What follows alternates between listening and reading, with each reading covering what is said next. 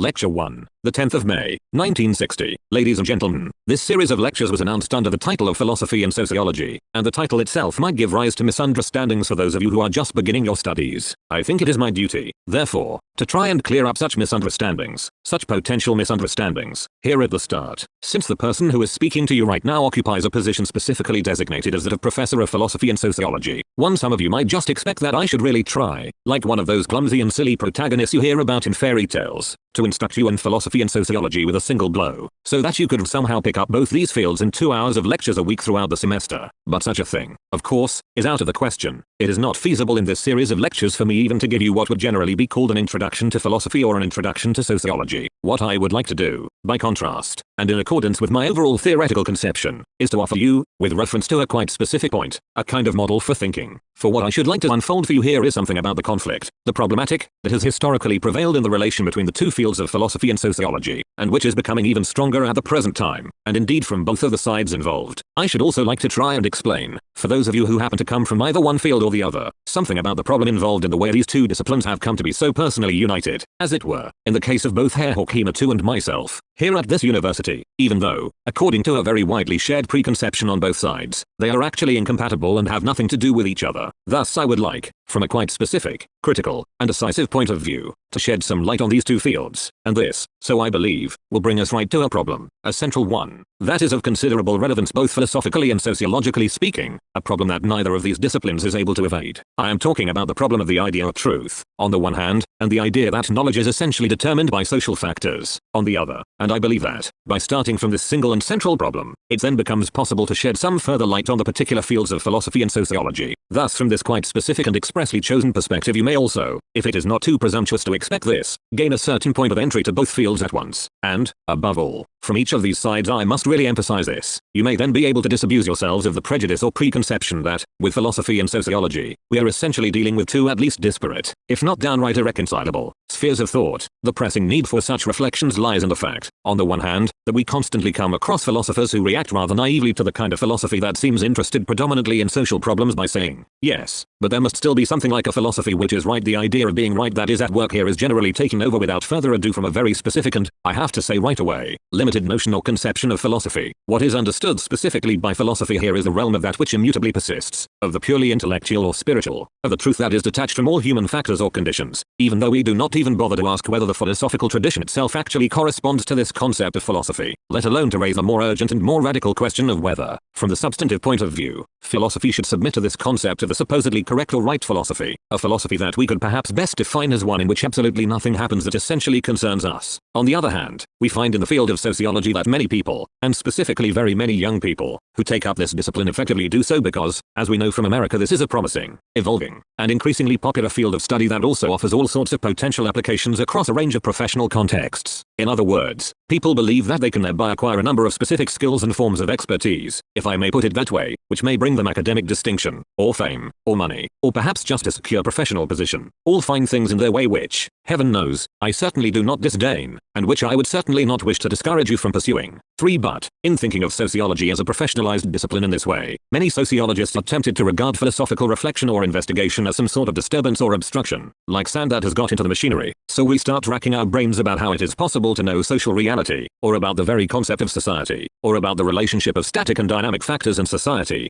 or however we may choose to describe these problems, instead of just learning how to construct a questionnaire or how best to set up relevant interviews, etc., or whatever it happens to be that is required by the sociology of today, which in this sense could justly be described as an appendage of the economic system. Now I believe that in the context of the following lectures I shall be able to show you that sociology must actually call upon philosophy if it wishes to retain any genuinely scientific character for itself, if it really wishes to be anything more than a mere technique. And indeed I believe that those of you who do decide to study a subject like sociology at university level actually expect something more from such studies than mere technical expertise. Yet the resistance to philosophy that we encounter in sociology is not generally equivalent to the belief that we can evade the issue of scientific status simply by appealing to useful techniques of one kind or another. On the contrary, the resistance in question is given a rational justification and buttressed by claiming a greater scientific character for itself. Thus what is distinctive about this sort of critique of philosophy, if I can put it this way, is that it regards philosophy itself as not scientific at all, but as a field which only introduces something alien, arbitrary, and ultimately insusceptible of proof into the proper questions of social science. In other words, as a kind of ancient relic from the chest that we supposedly like to drag around, especially in Germany, but which actually only obstructs the task of elevating sociology to the level of a genuine science modeled on the procedures of the natural sciences. Now today I would simply like to say, by way of anticipation, that I believe this kind of exaggerated claim to scientific status, when it is specifically contrasted with the philosophical approach to things, is essentially reactive in character. In other words, this claim to scientific status, inasmuch as it refuses to go beyond the identifiably given, 5 and repudiates the idea of doing so as essentially unscientific, thereby reveals an inner tendency to regress to a pre-scientific level, and thus to retreat to what we could basically call the social practice of a reporter. And while there is of course nothing contemptible whatsoever about the task of gathering information and recording facts in the field of the social sciences, this process both presupposes certain theoretical elements and requires, if it is to enjoy any scientific dignity at all, further theoretical interpretation. And in this context, as you will see, the concept of philosophy actually signifies nothing other than precisely that. What I hope to do, in the second part of this series of lectures, later in the semester, is to address this complex, or indeed this conflict, between sociology and philosophy specifically as it presents itself from the side of sociology, and I intend to do so not in merely general or abstract terms but with reference to a current controversy of particular relevance to us here in Germany. It is a controversy that is partly connected with a contribution of my own entitled Sociology and Empirical Research, 6 to which Helmut Schelsky, my colleague from Hamburg, has responded in some detail in his essay The Current Position of German Sociology, 7 as indeed has René Koenig in one of his recent essays, 8 I shall try and present something of this controversy to you in due course, including my response to the arguments advanced by my two colleagues, so that you will also get a good idea of what is involved in what one might call my defense of philosophy within sociology itself, with specific reference to an extremely concrete and developed sociological analysis. But for the moment I would like to begin by introducing, in its most general form, the problem with which we shall be concerned throughout this semester, and indeed from every possible angle. We could perhaps put it this way: in Germany there is a philosophical tradition which, understandably or not so understandably, starts from Kant and which, remarkably enough, has continued specifically within those philosophical schools that originally found themselves in a certain opposition to capitalism, in other words within phenomenology and the existential ontology that developed out of it. This whole intellectual tradition, if I may just present it to you here in summary fashion, in an admittedly highly abbreviated and thus rather undifferentiated way that could give rise to all sorts of misunderstandings, ends up in the following situation. For the sake of clarity I concentrate on Kant here, although the same thing also holds for a great deal of modern philosophy, even if it is expressed there in very different terminology and with different points of emphasis. So, if we just stay with Kant for a moment, we can put the matter this way: the principal task of philosophy, according to Kant, is not to tell us anything directly about the essence of things as such, but to exhibit the possibility of knowledge and to determine the limits of human knowledge.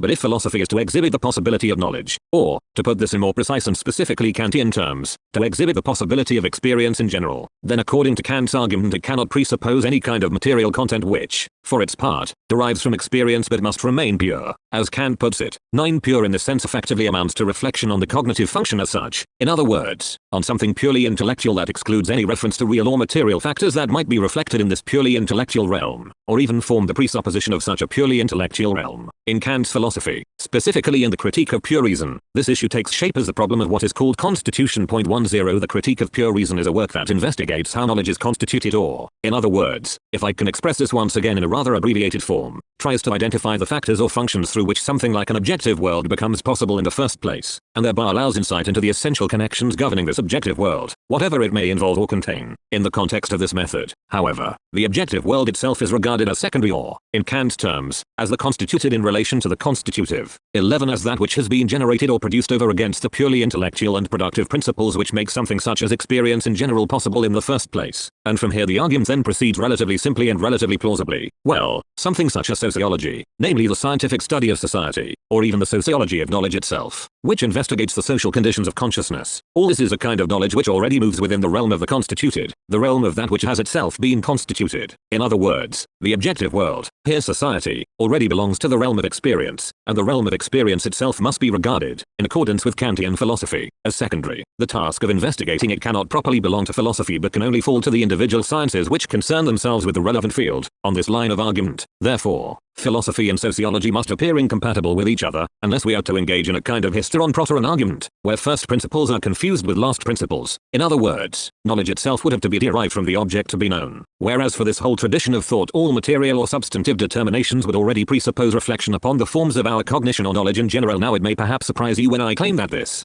theoretical outlook, which can generally be regarded as the core element of an idealist philosophical position, is still characteristic, to a very large degree, of so much contemporary philosophy which typically flatters itself for being anti-idealist in character, which constantly assures us, implicitly or explicitly, that it has moved beyond Kant, that it has overcome idealism. Yet I believe that it does not require that much acumen if we consider, for example, the most popular philosophy to have spread within the German universities, namely the so-called existential ontology of Heidegger, to rediscover such lines of thought still at work, albeit through recourse to a much older tradition, under the problematic name of the relationship between being and particular beings, where the latter are supposed to be merely derivative in relation to the former. In the context of Heidegger's philosophy, being is not, heaven forbid, supposed itself to be anything, is not at any cost supposed to be remotely tangible, to be connected with experience or with anything material whatsoever. On the contrary, it is supposed to be that which makes experience in a higher sense possible, or, as Heidegger's teacher Husserl put it is supposed to be available to categorical intuition 12 rather than to discursive or scientific concepts of any kind. 13 and over against the so-called knowledge of being, any substantive social knowledge, and especially any attempt at social self-reflection, can appear only as a kind of fall, as a recourse to something secondary, whereas the task is precisely to return to what is first, namely to the concept of being. I may note in passing that I have just drawn your attention, with reference to one small specific model only, to a relationship between idealism and modern existential ontology which I nonetheless believe is of far greater relevance and significance than might initially appear. I believe that it is possible, and indeed even obligatory, to offer a detailed critique of contemporary existential ontology that will show how it is actually an idealism malgré lui-même, or, in other words, an unwittingly covert and thus, if I may put it in this way, miscarried form of idealism. 14 But I do not wish to elaborate on this today, as perhaps I shall have an opportunity in the next semester to look at these particular problems in more detail. 15 This opposition between philosophy and sociology also crops up in the context of the seemingly concrete theorems of contemporary existential ontology, as we can clearly see from certain remarks of Herr Heidegger from the pre-fascist era, when he once compared the sociologist to someone who just clambers up the facade of a building, the proud edifice of philosophy, and forces his way into the sacred precincts, only to make off with all of its splendid furnishings. 16 As Richard Wagner would put it. 17 This is basically the same kind of argument to be found in Kant as far as the relation to the empirical realm is concerned, except that Kant, with typically unerring and admirable honesty, proceeded far more gently in relation to psychology, which is something from which he similarly tried to distance himself in his own time, just as existential philosophy tried to distance itself from sociology in ours. When you read Kant, of course, you will find nothing regarding sociology in the sense in which we use the word. Incidentally, I would just like to point out here, if you want to get a good general idea of what is commonly understood by sociology, at least in Germany, that the Moore Publishing House has just issued a reprint of the short introduction to Max Weber's Economy and Society, which includes discussion of a range of basic sociological concepts. 18 I would strongly recommend all of you, if you can,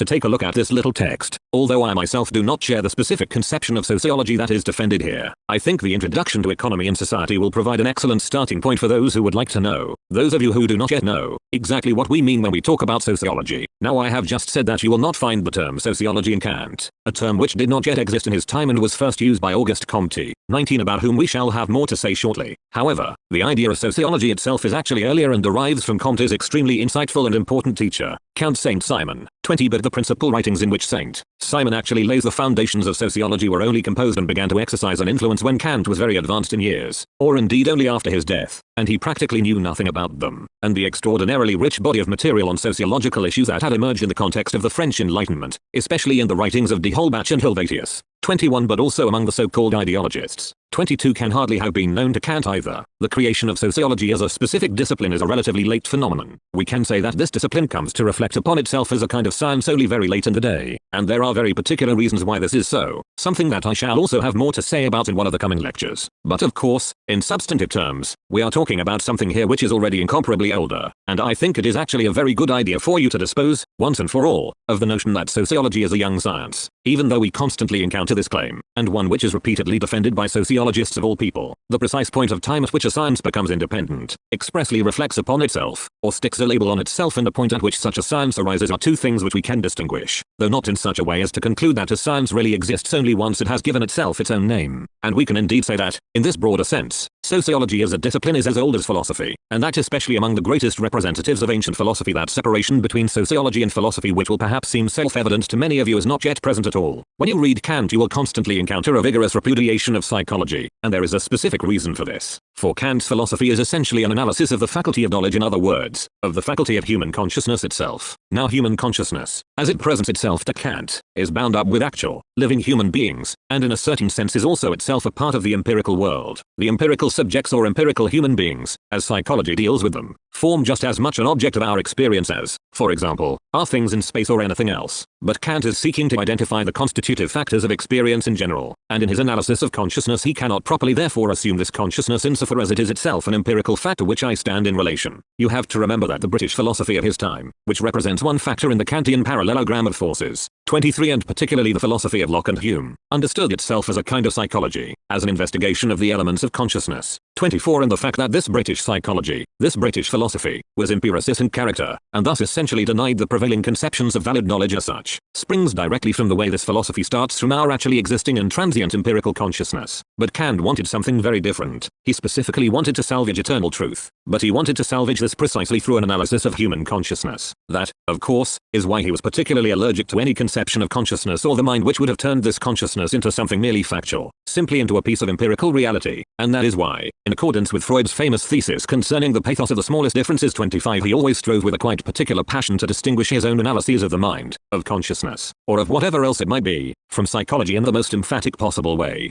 With highly questionable success, it has to be said, for, in spite of Kant's express and constantly repeated claim, especially in the second account he provides of his theory of knowledge, namely the prolegomena, that his analysis of consciousness has nothing to do with an analysis of the actually given empirical human mind or empirical human soul. 26. It is possible to show that he is nonetheless constantly forced to make use of particular expressions and particular considerations that are undeniably derived from the real actual life of particular individuals, from the psychological life of particular individuals. Thus the famous unity of consciousness, the synthetic unity of apperception, which is ultimately the most important concept in Kant's whole philosophy. 27 essentially derives simply from observing that what is called the I is a unity only because it is aware of itself as something identical in the horizon of time. In other words, through the process of recollection, presentation and anticipation. Thus Kant's principle of identity itself is, if you like, actually drawn from psychology, which is why it also already involves the dimension of time, and, precisely because it is temporal in character, consciousness is determined in the first place as an empirical consciousness. Here I am merely drawing your attention to one side of the issues involved, for we are talking about an extraordinarily complex and many-sided question, nor with these observations do I simply wish to tie Kant down to a merely psychological thesis. I have already mentioned that the psychological and the anti-psychological themes in Kant's thought work in some friction with each other, but here I just wanted to show you that the dividing line between pure Kantian philosophy and the realm of psychology is not nearly as clear, as sharp, or as unambiguous as Kant himself intended, and while the full force of the central element in Kant's critique of reason, namely the deduction of the pure forms of the understanding, 28 specifically and originally derives from the way that this deduction clings so closely to the experience of concrete and individual human consciousness, that is precisely through a certain proximity to psychology. It is surely remarkable to note that Kant, with his inimitable perceptiveness and his inimitable honesty and intellectual integrity, actually points out that he himself thereby runs the danger of making transcendental philosophy appear to depend upon the empirical, and in a sense one can understand the development of Kant's philosophy as an ever more emphatic turn against the perspective of psychology. Thus in the critique of practical reason you will discover much more invective against any possible kind of psychological interpretation than you can in the first edition of the Critique of Pure Reason, where Kant was not yet quite so strict about these things, and this from a deep sense that any such static and absolute separation of the transcendental sphere of purely intellectual processes from the psychological sphere that involves the temporal embodiment of mind cannot actually be carried out. Now if Kant so strongly repudiated the real individual human subject in contrast to the pure, I think that accompanies all my representations. 29 That is in contrast to consciousness as a pure formal unity of experience. 30 Then he would also clearly have to reject any reflection on society, namely sociology, as having any grounding or constitutive force as far as philosophy is concerned. For society, after all, is in fact something like a functional connection that obtains between individual empirical human beings, which would then indeed also appear as factors within a constituted field of knowledge. When Kant speaks in the prolegomena of consciousness in general, 31 he does not actually mean, as the expression tends to suggest, and I believe for good reason, the consciousness which distinctively belongs to all human beings. That is to say, he does not mean something social, or a social consciousness, since for Kant the qualification in general means consciousness as such, namely a consciousness without which something like an intrinsically coherent experience or an intrinsically valid case of knowledge could never be entertained at all. But in this famous formulation of consciousness in general you may notice once again, and by way of anticipation, that it was not so easy for Kantian philosophy either to accomplish this separation from sociology, admittedly a discipline which did not specifically exist as sociology in his time. For what, in the final analysis, is this consciousness in general? If you try and grasp what this in general means, you will probably be able to think only of a consciousness that is not your consciousness, or my consciousness, or anyone else's consciousness, but consciousness in general, in other words, a consciousness common to us all. The logical extension implied by the expression in general already includes the we in its very meaning, or, if you like, already implicitly includes society, although Kant would not be able to ascribe central philosophical significance to society precisely because it belongs to the realm of the constituted and enjoys a merely derived status. Now Kant certainly did recognize the significance of empirical psychology, and he would, I think it is safe to say, probably also have been able to recognize the significance of an empirical sociology, in the period when Kantian thought developed, which was still the period of Enlightenment and bourgeois culture in its ascendant phase, if I may be allowed to use such expressions. Thinkers had certainly already sought to protect the traditional concept of philosophy from being confused, contaminated or conflated with the merely empirical. However, they did not yet display that exaggerated fear of the empirical that has become widespread today and serves in a way to complement that blind enthusiasm for the facts and everything empirical which is equally widespread these days. This yawning gulf between extreme fear of the factical, on the one hand, and an intoxication or orgiastic obsession with the facts, on the other, can sometimes make it look as though we of the older generation are the reckless ones, while the younger generation seems to display the sobriety that we sought in vain to acquire.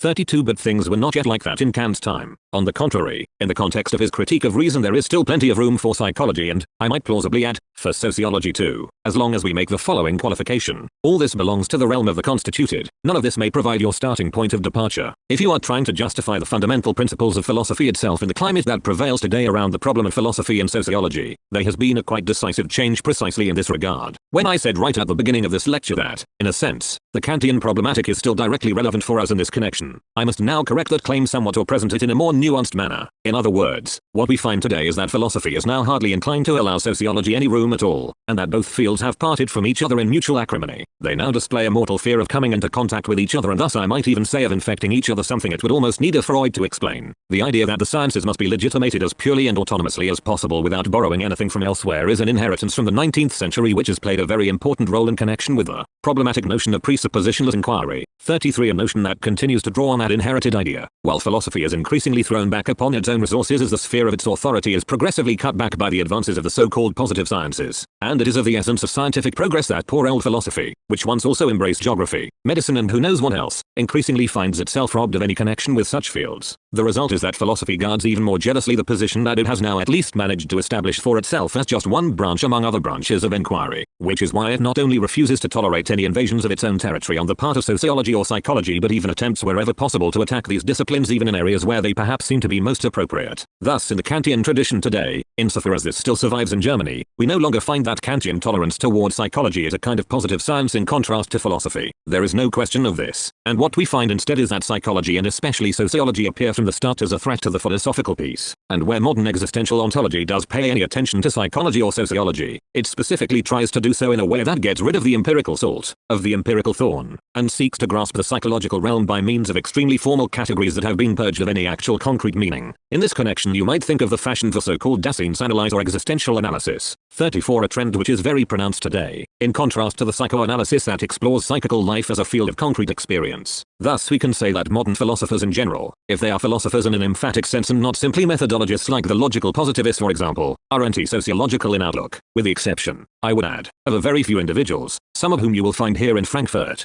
Thus the anti-empirical tendency of philosophy is now extended to fields that have been removed from the realm of philosophy, where there is still something such as philosophy to be found. It tends to treat sociology negatively and refuses to let it be even in its native territory, so to speak. And in the next lecture you will hear how the reverse is also true as far as the kind of naive sociology which does not reflect upon itself is concerned. Lecture 2, the 12th of May, 1960. Ladies and gentlemen, in the last lecture I took Kant as a starting point and model for exploring the traditional resistance and antagonism which some disciplines have displayed toward sociology and all forms of truth or knowledge that appeal to the factual domain. In terms of the central problem I have already indicated, I should now like to do the opposite and introduce you to the kind of resistance to philosophy that one typically encounters in the field of sociology. And here you may be surprised by two things in particular. The first is that such resistance has by no means always characterized our two disciplines, for we shall soon be exploring certain theoretical positions for which the distinction between philosophy and sociology did not yet exist at all. But secondly you will also see that the rejection of philosophy on the part of sociology goes back a very long way, and that ever since sociology has expressly existed as such since it became aware of itself as a specific discipline and adopted this elegant name cobbled together out of Latin and Greek, the anti-philosophical impulse has remained alive in the field of sociology. I shall shortly illustrate this with reference to Auguste Comte, but I shall also show you that the reasons for this resistance of sociology to philosophy are very different from those you may generally imagine when you try and understand the problematic relationship between these two fields, and this all recalls Benjamin's observation that the quotations in his writings are like robbers that assault the reader on the open road and make off with his convictions. What I mean is that sociology has not simply prove to be the more progressive or more enlightened discipline in comparison with the less enlightened or reactionary discipline of traditional philosophy. On the contrary, we shall see that sociology, at least in its specific Comtean sense, arose in a polemical reaction to philosophy which was seen as a destructive expression of enlightenment. In other words, the sociologists of the Comtean period actually reproached philosophy for the same kind of things that our rustic and forest philosophers tend to reproach sociology with today. This may already give you some insight into something which I regard as of the utmost importance, and which I would like you to think about right here. There is no theoretical position, of whatever kind, whose function within society is entirely independent of the social and historical situation at the time. There is no truth that cannot be abused and turned into ideology, no theoretical position that cannot be brought to serve the opposite of what it undertakes to claim. And this alone should already suffice to make you skeptical in the face of the all too hasty identification of theory and praxis that is popular today. But, to return to Comte and his struggle against philosophy, I should just like to remind you in brief that the concept of progress, which along with that of order is one of the highest concepts in Comte's sociology, found exemplary expression in his famous theory of stages.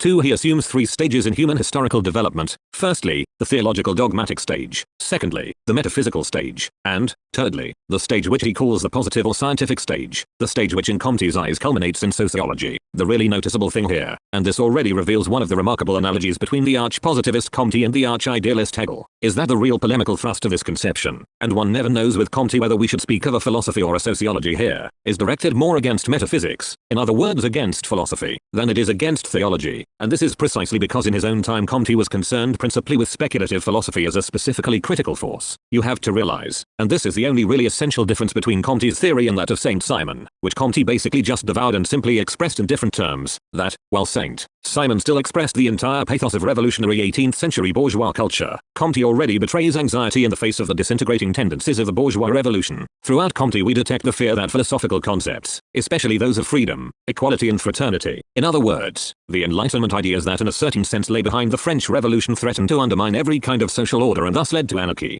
It is this position which motivates Comte's general attack on philosophy, and this is very similar to a passage in Hegel, although one can also of course find many other passages in his work that would rather contradict this, where he says that speculative philosophy actually finds itself allied with religious faith in opposition to a merely rationalistic or merely reflective form of thinking. 3. I might add here, since it is also part of my task to alert you to certain possible research projects in this field, that it would be extremely instructive, especially for those of you who are specifically interested in the relationship between philosophy and sociology, to consider undertaking a comparative analysis of Comte and Hegel. 4. Despite the flagrant differences that are undeniably evident here, you will also find some extraordinary similarities in both thinkers. 4. In my own lectures, where the history of philosophy is concerned, I constantly have to point out that the divergences between officially quite opposed schools of thought, such as those of empiricism and rationalism, are actually much less striking when we look at the specific content of the theories in question than we might otherwise suppose. And this is one of the reasons why we always warn beginners in philosophy against overemphasizing or immediately exaggerating the conflicts between Locke and Leibniz, or Kant and Hume, for example, or between early empiricism and the early 17th century rationalists,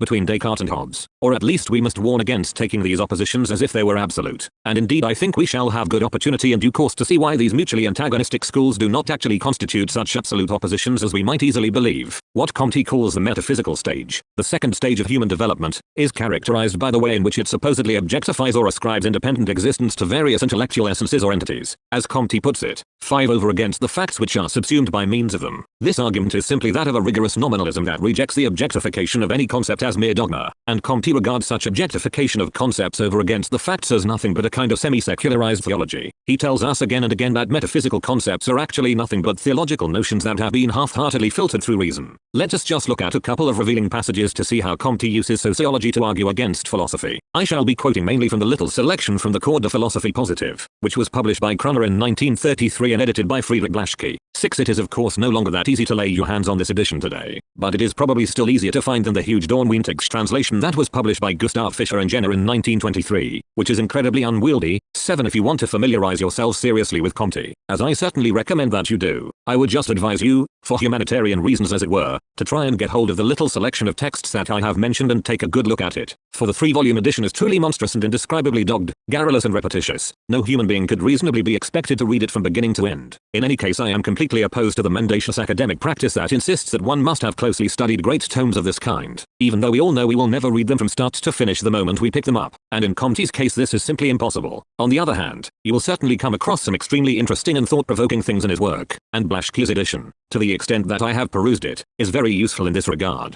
To read the material in French rather than in German translation would naturally be rather time-consuming here. Nonetheless, I would like to take this opportunity, since we are about to look more closely at a few things from Comte and then some things from Durkheim, just to say that I believe a good knowledge of French is quite indispensable for the study of sociology, and I say this specifically for the sociologists among you, and especially for those who are only just beginning your studies in this area. Sociology emerged in France, and it is only when you are capable of reading in the original certain French sociological texts which are either untranslated or have sometimes been translated very poorly indeed. And here I am thinking especially of things like the Anno Sociologiques, the journal founded by Durkheim, that you will really be able to understand the origins of sociology, and thereby acquire a richer concept of sociology than you will if you do not enjoy immediate access to the French texts themselves. And, quite apart from that, I believe it is an extraordinarily serious matter that fewer and fewer people are familiar with French today and imagine that they should rush to study English instead, since France is no longer a great power. I would say that, for anyone who seriously claims to share in the heritage of Western culture, if I may put it this way, it is just as important to be able to read and speak French as it is to read and speak English. And if that has been denied to many of you by our rather rigid educational system, I can only honestly advise you in the strongest terms to try and remedy this situation however you can. For I believe this is an element of culture and education that you really cannot do without. The university itself cannot directly provide this for you, for if you wish to study the Romance languages at university level, a sufficient knowledge of the language in question is effectively already presupposed. But all this just in passing. Let me come directly to some of the passages in Comte where he specifically criticizes philosophy, and here I would particularly like to draw your attention to the fact that the objections originally raised against philosophy by sociology were expressed in a distinctly authoritarian spirit, namely in the spirit of the existing order, rather than in the revolutionary spirit that one typically and naively expects to find here. In this connection you must remember that the entire Comtean system is based on the idea of an equilibrium between the two principles of order and progress, where Comte defends the principle of progress precisely insofar as he speaks for the bourgeois society that has become emancipated from the structures of feudal and absolutist authority, but also on behalf of order, insofar as, just like Hegel, he not only sees the horrors of the French Revolution but also sees it the ruthless realization of bourgeois equality, that is of the exchange principle as the sole criterion of society, tends to deform and unhinge the structure of society itself. In other words, he sees that this naked exchange relation is ultimately all that remains, and that this deformation of society threatens to expose it to what might typically be described today as atomization or massification, to use popular expressions which in Comte's time were just as superficial and inadequate for capturing the real historical dynamics involved as they are today. So I shall now read you a passage which will reveal this connection between the philosophy that is criticized by Comte, namely metaphysics, and the politically restorationist tendencies of his own thought. And here I simply want to bring out one Comtean thought which will show you precisely how the bourgeois principles of progress and rationality are combined with the principle of order in Comte. For here you will discover a very ancient Platonic theme, although the good Comte himself would doubtless be turning in his grave if he could hear me, over 100 years after his death, ultimately describing him as a Platonist. And this is the thought that the task of ruling society essentially falls to a kind of science, indeed specifically to sociology. 9. For Comte envisages sociology as a scientific discipline, as a neutral and entirely objective authority that stands above the play of social forces and is capable both of directing human progress, where this is understood in St. Simon's sense as the progressive unfolding of the technical forces of production 10, and also of somehow containing and neutralizing the disorganizing, destructive and anarchic forces that arise and develop within society itself. And this idea, once again, strongly recalls the role of the state in Hegel. 11. On this Comtean conception, therefore, sociology represents a kind of classless authority hovering above the play of social forces, and this anticipates a notion that we also encounter in the history of sociology in more recent times, in other words, something like the idea of the free, floating intelligentsia in the work of my former colleague Mannheim.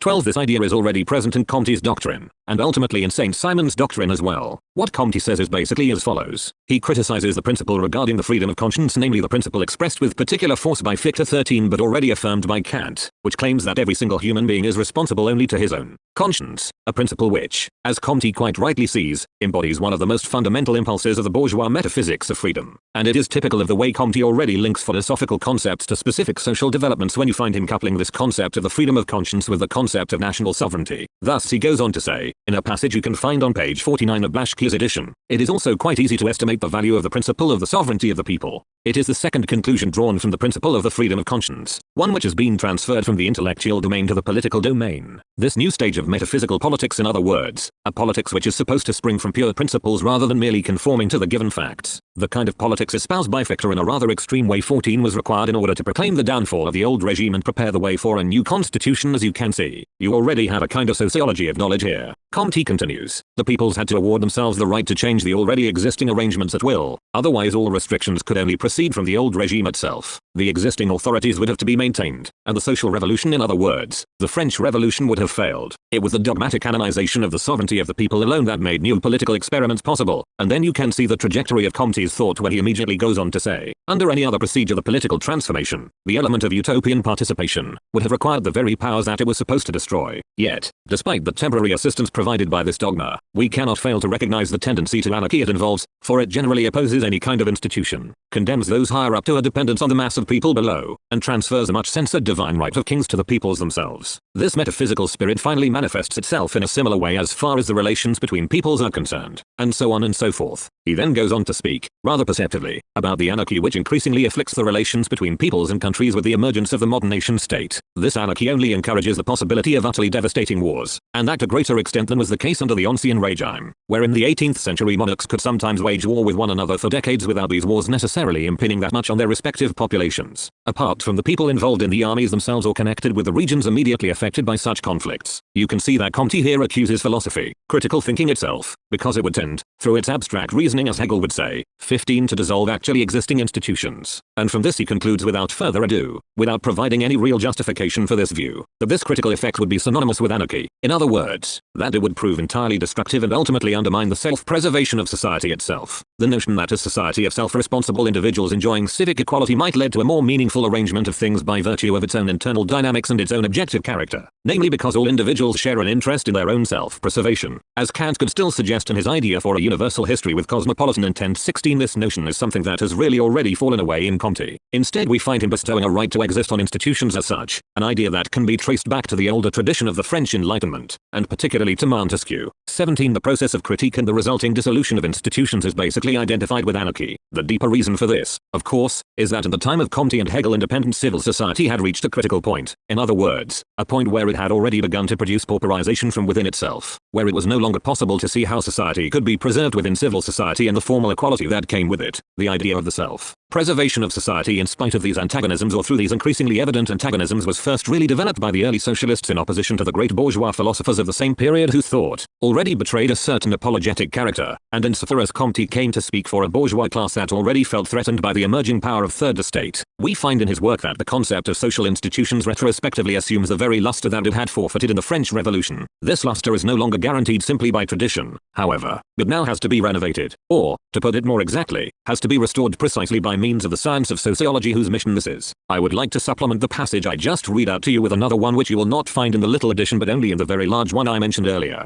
The passage runs as follows: there is certainly no need for us to examine all the other central dogmas of revolutionary metaphysics in the same detail, which the attentive reader can now easily subject to an analogous assessment through a similar procedure, for in all other cases, as I have already shown with regard to the most important principle, the reader will soon easily recognize the following: the unconditional affirmation of a temporary manifestation of modern society, by appeal to a formula that is extraordinarily fruitful and indeed indispensable when applied in its proper historical context to the mere destruction of the old political system, ends up, when applied and transferred at an inappropriate time to the conception of a new social order, only by fundamentally obstructing the latter precisely because it leads to the unlimited repudiation of every genuine government. 18. Now in these passages, however obvious their limited and reactionary character may be to you, you can actually detect a dialectical element which is certainly quite alien to Comte the arch-nominalist, and it is this: the same rational principles which once represented truth, insofar as they hastened the dissolution of an old social order that had become an unacceptable fetter on human development, may drive society towards destruction when we cling to them in a completely unreflective way, at the point. In other words, when society has become nothing but an unfettered exchange society. I lay such importance on pointing out all this here because it helps you to see how some of the conceptions that are commonly ascribed only to speculative philosophy, such as the dialectical idea that the same things, here the same theoretical approaches, can assume entirely different and mutually contradictory functions, can sometimes be detected in a position which, in terms of its own self-understanding or its own apparent intentions, is utterly opposed to all dialectical speculation. I point this out precisely so you can see what I am trying to do here. I want to show you, in a whole variety of contexts,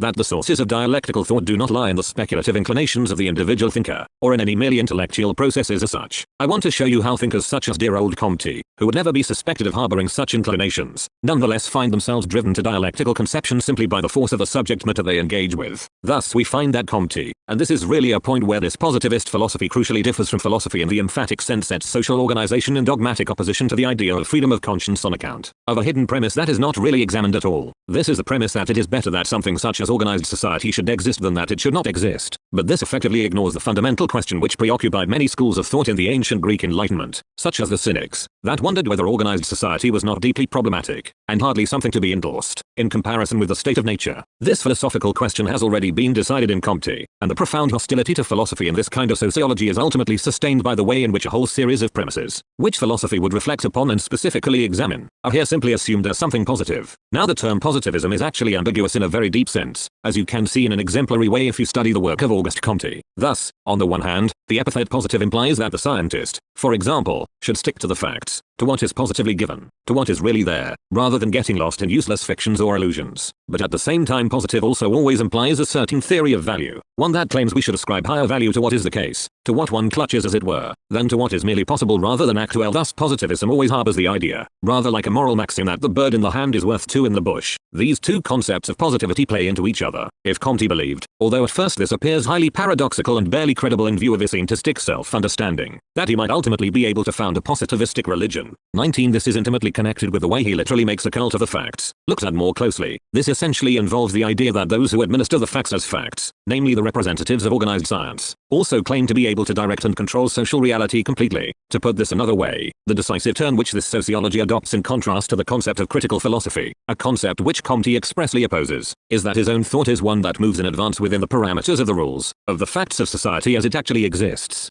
Thus the laws and principles in accordance with which civil society is organized, such as the principle of exchange, are not themselves grasped as things that have a history, that have come to be, that are problematic in any way. On the contrary, all this is taken positively in the sense that we must hold to what is actually there, or, as I prefer to put it, that we must proceed in a purely system-immanent fashion, instead of critically exploring the contradictions and internal problems of the system in which we move and find ourselves, instead of ultimately grasping the system itself as something historical and conditioned, as something that possibly may not be simply binding for all time. The decisive theoretical flaw we find here is that, since the exercise of self-possessed and autonomous thought is incapable of corroding institutions or undermining society, we must really call a halt to such thinking. Thus we demand that thought should not only orient itself to facts and respect facts in the general scientific sense, but that it should essentially accommodate itself to the facts. In other words, basically content itself with what can positively be observed here and now. It may be able to improve on this in some sense, but it should still accept or receive it as a datum rather than attempting to show how it has come to be something problematic, and possibly something riven by internal antagonism. You might say, if you like, that in Comte we may already make out that element which later became decisive for the positivist conception of social science, namely the doctrine of accommodation, for which the task of social thought and its scientifically based claims is to encourage human beings to adapt to given social realities, and thus tacitly dispense with the question whether the given social realities are truly adapted to them, that is, whether these social realities could really survive the judgment of a truly independent and self-possessed reason. Now there is another passage where this aspect, which I have just emphasized, is expressed even more clearly. You can find it on page 79 of the Little Cruller edition, and perhaps I can read some of it out for you here. Once again, Comte is basically trying to identify metaphysical ideas with theology, with the ultimate intention of eliminating both at a single stroke. He says, whether the processes in question are traced back to supernatural intervention, or are explained by the recourse to the existence of the corresponding essences, and this of course is the criticism he makes of philosophy, and especially the older medieval realist tradition of philosophy. Although he throws early modern metaphysics in here too, is certainly a distinction within approaches that are ultimately identical. It does not prevent the one from repeating the features of the other. In other words, theology and speculative metaphysics are essentially the same. They both spring from an excess of imagination over observation, and their content derives from a desire to discover absolute concepts. For social sciences simply permits arbitrary and indeterminate judgments with regard to these processes, since the latter are not regarded as something that is subject to natural laws. The spirit of all theological and metaphysical speculation is ultimately delusory, and, while it sees itself as unconditioned, its application to experience is arbitrary, and the entirety of social science today is basically the same. The distinctive method of positive philosophy, by contrast, consists in the subordination of imagination to observation, and this is what he is after, the subjection of fantasy to observation. The method provides a broad and fertile field for the imagination, but the latter in this but is the very dogma of positivist social science in our own day. 20 is restricted here to discovering and perfecting the collation of observed facts, or to its role in facilitating new investigations in a fruitful manner. It is this approach, which subordinates our understanding to the facts, that must be introduced into social science. Nobody can fail to recognize the legitimate aspect of this critique of a purely speculative form of thought which has simply run wild or has evaded any serious engagement with the facts. But when you examine these Comtean formulations more closely, they actually imply that the conceptual elements employed in the social sciences must be exempted from any kind of independent scrutiny if they are to represent truth, or, in other words, that the relevant concepts must accommodate themselves to the realm of empirical observations in advance. We ought to think just as the reality that we observe before us requires us to think. As for the element that Comte here calls fantasy, the features of spontaneity and independence, in other words, the element that allows us to envisage something that ought to be, something beyond the mere enactment of what already is, we find that this whole sphere of possible conceptualization must be relegated, in the best case, to the realm of auxiliary hypotheses formation. 21. But Comte's ideal is precisely this. As long as science functions in an orderly fashion, as long as we have a sufficient number of observations, there is no longer any need whatsoever for fantasy. This is a typical example of the rather patronizing attitude that later came to prevail in the social sciences. The attitude that says, well, of course, we can't do without theories altogether. We've got to have some idea of what we're talking about. First of all, that's usually nothing but lip service, for we clearly don't take the theoretical issue seriously anyway, and just have the feeling, well, you know, once we have collected enough facts, the theories can simply disappear. The reality is, the task of the social sciences is to adapt to their materiel. In other words, we should proceed as we do in the natural sciences, even if this means ignoring the difference that human society is indeed a society of human beings, of free and rational subjects who do not relate to their society as to some alien nature that confronts them. For what essentially concerns them involves this nature. It is they who shape this nature and who must therefore try and ensure that it genuinely corresponds to their own practice of knowledge and freedom. In this context we might say that Comtean philosophy reflects back the second nature 22 which our society has become once existing relations have come to prevail over actual individual subjects, reflects it back as if it were first nature, as if the same principles for knowing and the same modes of behavior that are appropriate in the face of real and actual nature were just as appropriate in relation to society itself. Since we do not have enough time today to go on and examine a further question in connection with Comte, let me just mention here that the arguments in the passages that I have been reading out actually derive from a period of specific political struggles, 23, and that the element of speculation, or, rather, anti-speculation, that you find here clearly sprang from the politics of the time. Napoleon had once issued certain edicts against the school of the ideologists. 24. A philosophical school of the late Enlightenment that attempted to provide a kind of sociology of the facts of consciousness and thus trace these facts back to their real functions. Now the kind of authoritarian argumentation which Napoleon mobilizes against unfettered or free-floating reason is precisely what you find in Comte here. We already glimpse here that the same social consciousness which once unfolded under the sign of the liberation of the subject would now once more restrict the freedom of the subject, and in essentially arbitrary ways,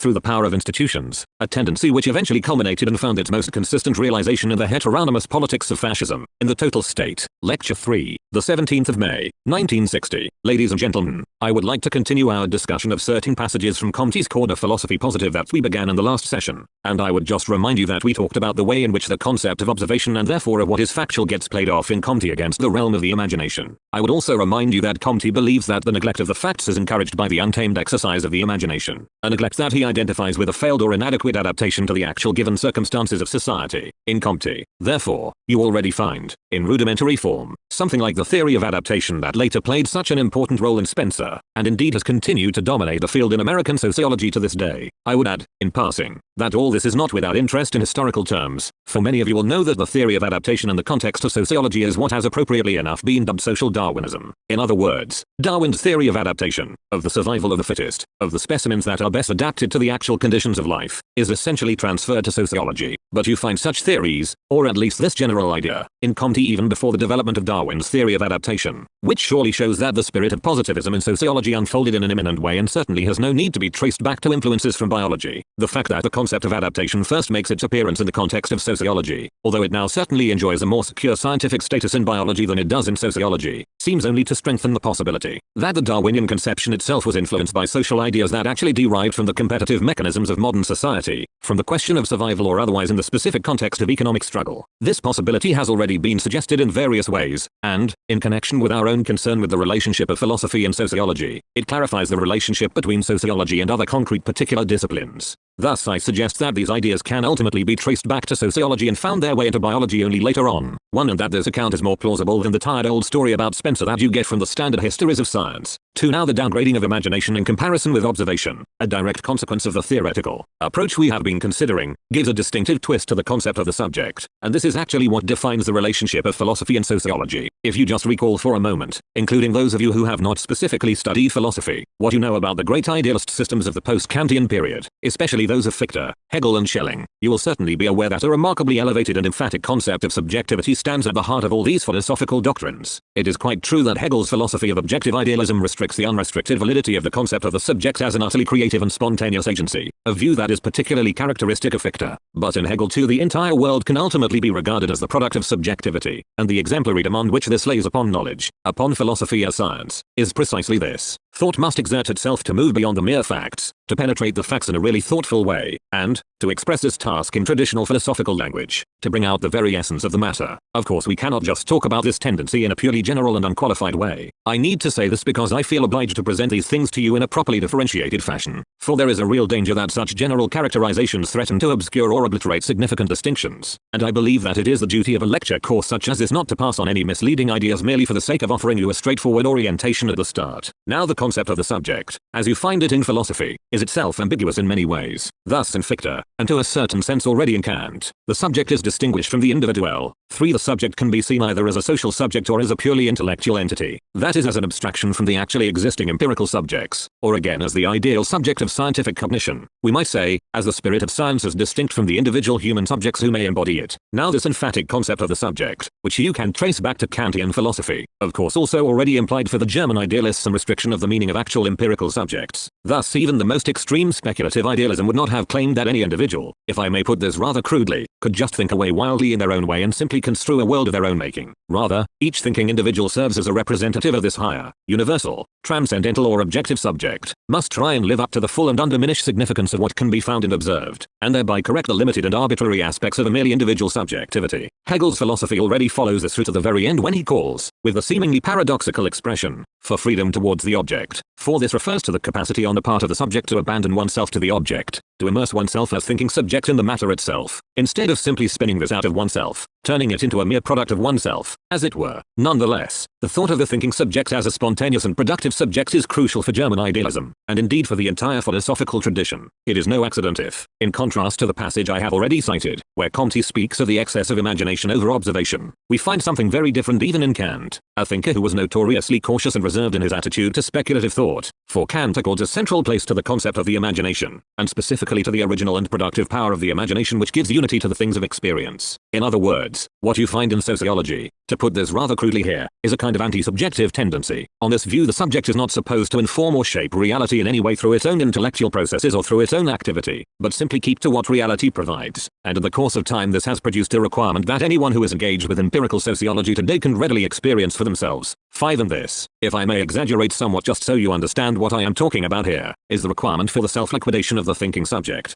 I believe that what distinguishes the positivistic spirit from the spirit of philosophy is this notion that the subject must effectively eliminate itself in order to attain the truth, whereas philosophy holds that the object only reveals itself at all through its exposure to the power and freedom of the subject. This is one of the most crucial distinctions here. Thus, when the sociologists among you are learning how to prepare interviews these days, you will be told that it is imperative in all cases to suppress any thoughts of your own, that you ignore your own views when drawing any conclusions about the people before you, that you keep entirely to the relevant data. In short, if this suppression of your imagination, this restriction of your own freedom, appears to you here as the natural requirement of scientific research, this is ultimately connected with the attitude that early sociology already adopted in relation to the spirit of philosophy. I just want to present you with this idea here, and simply help you to see that these demands, which you will of course encounter not only in sociology but in every field of scientific research and investigation, are not nearly as self-evident as they may initially seem to be, for such demands actually already imply a very specific conception of scientific or objective knowledge, and one that is anti-philosophical in character. And it will be our task here to reflect expressly upon the question whether this ascetic approach which science constantly expects of us actually represents a freedom towards the object, whether it gives us more of the object, or whether under certain circumstances it even gives us less of the object, or whether perhaps this question can ultimately be decided simply in these terms. In any case, this Kantian demand at the expense of the free subject has a certain implication for sociological thought which I would like to draw to your attention even at this preliminary stage, and that is the way this demand essentially directs the process of thinking. By encouraging you to avoid speculation and orient yourselves to the given, you find your thought is already referred to the categorical forms and the givens that you happen to encounter as they are. This tacitly presupposes the existing order, the particular arrangement of things that you find before you, although this presupposition is never actually made explicit, and the existing order is not only turned into the criterion of truth but is thereby elevated to the norm that is supposed to govern thinking as such. And this specific concept of adaptation has had these two sides to it right from the start. In the first place, we must unreservedly register the facts as faithfully as possible, while taking care to deduct all costs incurred by the process of subjectivity, so that the remainder, what you are finally left with, is the truth. In the second place, there is already something normative or prescriptive about this adaptation or accommodation on the part of knowledge to what is currently the case. Thus knowledge itself is supposed to take its measure from the existing order of things as they are, though it may perhaps improve things in a gradual way. In other words, the conception of sociology which we had started with already contained the demand for the kind of eminently systematized thought that has been proclaimed as an explicit program in a recently published book by René Koenig, a work to which we shall return in due course. 6. It is the kind of thinking that requires a guarantee of its own utility, that sets itself up as its own criterion by asking, what am I good for? How can you best use me in the world as it is here? Ladies and gentlemen, I am touching on a problem that I realize is extremely important to many of you, and it may be best to say a few words about it towards the beginning of the lecture course. For the question you come up against here, the idea that thought must be licensed by its utility, is a very serious one. It is not something that can just summarily be decided with an expression of academic arrogance. For God's sake, all we are talking about is applied knowledge, and that has nothing to do with truly autonomous and binding knowledge. What we have here is a genuine contradiction, and I think it is best for you to recognize this contradiction precisely as a theoretical and philosophical contradiction. If you really do recognize it and comprehend its necessity, this may help you to avoid the idea that this contradiction can simply be removed or abolished by science itself. If you are seriously committed to your studies, I believe you will see that the idea that the specific discipline with which you are engaged is capable of eliminating for you the contradictions which actually give it life and spirit is an illusion or daydream that you must be prepared to renounce, as is the idea that the realm of science or research could offer you any existence, or even any consciousness, that would be free of contradiction. For that would in fact assume that the world can be captured without remainder in terms of consciousness itself or any features of consciousness. It would be to ignore or forget something essential, that our consciousness is ultimately only a rather inadequate and tentative way of dealing with reality itself, and that nothing simply guarantees or assures us that reality is not itself contradictory. What I am trying to say is this: you yourselves as knowing subjects, all of us as knowing subjects, always already oriented in some way towards the whole, the absolute, the truth. In other words, every thought, 7 however unassuming it may be, simply by presenting itself as a claim, even an unassuming claim, to be right already harbors a kind of internal dynamic, already bears something like a concept of objective truth or objective rightness within itself, and thought feels itself somehow stalled or cheated if its claim is not honored. In other words, if it is not actually given what it believes it may rightly expect from reality. On the other hand, the way the world is arranged means that we actually risk ruin if we fail to adapt sufficiently to it. Hence the pertinent saying, primum vivere, deem philosopheri. 8. In other words, we must first earn a living for ourselves before we can start thinking at all, and the idea of free, disinterested and emphatic truth already presupposes the kind of life we can secure only through a certain kind of accommodation to realistic ends and interests. Thus we can actually live and then perhaps think in an emphatic sense only if we perform what is often described as socially productive labor. All intellectual labor, and thus all academic and scientific labor, is also part of this socially productive labor, as individuals engaged in scientific or scholarly disciplines, and specifically as sociologists who have to deal with a particularly sensitive and contested field, we are compelled to do certain things that allow us to earn a living. In other words, to function within the existing order, and this remains the case even if we do not restrict our thinking to the imminent demands of the system in which we find ourselves, but reflect critically upon that system as philosophy enjoins us to do. On the other hand, we thereby find that our soul is deprived of its God-given right, as Audorno puts it, 9. That the innermost dynamic of thought is somehow stifled or cut off. Now it often happens that students, and perhaps many of you here, especially if you have been thinking long and hard about these things, feel like coming up and reproaching us, your academic teachers, as follows. Well, what on earth are we supposed to do then? On the one hand, as sociologists, we must try and find some role or function to perform within the whole existing setup. At the same time, we must not only entertain a distinctively critical attitude to this setup, but also know that these roles and functions we are meant to take up actually run counter to a range of insights that we have specifically acquired by understanding the mechanisms of society. And it is you pernicious sociologists who are responsible for this. Look what the Lorelei has done with her singing. 10. You have tempted us with the prospect of some kind of free and undiminished truth, and now we find we cannot actually live with this truth. And when we go out and earn a living, we cannot fail to have a bad conscience about it. Although in the world as it is today you can hardly expect us to go hungry. Now this objection does indeed capture the predicament in which social thought inevitably finds itself today. Although I think it is rather unjust to reproach sociology itself with this, or even to claim, as I have occasionally heard it said, that you have merely been drawn into a kind of sociological schizophrenia. It is unjust because the contradiction that I pointed out for you is not one that is produced by thinking, by the discipline of sociology, but is actually the contradiction inherent in society, a society whose understanding of reason, of ratio, has been shaped by the concept of a binding and comprehensive idea of truth, but one where reason is also always tied and limited in a particularistic way to merely instrumental rationality. When you find yourselves in this situation, the gravity of which I certainly do not underestimate, and then complain to us, your teachers, who must pursue knowledge, you are acting as if someone who tries to diagnose a difficult situation must actually be held responsible for the fact that the situation in question exists, and this is a kind of psychological mechanism that is indeed extraordinarily common. In this connection I like to cite the remark of Helvetius that the truth never hurt anyone except the one who told it. 11. I would advise you, therefore, to respond in a different way before you throw in the towel. In other words, before you just say, well, what's the point of all this sociological reflection?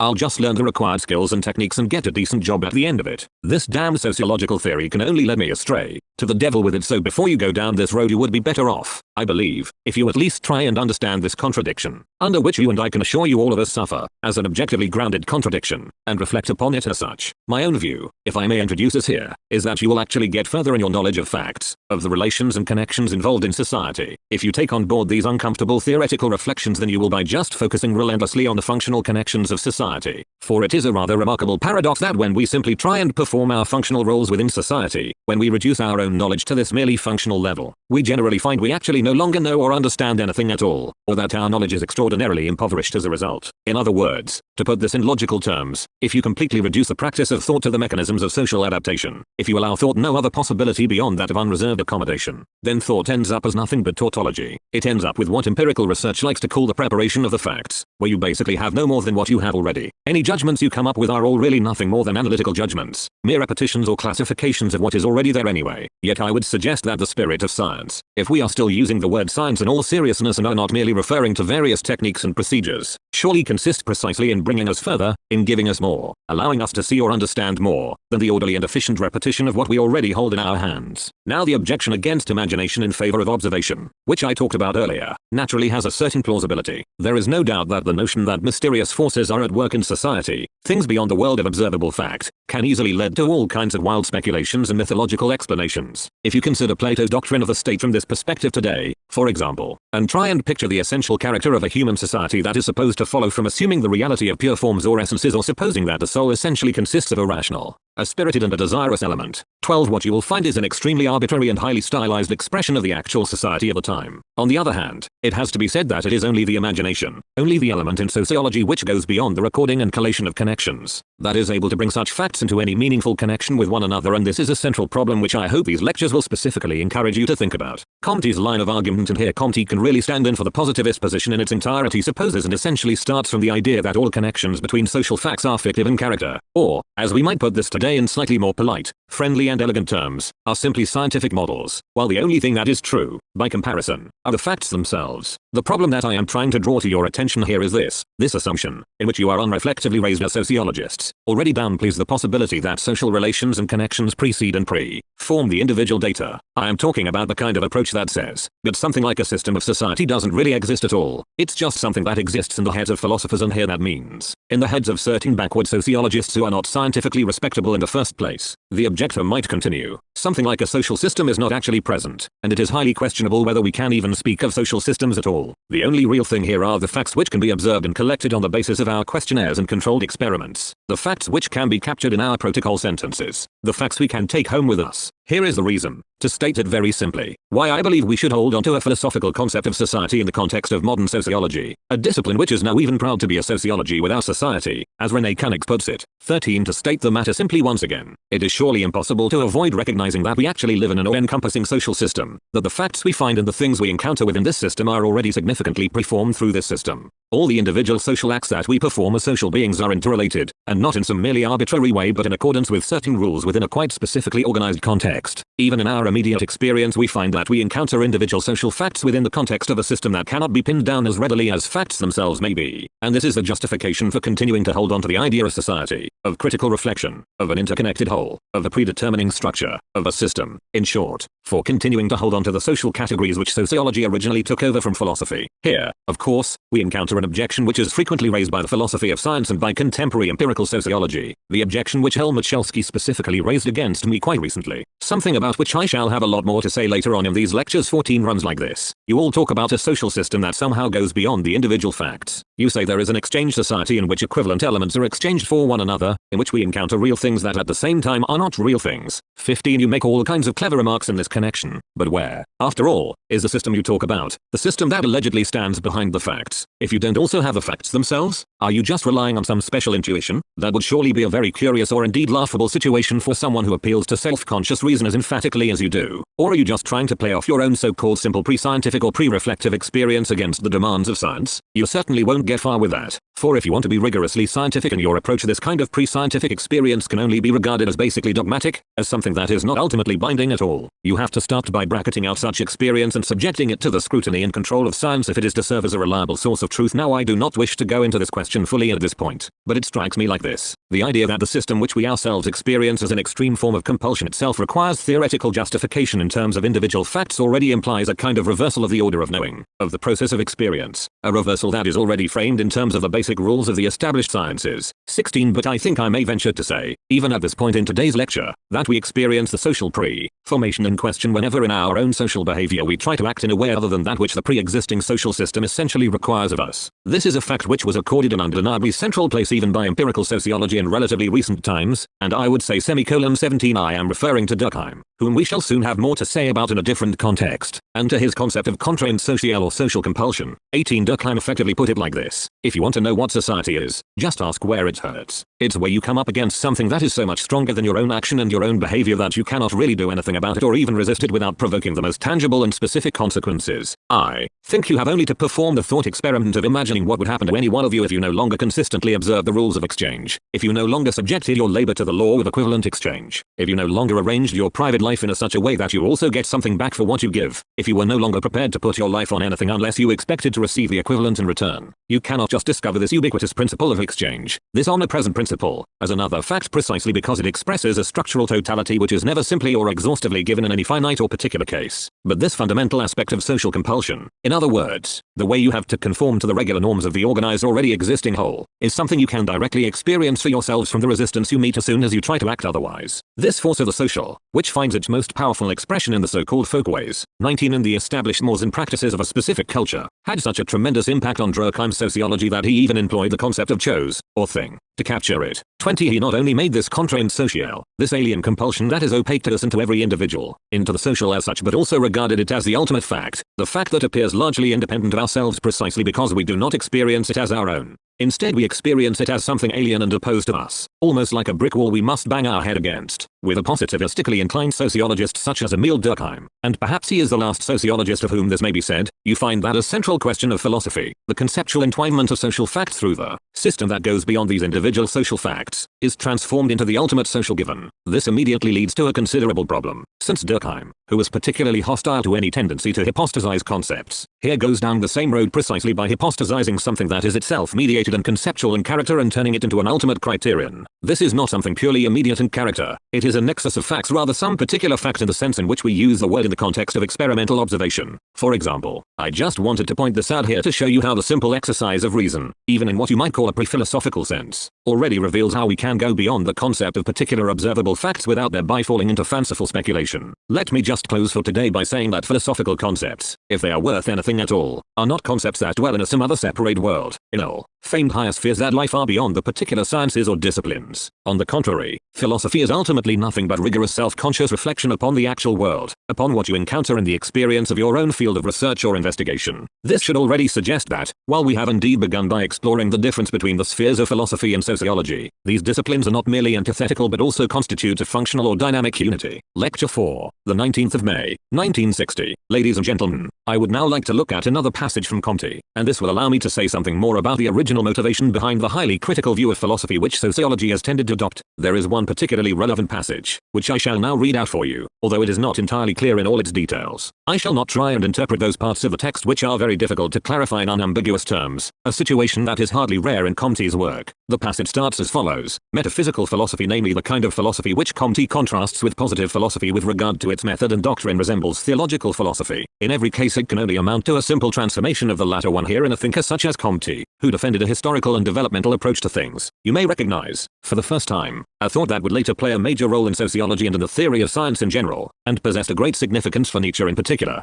This is the thought that the so-called metaphysical ideas were really secularizations of theological concepts, concepts which reappear here in a much paler or more diluted form, but which allegedly share the same theological nature and origin as those concepts, as we can see from their essentially dogmatic character, which is impervious to any confirmation in terms of experience. Yet this thought, which was already formulated in the radical phase of the Enlightenment, assumes a very distinctive form in Comte, for he then says, this metaphysical philosophy philosophy possesses very little intellectual force, and thus much weaker social power. 3. That is, to spell it out, a much weaker social power than theology. Now in one sense this observation is quite right. 4. As it turns out, the sublimated propositions of metaphysics and speculative philosophy, propositions which no longer actually seem to apply to solid reality, are infinitely less suited to the task of shaping or integrating the masses, and thus perform a much weaker function in reality than the old theological dogmas. And here we have to say that not a lot has changed since Comte's time. But the interesting thing about this passage, and the reason I am drawing it to your attention, is that it identifies precisely why sociology reproaches philosophy in the first place, and once again this captures the overall intention of sociological positivism at its inception. We might say that, for Comte, philosophy comes off worse than theology, in spite of his own theory of progress, in spite of the fact that he thinks philosophy involves a more rational approach than any theology, precisely because it does not retain as much integrating social power as the latter. Now this represents a tremendous turning point, one which has become famous in American philosophy and sociology in particular under the name of pragmatism, the roots of which you can ultimately trace back to this earliest form of sociology.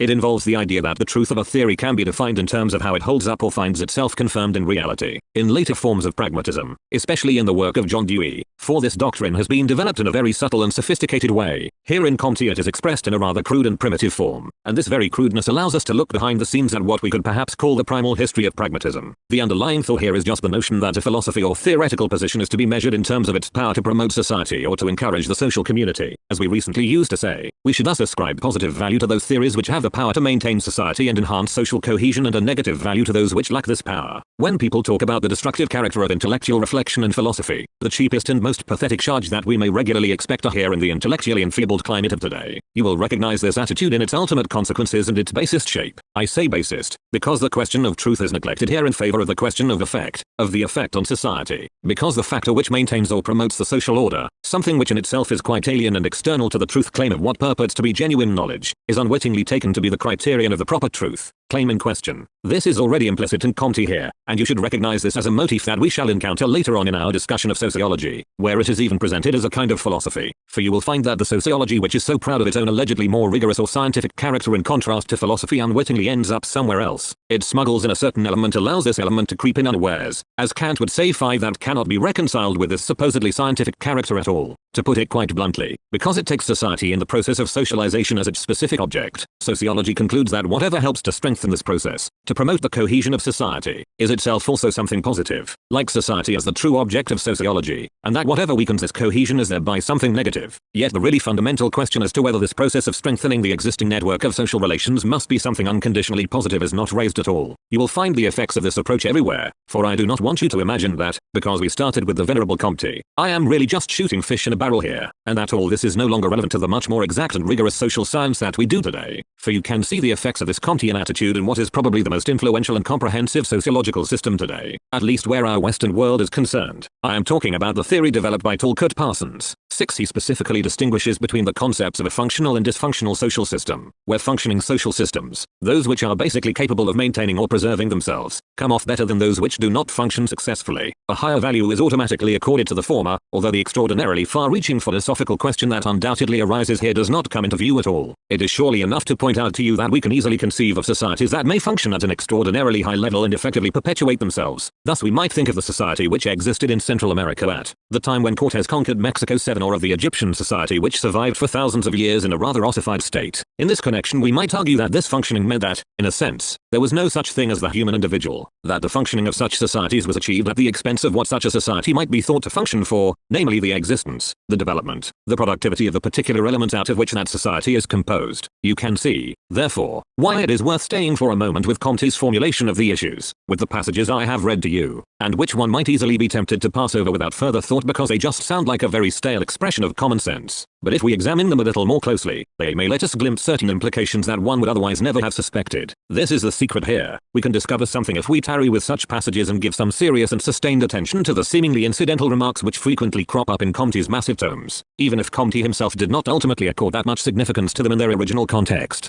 The passage continues. These characteristic features, the diminished intellectual force and weaker power of metaphysics as compared with theology, are well suited to the temporary task which it, that is philosophy, possesses as far as individual and social human development as a whole is concerned, which is why it offers less resistance to the positive spirit. 8. In other words, Comte celebrates the fact that philosophy, precisely because it does not function so well as a form of social cement, can easily be outplayed by the spirit of positivism in this regard, which makes the latter much more attractive as a result. And this is actually quite right. for a form of thinking which is concerned merely with registering the facts and refuses the labor of interpretation, which is labor in an emphatic sense, already obeys the principle of following the line of least resistance, and such an approach is indeed simpler and more tempting for those who naively fail to think through the kind of connections which I am trying to bring out for you here. And in fact, historically speaking, Comte has proved right. In by far the larger parts of the world, the positivistic conception of sociology has proved to be incomparably more attractive than theoretical thought in the proper sense. Here in Germany there is still a strong intellectual tradition that is capable of challenging this approach, and there are also specific social reasons why the intimate connection between positivism and the bourgeois order has never proved as powerful here as it is elsewhere. But that is precisely why we in Germany are still inclined to underestimate the enormous attraction that is exercised by positivistic sociology. With the critical analyses that I am presenting here, I believe that I may be somewhat ahead of the intellectual consensus in Germany, or at least ahead of the public German view of things in general, but I am convinced that, in this regard as in many others, we shall find that we have actually become very like America, and that is why we should already be reflecting and thinking critically on these matters, something that only really happened in America itself at a relatively late stage of the process we are discussing. This is all I wanted to say about the passage that I read out to you today. Now there is also another particular formulation of Comte's which I would like to draw to your attention, and here, in what we can only call an insight grounded in hatred, Comte has clearly recognized a problem that has arisen from the transformation of theological ideas such as that of God the Creator into the idea of causality, 9 or that of the existing created world into a world of things. This is what he says. On the one hand, and I shall talk only about this on the one hand because his on the other hand is somewhat obscure, 10 the increasing sophistication of its concepts, that is those of philosophy, increasingly allows the entities in question to become nothing but abstract names of the relevant processes, so that such explanations, that is those provided by philosophy, are absurd, whereas this could not happen as easily with theological concepts. 11 Here you find that Comte, in a similar way to Hegel, allies himself with theology in opposition to what Hegel describes as the critical, reflective and rationalizing thinking of philosophy. 12 In this connection it is particularly interesting to note, especially for those of you who are studying philosophy, that Comte has stumbled here upon a thought, and a very subtle one, that Hegel had developed in his science of logic and which one would surely never have expected to find in Comte. I shall explain what I mean. Comte basically says that the principle of causality, or the question concerning the genuine ground of things, in the end no longer requires us to seek further back to find the source of things in a creative God. On the contrary, the principle simply traces efficient causes, becomes paler and paler, and finally turns into nothing but a general name for the particular phenomena which it subsumes, so that such a universal concept ends up losing its meaning. We might almost say that Comte maliciously blames metaphysics for the fate that he himself brings down on it through his own kind of thinking. Comte effectively says, if you no longer have anything solid, no real entities to show us, if these entities have finally turned into nothing but general concepts, nothing but abstractions, then they no longer possess any explanatory force. They are just abbreviated expressions for the particular facts they subsume, mere tautologies that no longer say anything new about what they describe. They can no longer withstand the critique that positivism raises against them and must therefore be cast aside. Comte doesn't quite express the issue as precisely as I have put it here, but when he says that philosophical concepts have simply become names for the processes they refer to, this can only mean that they really just become abstractions from what they want to grasp.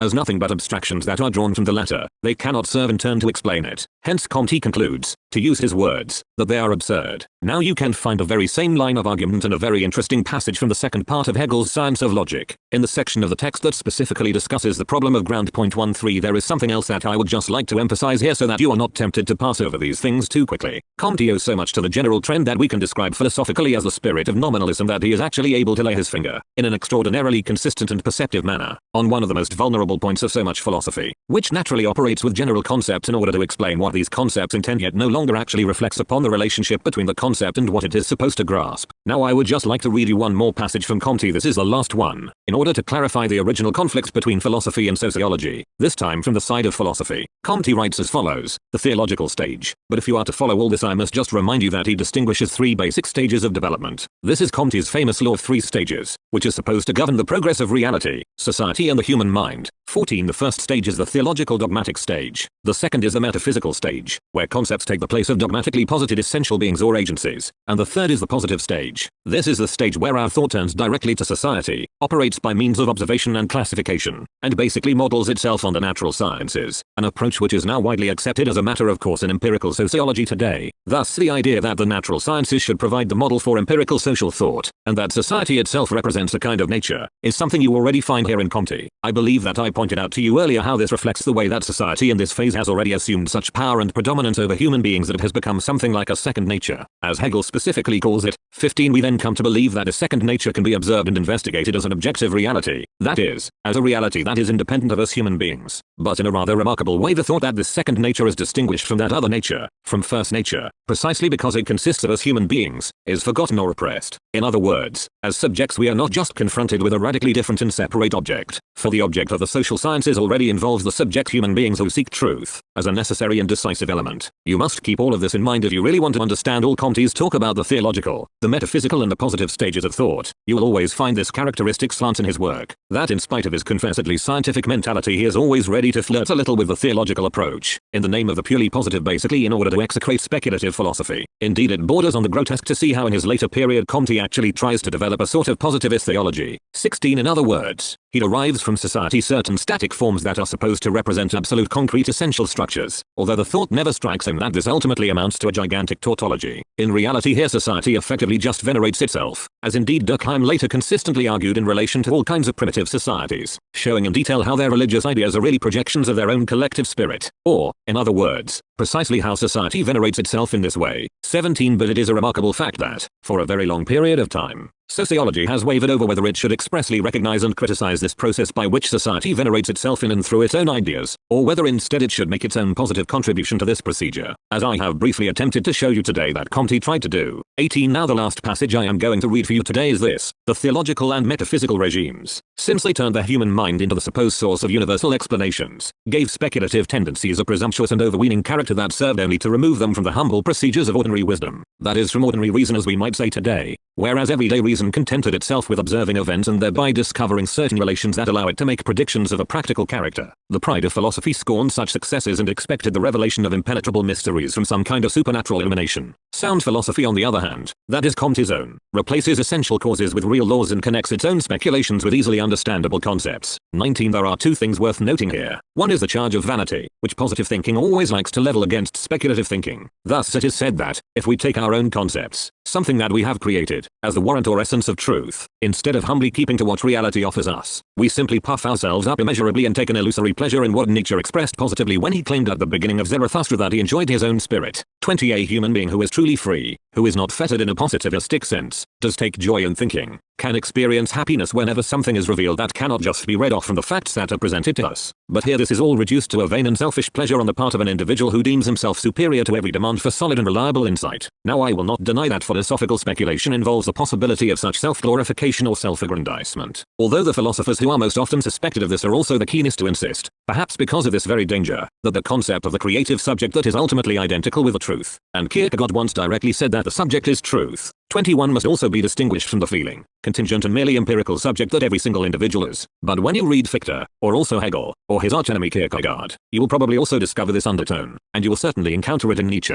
and the positivist spirit has actually performed an enormous service by emphatically bringing out the element of vanity in the untrammeled philosophical spirit that has apparently cast off any relation to actual things. But this issue really has two sides to it, for the denunciation of the supposed vanity of philosophical thought can also become an ideology, an excuse for glorifying that which renounces thought and even presents its own obtuseness and intellectual inadequacy as the ultimate expression of the highest sense of responsibility where genuine knowledge is concerned. And since it remains easier not to learn anything in the world rather than to come to learn something in the world, this latter danger seems in the general intellectual condition of the age, in this present moment, to be more pressing than the danger of vanity or hubris which thinkers such as Comte have emphasized. But there is something very curious about vanity anyway. In the course of my life I have repeatedly observed that people who repress their vanity or their narcissism, and are so keen to adopt an emphatically objective attitude far removed from any suggestion of vanity, are actually even more haunted by the specter of their own status and reputation than those who to some extent admit and reflect on their own vanity, if that is what it is, instead of denying it, and in this way reduce its hold. This is just a psychological point in passing rather than something I would like to pursue in more detail here. Perhaps I could now just read you something of my own, hopefully without thereby incurring the charge of vanity myself. It is a passage which touches specifically on the problem that emerges in Comte at this point, and it comes from a piece about the relationship between sociology and empirical research which I contributed to the Festschrift for Helmut Plessner. 22 I might just add that this piece, at least in part, provoked that controversy with Koenig and Shelsky which encouraged me to give today's lecture in the particular form I have. 23 I quote, "A researcher needs 10% inspiration and 90% perspiration. This is what people always say, and it certainly captures the spirit of Comte and of positivism. But this saying, which is so eagerly quoted, is also small-minded and designed to prohibit thought. For a long time now the self-renouncing labor of the scholar has usually been to relinquish thoughts that he did not have anyway in return for poor remuneration. Today, when the better paid office chief has replaced the scholar, the lack of spirit is not only celebrated as a virtue of the team player devoid of vanity but already institutionalized through research strategies which can only regard any expression of individual spontaneity as an unwelcome source of interference. But the antithesis between sublime inspiration and painstaking research is itself absurd. Thoughts do not just descend on us but have to crystallize, even when they do emerge suddenly, through persistent and subterranean processes. 24 And at this point are attempted to reveal, in an approach quite different from that we adopted today, through a fragmentary analysis of the process of intellectual production, the questionable nature of this antithesis between bursts of inspiration, either glorified or despised as required, and the labor of detailed research, either glorified as a solid contribution to science or despised as mere pedantry, again as required. I tried to show how difficult it really is, when we seriously examine how insight and knowledge come about, to maintain this whole opposition in this rigid and congealed form. For we must recognize how these two aspects or moments mutually presuppose and condition each other, and how they both degenerate into a parody of themselves as soon as they are entirely separated from each other and each one is posited as absolute in its own right. The second thing which I would like to draw to your attention is the use of terms such as sound or healthy or easily understandable, the expressions that we just encountered in Comte and that already sound rather like Babbitt. 25 Thus, the latter demands that all intellectual labor must be socially useful, must exclude all useless eccentric ideas, must be truly solid also in the sense of proving serviceable within an existing social set, up and is certainly not supposed to satisfy any vain expectations in its own right. Terms such as sound or healthy effectively imply that the normative consciousness that governs such intellectual labor is a suitably adapted and non-deviating normal consciousness, since such philosophy and sociology can naturally produce no other criterion of what is sound, healthy or sick than that provided by the statistical average. Our own accommodation to this statistical average has already been smuggled in here as the criterion of truth or as the criterion of the quality of scientific research. When we are told that our thinking must always be easily understandable, you will find that consciousness as it is, as currently encountered in society, has been made the criterion. This has obvious implications for our intellectual and cultural life, since some idiotic film or other is easily understandable, whereas a serious theoretical claim or a significant work of art is not. A higher value is then accorded to the easily understandable, and today, when the culture industry has successfully coalesced with sociological research, the consequences of this demand for whatever proves easily understandable have been driven to extremes. In saying this to you now, I am not offering up some sentimental and culturally conservative lament or some kind of jeremiad with regard to these things. I would not even be tempted to do so, since it is quite clear to me that such a lament would be entirely powerless in the face of the power of these social tendencies. Thus I am certainly not appealing to your vanity here, or to any sense that we, as an elite, are somehow beyond this demand for what is easily understandable. On the contrary, I would like you to recognize that the notion of the elite itself also belongs to the same store of ideas, the same conceptual world, that is reflected in such expressions as sound or healthy thought and easily understandable ideas. And I realize that the institutional bodies that see the discovery and communication of results as their central task also ascribe a particular importance to the sound and healthy minds of those that they co-opt for their activities. But I simply point this out in passing. What I am really trying to bring out here is something else, in the kind of thinking where the claim to scientific status and the pathos associated with it is so powerful, as it clearly is in this founding document or positivist manifesto of Auguste Comte. We should notice how an essentially normative concept such as that of the easily understandable is surreptitiously introduced at a particularly important point of the argument, even while sociology here conspicuously fails to do what one must surely expect from this discipline. In other words, we would expect sociology to investigate consciousness itself, to consider the social conditions of the consciousness that it takes to be normative, namely the social conditions of the sound or universal human understanding in question. And I believe that this is the strongest kind of argument in principle, for I am simply offering you a model here, which can be fielded against positivistic thought in general, namely that in a sense it is not positivistic enough. In other words, it contents itself with a very particular set of categories those it requires to provide a stable foundation for itself without analyzing these categories themselves in social terms.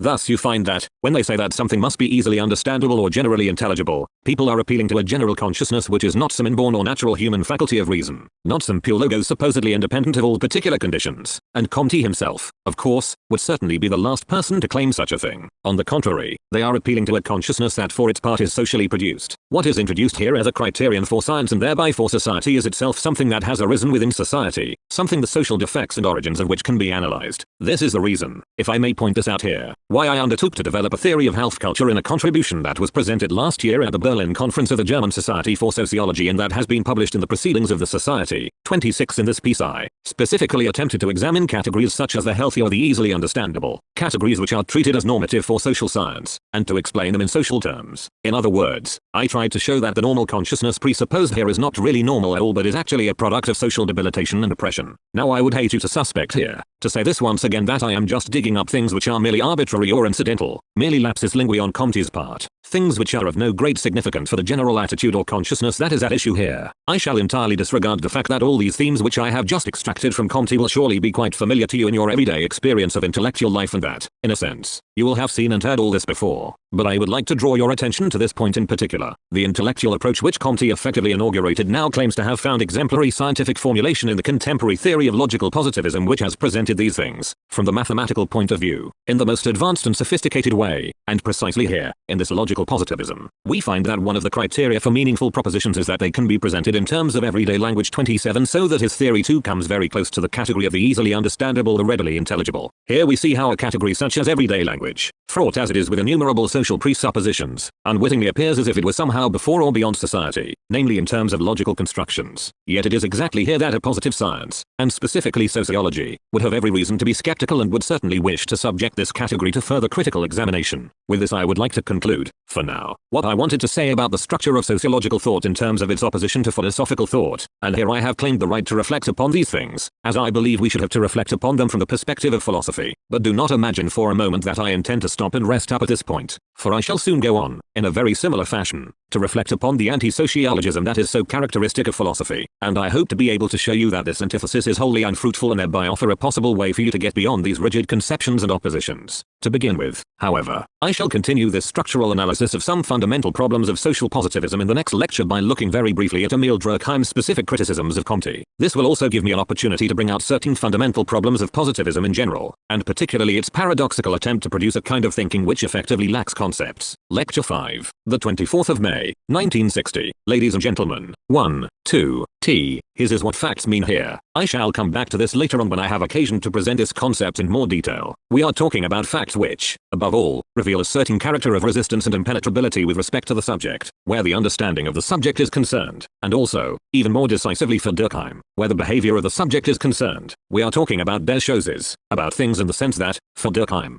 des faits sociales sont les choses. Point 3. In these facts and things the individual human being encounters resistance, comes up against a solid mass, which he can do nothing about and which is stronger than the will or understanding of the individual subject. Thus, for Durkheim, as you should clearly bear in mind right from the start, the criterion for what he calls the social as such is precisely this distinctive character of impenetrability, of something set over against us. It is this which manifests what we should really regard as the object of sociology, as distinct from the field of psychology in particular. Durkheim continues as follows. Comte, we have to admit, certainly declared that social phenomena are natural facts, facts which are subject to natural laws, by which Durkheim means the course and mechanical laws of nature. For this reason, so Durkheim claims, Comte implicitly recognizes the character of these phenomena as a thing. Chose for it should be pointed out in passing that this is not entirely accurate, since, as you may remember, Comte's concept of social facts also, and above all, includes laws such as the dynamic law of progress or the static law of order, and you cannot of course really regard a law that always holds for the thing, like elements that are covered by it as itself a thing. In this context, Durkheim is clearly interpreting his intellectual ancestor Comte rather freely. Durkheim goes on, for in nature there is nothing but things, choses. 5. Now for the philosophers among you I should point out that the standpoint rather dogmatically presupposed by Durkheim here, and from this you can easily see how closely the philosophical and the sociological problematics are really entwined, is the standpoint of naive realism. The idea that actually there is nothing in nature but things blithely ignores the Kantian problematic, or indeed the epistemological problematic in general, with a mere flick of the pen, or rather violently suppresses it altogether. In other words, the conflict between sociology and philosophy that we are interested in, and it is probably a good idea to note this specifically here, arises partly because the sphere in which sociology moves as a particular science is already a constituted one from the epistemological or philosophical point of view. Thus the epistemological problems that prevail within this sphere are very different from those that arise for epistemologies or theories of knowledge in the narrower sense. So you do not find that sociologists say something such as, we are not worried about the general epistemological problems regarding the constitution of our domain and we shall simply keep to what is already constituted here. On the contrary, they extrapolate from the specific character of the particular science without further self-reflection, as if the epistemological problematic were thereby effectively eliminated or simply suspended. You might say therefore that this just reflects the division of labor between the individual science that is positively concerned with the facts, on the one side, and the self-reflective examination of the epistemological problem of constitution, on the other. It reflects it in the distorted sense that the individual science, relieved of the epistemological problem of constitution, now believes that it has somehow dealt with the epistemological problematic through its empirical investigation of the facts and has thereby decided the whole issue. I think that it is really important for you to reflect on this relatively simple circumstance, which simply results from the division of labor involved in different disciplines, since part of the constant baying between philosophy and sociology can basically be traced back to this misunderstanding, if I may put it in this rather innocuous way. Durkheim then continues, but when Comte attempts, on the basis of these philosophical generalities, to apply his principle and to construct the science that is supposed to be implied by it, He ends up taking ideas as the object of his investigation. 6. I shall come back to this story about ideas later, but I should like to draw your attention right here to a problem that is already involved in this formulation. Now in general I would rather try and develop the so-called big problems of philosophy and sociology micrologically by reference to particular passages than by offering you gigantic overviews of the whole scene, an approach in which the essential and specific differences usually only disappear from sight. The equivocation we are concerned with here lies in the word idea. It is of course true that Comte, like any thinker or writer, deals with concepts, in other words, operates with concepts.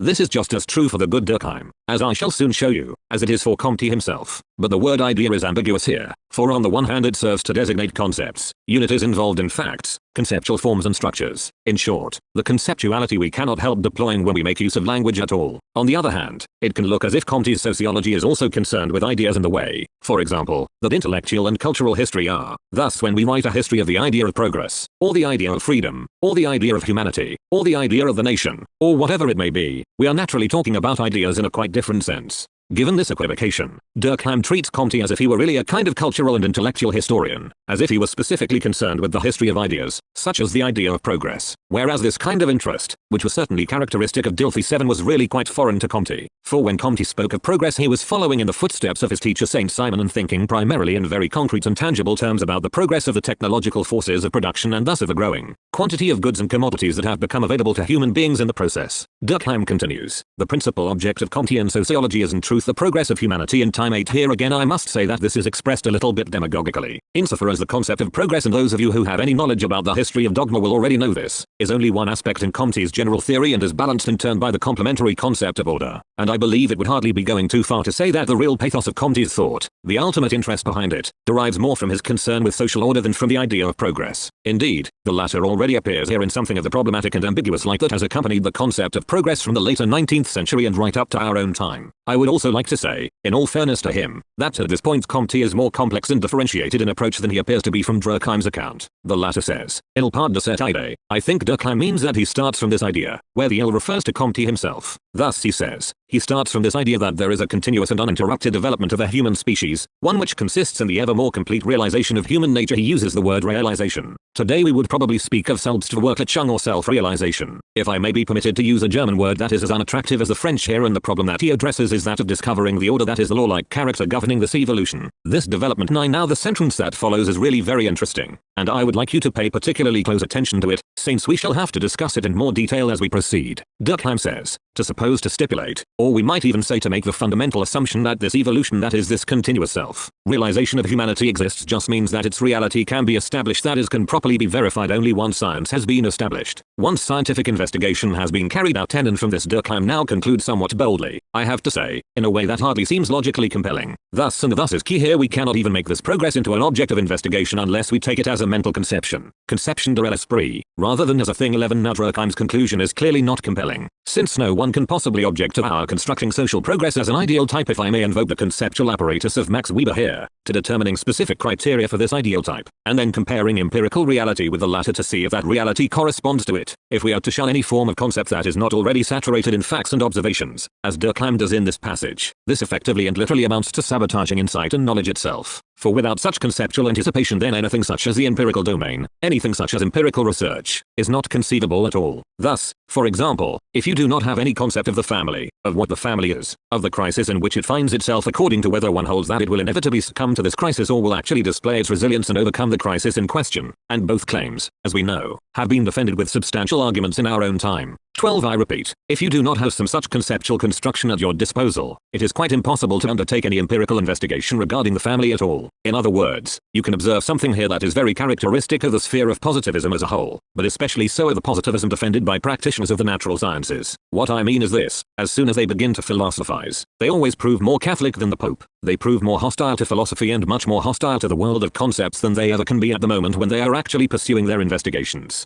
The natural scientists and the sociologists who carry out their factual investigations, given the structure of the sciences and disciplines in which they are respectively involved, are quite unable to maintain the kind of ascetic posture they preach with regard to all thinking, and cannot remain true to the cult of observation alone. a cult which is itself the product of a certain abstraction. Durkheim now goes on. In reality, what we are talking about here, that is the idea of progress, is a completely subjective notion. For this progress of humanity does not exist at all in reality. That which exists, and that alone which is given to observation, the concept of a given, le donné, plays an absolutely enormous role here, are just individual societies. Here you can already see something like Spengler's form of cultural pluralism 13 in Stata Pupillary 14 as it appears in a text that is seemingly formulated in very rigorous scientific terms. For Durkheim is referring here to individual societies that are born, develop, and die quite independently of one another. 15 Now of course one could also instantly object that this is actually a thesis that neglects the facts. 16 We might argue, for example, that the origin of Christian civilization and the West and the decline of classical civilization are not completely independent processes which have nothing to do with each other. That on the contrary these civilizations are intertwined in all kinds of ways and that the one is entirely inconceivable without the other. At this point, therefore, we could already object to Durkheim that the pluralism he stipulates in principle here is itself somewhat unresponsive to the facts and is insufficiently self-reflective in character. On the basis of this theory, Durkheim later goes on to attack Comte's law of 3 stages, which we discussed in the course of the last 2 lectures. 17 What Durkheim says is this. Quelques grandes services que Comte rendus à la philosophie sociale, les termes dans lesquels il pose le problème sociologique ni différent pas des précédents, or c. Sa famous lois des trois états natl rien un rapport de causalité, fatal exact, Elenos tetni putita empirique, c'est un coup d'œil sommaire sur l'histoire et calé du genre humain. C'est tout à fait arbitrairement que Comte considère la troisième état comme l'état définitif de l'humanité, qui n'en dit qu'il n'insurgera pas un autre dans l'avenir. Enfin, la loi qui domine la sociologie de M. Spencer n'y paraît pas étudier une autre nature. 18 Now we don't need to spend any time at this point on the critique of Spencer. 19 And I shall just offer a quick translation of the passage for you now. Although Comte performed a great service for social philosophy or sociological theory, the concepts we should probably translate this specifically as categories in terms of which he poses the problem of sociology do not really differ from those of his more or less metaphysical predecessors. Nor does his famous law of 3 stages have any relation to causality. If it were exact, it could be nothing but an empirical law, as indeed Comte would certainly have claimed, but with a summary glance at history or with a grandiose overview of history, as we would probably say this concept is just imposed on the human species. Moreover, Comte quite arbitrarily regards the 3rd stage as the definitive one for humanity, although nobody can say that a further stage could not arise out of it in the future. If you just think about what is being said here, you will find that Durkheim's entire objection to Comte essentially amounts to the claim that he employs concepts that cannot be verified in detail and in every case by reference to empirical facts. But I believe that what we should draw from this, and what I have already tried to show you here in a rudimentary way through the translation I have just provided, is of course that no linguistic expression whatsoever, let alone a scientific discipline that involves processes of classification and progressive generalization, is conceivable if it dispenses with concepts altogether, and even the observation of the données, or the givens, that we are supposed to be dealing with is completely inconceivable without reference to the conceptual dimension. Comte reproached idealist philosophy, and you may remember that in the last lecture I said there was something right about this, with a tendency to hypostasize its concepts. That is to treat these concepts as if they somehow enjoyed an existence independently of the objects or the material to which they are applied. But we can see that the uninhibited positivism endorsed by Durkheim also tends to hypostasize the concept of the données, or the facts. In other words, it treats the facts as if they were something we could identify and interpret without any conceptual mediation whatsoever.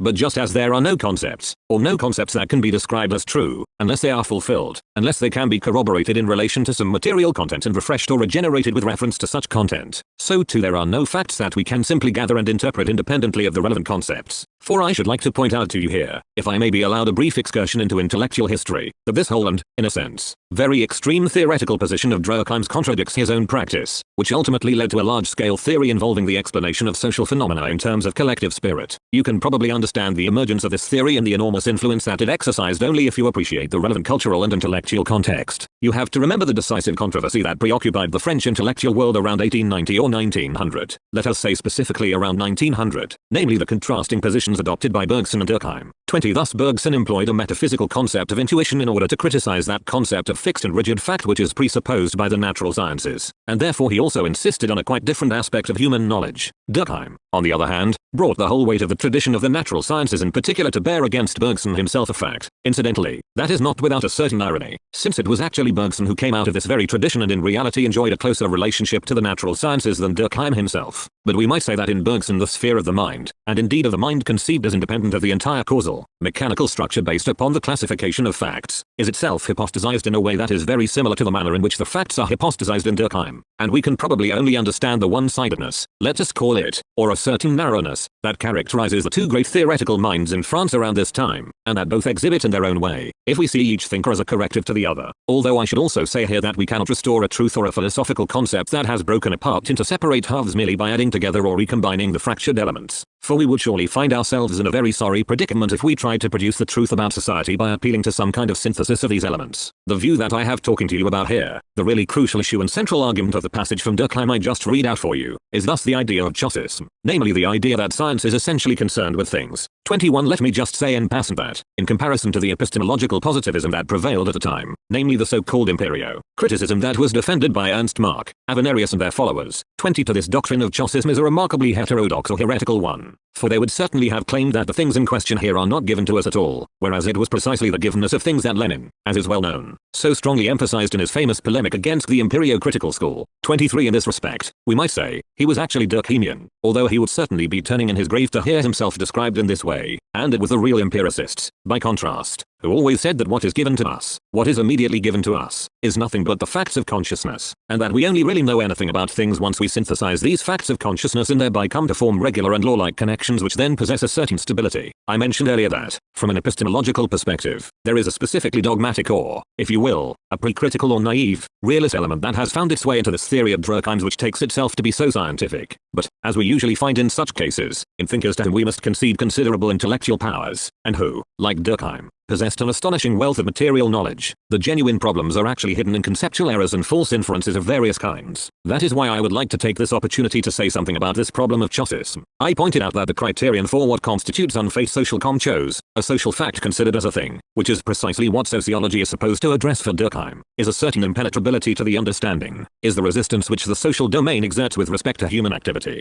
Thus once a certain custom or practice is established and we act against it in some way or other, then we immediately get to feel the consequences in the sharpest and most disagreeable way, even if what we have done in this case is not especially reprehensible or has actually caused no serious harm to anyone. You could just try the following social experiment. If you find yourself in the company of people who basically share and conform to the prevailing social ideas and attitudes, and you venture to express a view that seriously differs from the established one, you will instantly encounter the kind of resistance I am talking about, as well as a kind of ostracism and defamation which corresponds precisely to the state of affairs that Durkheim was thematizing here. And indeed this was something that was also discovered as the real object of sociology quite independently of Durkheim, and roughly at the same time. In the context of American sociology with Sumner's book Folkways 24, this is certainly also connected in part with the entire movement of Jugendstil, with the world of Ibsen for example, where the self-emancipating individual distances himself from what Ibsen called the compact majority 25 and thus in one way or another directly challenges the existing mores of society. The phase sociolox comme des choses. We might also point out, and it has indeed been pointed out before, that Durkheim, who came of age in France after the 1870s in a somewhat unfavorable situation as a French Jew, really came to experience society in the way that we can also essentially experience it today, namely as something that hurts us. Society is there where we feel the friction, where we come up against an obstacle, where our own impulses are subjected to controls that are stronger than we are. It is something to which we ourselves certainly belong, something that reaches into the innermost depths of ourselves, but with which we still cannot identify, and which we still cannot regard as our own. I believe that Durkheim performed a very great service, and one that is certainly not sufficiently appreciated today, when he laid such extraordinary emphasis upon this dimension of social existence, something which completely escaped the attention of positivism, and essentially made it into the criterion of sociology itself, although this also immediately led him into some of the same confusions and complications as Comte before him. From the perspective of the kind of empirically minded sociology that developed after Durkheim, this fundamental experience of the social dimension itself as resistance, as basically repressive, came to look like a prejudice, and the attempt was made to cleanse sociology completely of what had actually defined the phase sociolox comme des choses for Durkheim and to get along without this conception altogether. I have already pointed out that, in a sense, this construction of Chaucism was developed on the basis of an analogy with physical nature. Thus the attributes which Durkheim confers on the choses are ultimately the same attributes which in earlier times, before the theory of electrons and so on, had been ascribed to res extensa 26 or to the primary qualities of things, as in Locke for example. 27 Now if you think about this, you can already see the model for this Chaucism. It is the impenetrability of nature, that which cannot be understood or constructed in terms of concepts, which is being transferred to society here. The considerable theoretical significance of this is that society is registered as nature in Durkheim. In other words, he not only wishes to apply the conceptual apparatus of the natural sciences, the processes of observation and classification, to the field of society, something which had already been done long before by others, as I pointed out before, but finds something like the impenetrable character of nature in the very concept of society. In this light, society itself now seems just as hardened, just as thing-like, as first or primary nature is. In other words, to point this out for you here is the theme for our next session. Society in its hardened and reified state is, on Durkheim's theory, really the only proper object that sociology possesses. Even if Durkheim himself fails to reflect upon the mechanisms of reification, there is something quite right about this. For society is indeed reified, but there is also something wrong about it. For Durkheim not only absolutizes this reification but even allows it to furnish the criteria for the procedures of sociology as a science.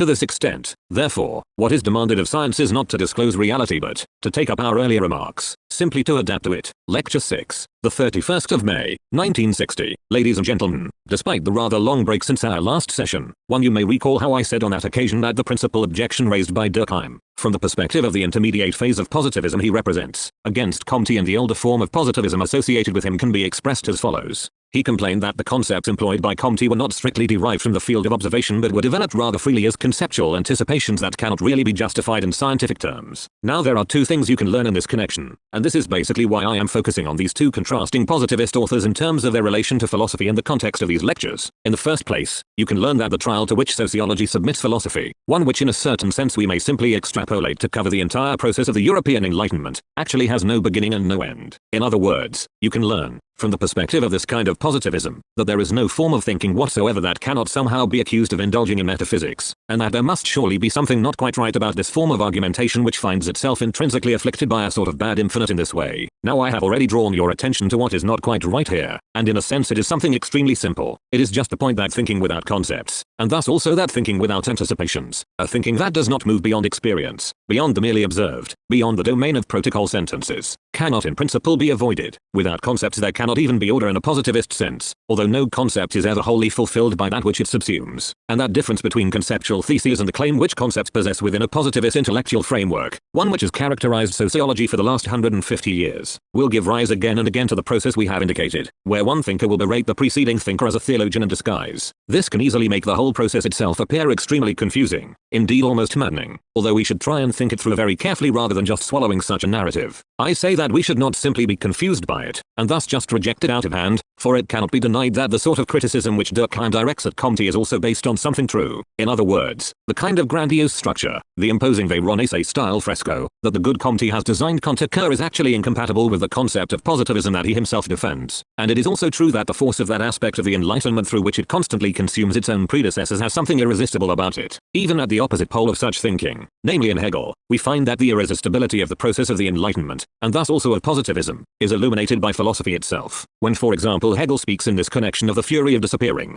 of the irresistible power which consigns every fixed content, every objectively binding content, to a kind of destruction as soon as it is rigorously confronted with experience. But, having said all this, I would also like to warn you against a mistaken approach which I may inadvertently have encouraged by the way in which I treated Durkheim's ideas earlier. We should take care in principle not to make things too easy for ourselves, especially when we are dealing with thinkers or texts in an explicitly critical way. In other words, the process of criticism also involves a certain degree of generosity. Thus when we hold Durkheim firmly to account, as I have done up till now for the sake of precision, because he thunders against les concepts that are deployed by Comte even though he too makes very emphatic use of concepts, such as the concept of a social or collective mind which plays a central role in Durkheim's mature theory of society, and in the thought of his circle this may sound rather obvious, or like bringing owls to Athens, as they say. It looks a bit like the kind of criticisms that, God help us, we all too often come across in the context of official examinations. We must always give some breathing space, as it were, to the things that we are dealing with in a critical way, and I say this particularly for the sake of your own critical work. Otherwise we risk falling into a very inferior sort of over-literal criticism and an overly familiar approach with regard to the object. What I am saying is that this aspect of the issue that I pointed out to you, namely that Durkheim himself also operates with concepts, can hardly be something that somehow escaped such a perceptive and epistemologically aware sociologist as he was. In such cases this is not really a question of fairness, which is surely not a genuine category where intellectual matters are concerned, but more a question of what I would almost like to call intellectual economy.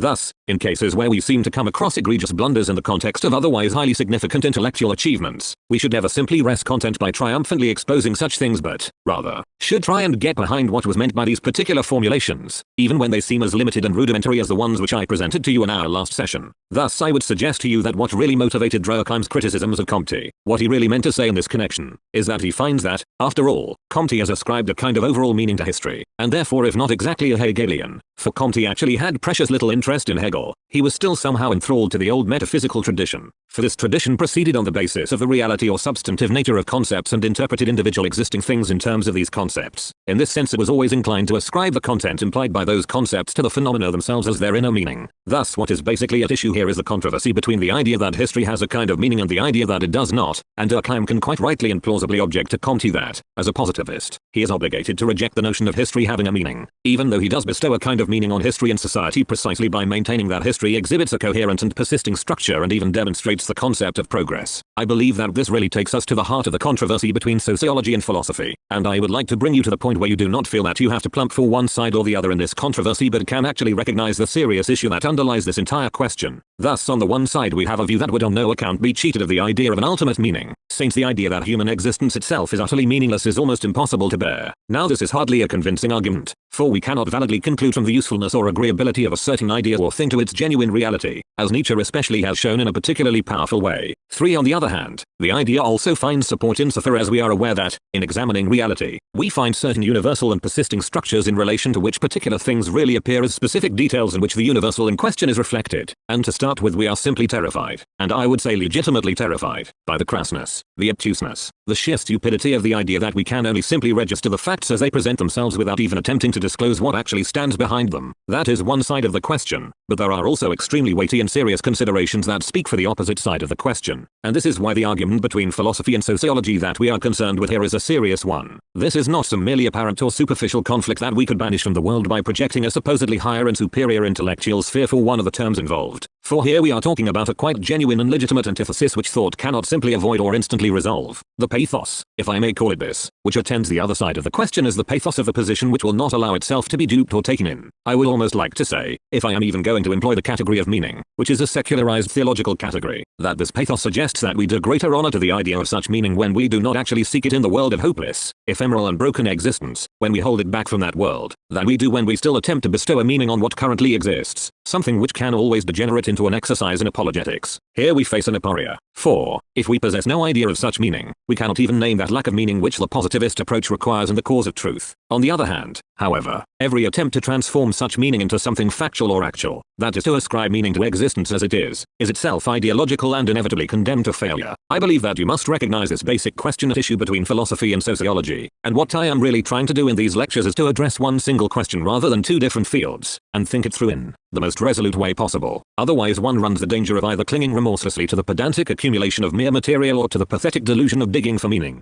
to borrow an expression of Max Weber's. For in this means that you must be quite clear that the two schools of thought involved here actually do exercise a very serious criticism of each other. In other words, sociology is quite right to challenge any metaphysical construction and ask what right it possibly has to ascribe such meaning to history with all its sufferings and its meaninglessness. On the other hand, philosophy can of course equally challenge sociology and point out that, if it lacks the relevant concepts, if it lacks the thought of a possibility against which existing reality needs to be measured, then it is also incapable of grasping the real world itself. In this case sociology does not comprehend a thing but sits motionless before this reality like a surly counter clerk who simply registers all the details. For now I just want to present this problem to you as I have done, but already here today I would like at least to help you get a little beyond this extremely crass alternative. Thus I would like you to notice that the concept of meaning I have employed here, and which may also suffice to characterize the nub of the opposition between Comte and Durkheim, is still too undifferentiated in itself. In other words, the concept of meaning is beset with equivocations, for it involves many different senses which we must take care to distinguish if we are to have any thought of dealing with this aporia, this seemingly irresolvable contradiction, which I have presented to you today. Thus, on the one side, the notion of meaning may suggest, for example, the search for something hidden, something positive, some kind of justification that is to be found within individual existing things, that shines through them as it were, and by virtue of which all that exists, and especially the realm of society, reveals itself as essentially meaningful. I should say in passing that it is surely one of the paradoxes of Comte's philosophy that, while he certainly denies the idea of such meaning in the sense of some preordained or superordinate structure, he nonetheless intends to justify reality as it now is. When earlier on I presented you with a kind of metaphysical ideal type for positivist thought, I may perhaps have proceeded a little too faithfully, for precisely that consciousness of a pure negativity, of the evacuated meaning of mere facts, which I regarded as the justification of positivist thought itself, is generally quite lacking in the positivists of today, for they tend to be utterly content with themselves and to feel completely at home in their world bereft of meaning, and even to rejoice over the elimination of every meaningful aspect or feature as if this elimination were meaning itself. What a true and legitimate critique would have to hold against positivist thought as a whole is probably not so much that it fails for its part to envisage anything positively meaningful, but that it does not reflect upon what Kierkegaard called the condition of objective despair 5 that finds expression in its own intellectual outlook on things. In other words, positivism has no metaphysical insight into its lack of metaphysics. This lack of self-consciousness, of critical self-reflection, is in our view of the matter a much more telling objection to positivism than that raised by the idealistic thinkers who would typically reproach the latter for lacking any sense for higher things, or for eternal values, or whatever else they like to invoke. Now the contrary or second sense of meaning, which you must clearly distinguish from the first, is the one which really comes off badly in narrow and unreflective positivism. This is the sense of a comprehensive context or interconnection as this is reflected in the individual and the particular. I have already given some idea of how this is to be understood. Thus we can say, for example, that the meaning of some particular forms of social behavior lies in the exchange relation that objectively underlies them, without the individuals in question being or needing to be specifically conscious of this, and without their deliberately or expressly engaging in this exchange relation. In a certain sense they are only acting under the compulsion of this relation. It determines what they do and, to that extent, is objectively implied in everything they do, even if they would not for their part think of their action in these terms. I believe that this second sense of meaning, from the sociological point of view, is simply connected in the first place with the way that as social beings we live within a social system that precedes us and largely determines us in a variety of ways. And it is this second concept of meaning that basically escapes positivism in its eagerness to repudiate the first concept of meaning. This is why positivism ends up literally not seeing the wood for the trees, in other words, not seeing society for the social facts. And this, in turn, tends to prove extremely detrimental as far as the character of society as currently constituted is concerned.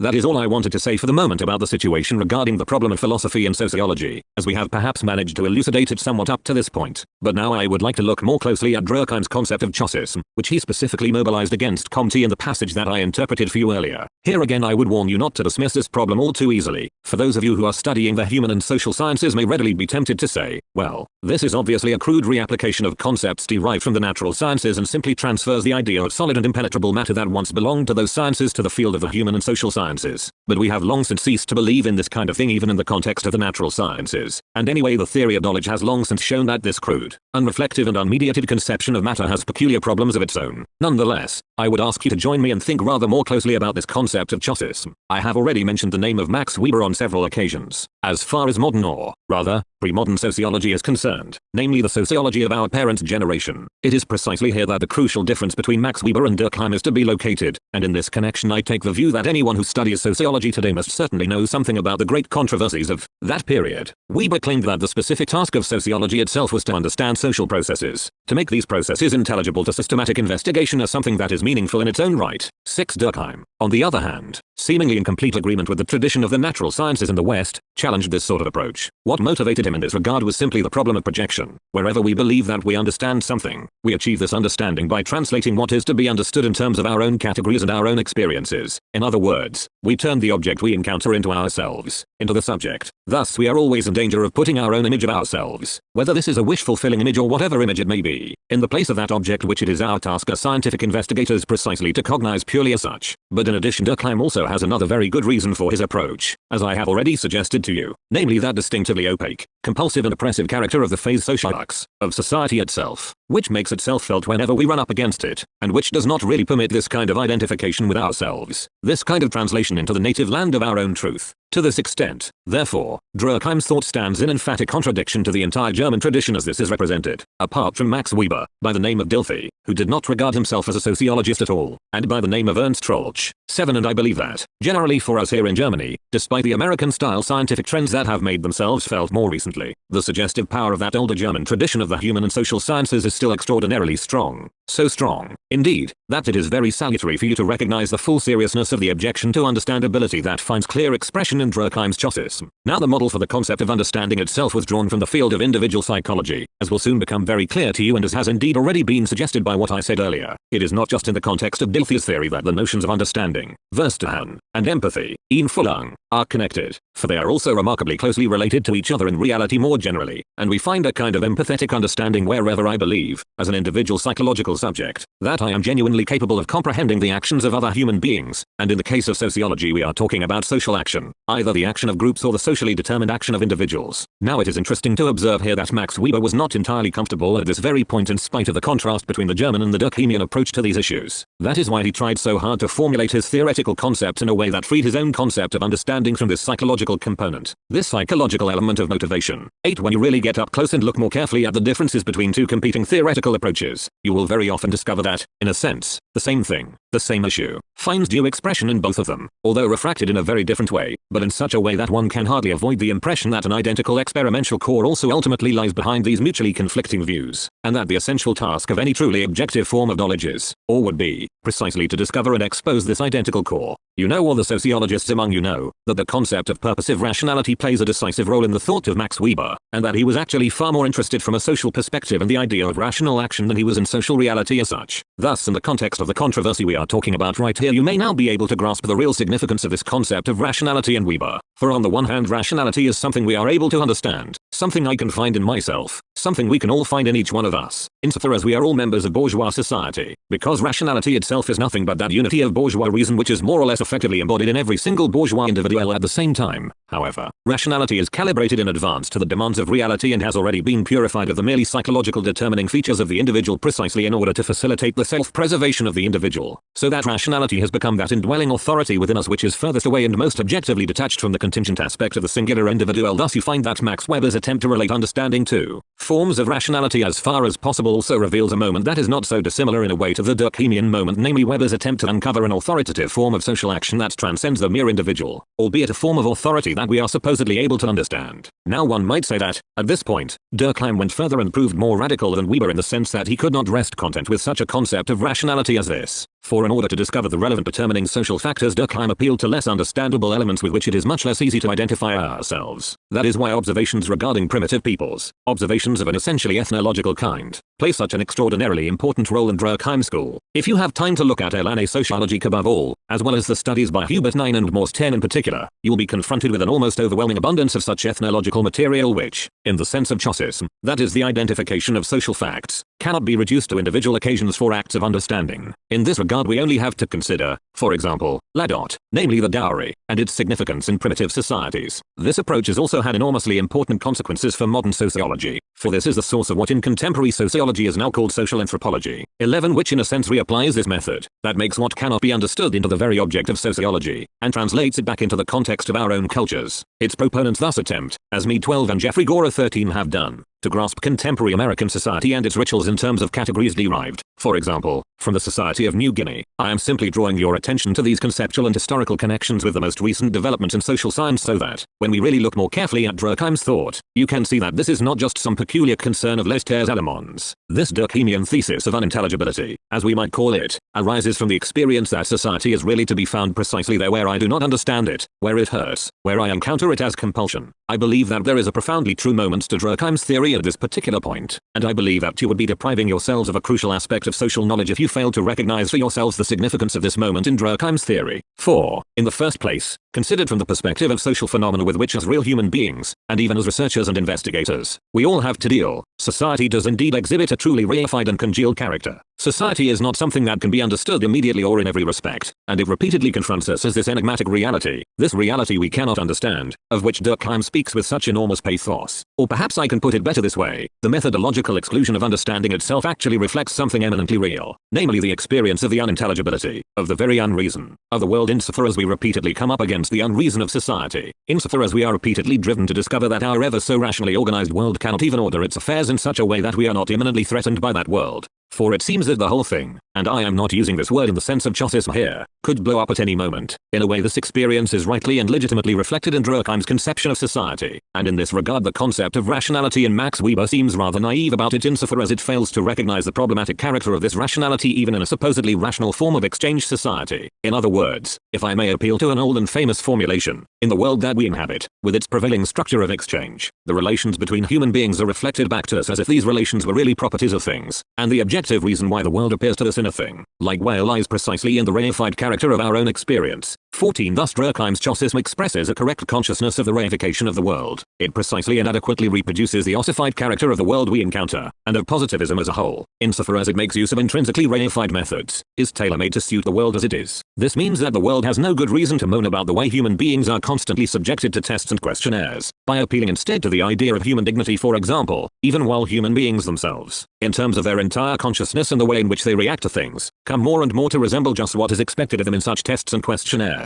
Now while this aspect or moment is registered by Durkheim, it is also elevated into a scientific norm. There is something rather remarkable that is implicit in the normative character of science here. On the one hand, the scientific approach is completely justified, For when science wants to understand reality, and I use the word understand very laxly in this context, it must take over the categories in which the actual world stands before it and make these categories its own. Thus, in the face of a reified world, it must not act as if the world were immediately present or accessible to us. For then sociology would really fall back into the kind of cozy and romantic notions of the land and its people that you find expressed, for example, in the writings of Wilhelm Heinrich Riehl, who was much influenced by Lorenz von Stein, 15, and even today you can find people who endorse this kind of thing. Remarkably enough, in the field of industrial sociology, 16 now, however this may be, sociology cannot afford to ignore this reified character of experience unless it wishes to propagate an image of the world that is quite insufficient to express the actual state of things. Yet the ideal of science, as described above, in a sense also deprives science of its own ability to think. It is thereby forbidden to do precisely what it really needs to hear, namely to explain the reified character of experience, the chosism itself, as something that has come to be, as something that has been produced, rather than, as in Durkheim's case, hypostasizing it as an ultimate given and thus conferring a kind of absolute status upon it. Since Durkheim refuses to clarify and look more closely into les faits sociaux, that is, into society as a collective entity that supposedly cannot be understood, it is not so surprising that he also ends up by glorifying this collective entity and its positivity in an ultimately unquestioning way, and by singing the praises of a society expressly based upon the division of labor on account of the solidarity it generates. 17. In this regard he failed to see that the difference between the compulsive solidarity of a society based on the division of labor and the kind of solidarity that might obtain between free human beings is nothing less than the difference between hell and heaven. In other words, what Durkheim describes as phase sociaux and what qualifies as things is something reified or thing-like which has arisen or come to be what it is, and the task of a sociology that really answers to its objects would be to comprehend the production of that reified character, the genesis and the emergence of those ossified relationships which literally appear to Durkheim as if they are a second nature that is simply there. Thus finally, and here I suggest a way in which we might rescue something from the concept of understanding if we refuse to look away from this ossification of the social world, if we refuse to translate this world back into something supposedly immediate, but attempt instead to derive this ossification itself from social processes, then perhaps we can after all understand these phase sociaux, these apparent choses. Thus what has arisen, what has come into being, itself becomes a sign, as it were, for the processes from which it has emerged and in which it has been segmented.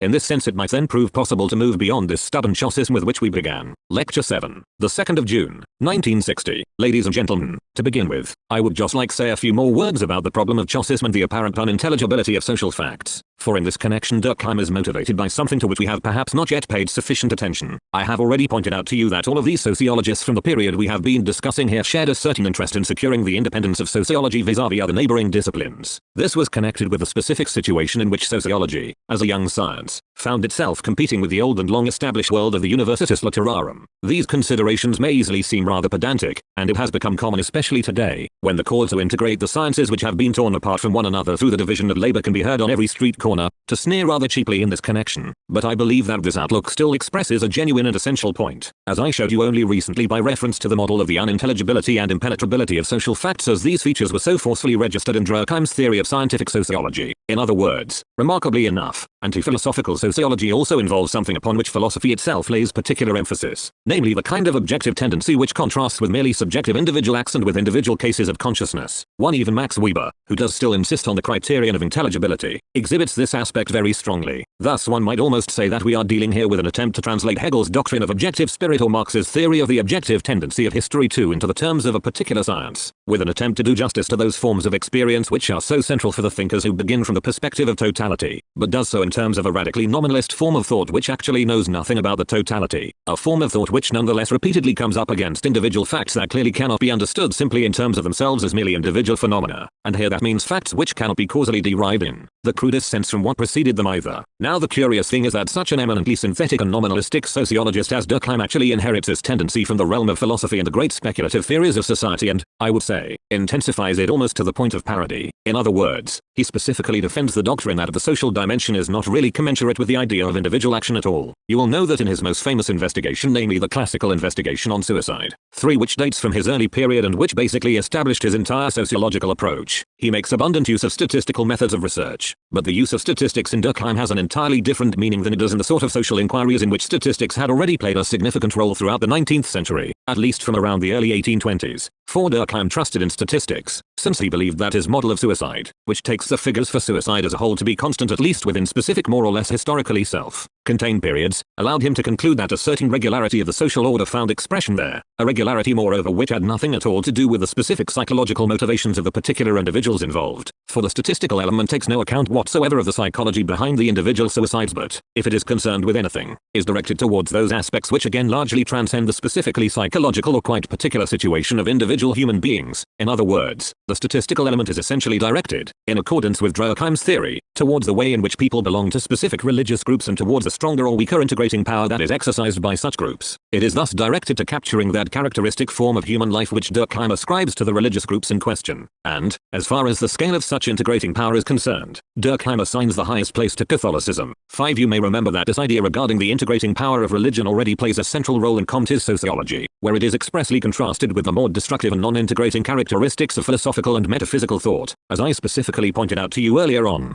But we also have to add that Durkheim's thought, at this point, is really revealed as an example of typically reifying thought precisely because it shows no interest whatsoever in the way in which these objective motivations are in turn also subjective. In other words, are mediated in and through the particular individuals involved. For the suicides which are grasped by means of these statistics, and rather absurdly classified in terms of the three types of egoistic, altruistic and anomic suicide, 6 are nonetheless all of them individuals, and enact such a suicide, which in general clearly violated and still violates a clearly established social norm, at least in Western civilization, is certainly not something that just transpires over and beyond the conscious awareness of individuals, as if people simply destroy themselves in the way in which drones are more or less quite ready to do when they allow themselves to be stung to death after they have performed what was required of them. On the contrary, all these human suicides, the quantitative constancy of which Durkheim triumphantly proclaims as he classifies them under the aforementioned rubrics, are still also motivated in each case through the actual situation, psychology, and suffering of particular human beings. Thus, simply to say that this fact of suicide is a social fact does not really get close enough to the facts. For if this social fact is to emerge in the first place, it is also necessary for certain motivations to make themselves felt within the particular individuals, motivations to which no attention is accorded in this account. And the real problem which completely eludes such an approach is precisely how these individual chains of human motivation are nonetheless organized in such a way that they satisfy the statistical law of the greatest number.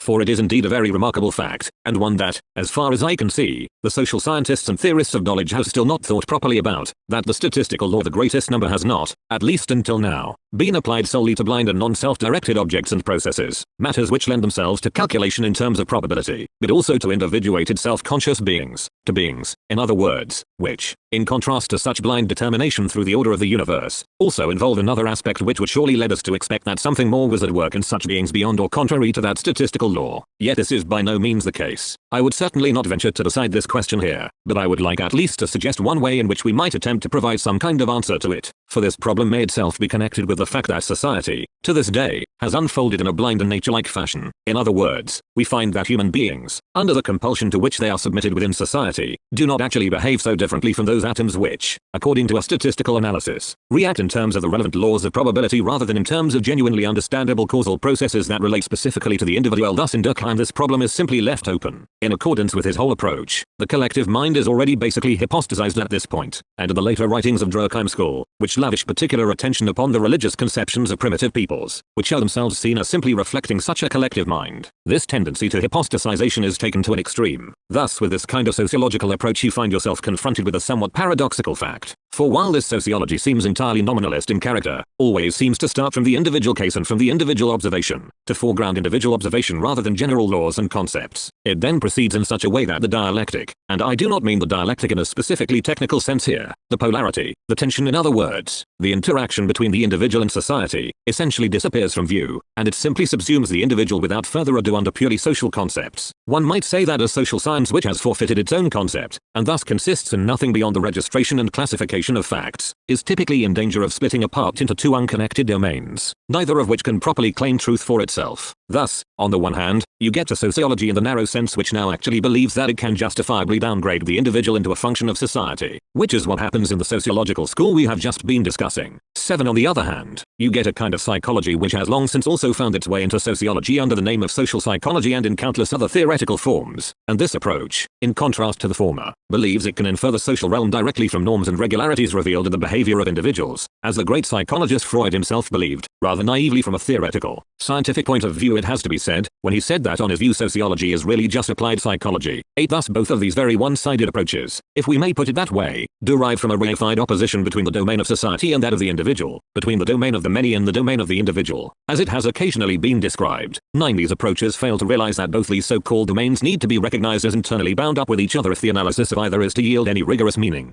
Not the least of the tasks that fall to a philosophical reflection on sociology, it seems to me, is precisely to think through the relationship between these domains in a new and much more fundamental manner than has hitherto been the case. In the past people have tried either to explain the whole simply on the basis of one or the other of these two domains, or to present both domains as entirely independent of one another, but in the latter case they fail to see that, if we are dealing with the same facts explained from the perspective of two quite different spheres, there must ultimately be some sort of mediation which actually lends unity to both of these different forms of explanation. You can see from this just how quite tangible questions of sociology, akin to those regarding the explanation of phase societas such as the underlying regularity of suicide, spontaneously suggest philosophical, that is epistemological, reflections and raise questions about human motivation in terms of social or psychological factors. And I would like to say here that even the realm of statistics, which is surely the favorite mother if not exactly the favorite child of sociology, is ultimately built up through a process of abstraction from the individual facts, just as the individual facts for their part are only possible as aspects or moments in that universality that finds expression in statistics, and a deployment of statistics which is forgotten. The process of abstraction inevitably involved really runs the danger of becoming a fetish and leading to the sort of assertions which crop up all too often in empirical social research, under the name of spurious correlations, that is statistical correlations, which in reality are quite devoid of meaning. This basically concludes our examination of Chaucer's and Durkheim's theoretical approach to these matters. To sum up, finally, I would say that what we can learn from Durkheim, at least in contrast to Max Weber, is that our understanding of society cannot be reduced to the meaningful and purposive rational action of individual subjects. As Weber puts it, 11 on the other hand, these emphatically social facts, such as social solidarity, the phenomenon of suicide, the essence of primitive religion, are not simply to be accepted as an unchangeable given but should be derived from the regular objective processes of a specific society. Thus the thing like character which Durkheim talks about does indeed accurately reflect the fact that the regular processes to which we are subjected as social beings actually unfold over and beyond our own consciousness, and the fact that these processes are incommensurable with our own inner life and to that extent are not something we can actually understand. Nonetheless, they are potentially understandable if we are capable of revealing the principle which governs the society in question. But you will recall that I told you that Durkheim's theory also has a specific substantive side to it. I am talking about his critique of Comte where he rejects the notion of progress, as I pointed out earlier with reference to one particular passage, 12, and I believe that I really ought to say a little more here about this question of progress, simply because, if you are attending a series of lectures about the problem concerning the relationship between philosophy and sociology, you would surely expect to hear at least something about the concept of progress. For on the one hand this is really a concept that has sprung from philosophy, and it goes back to the thought that humanity is in some sense moving towards the kingdom of God, an idea which is clearly outlined in Augustine's work De Civita Dei 13 and through various stages of secularization, the most important phase of which is represented by Bossuet,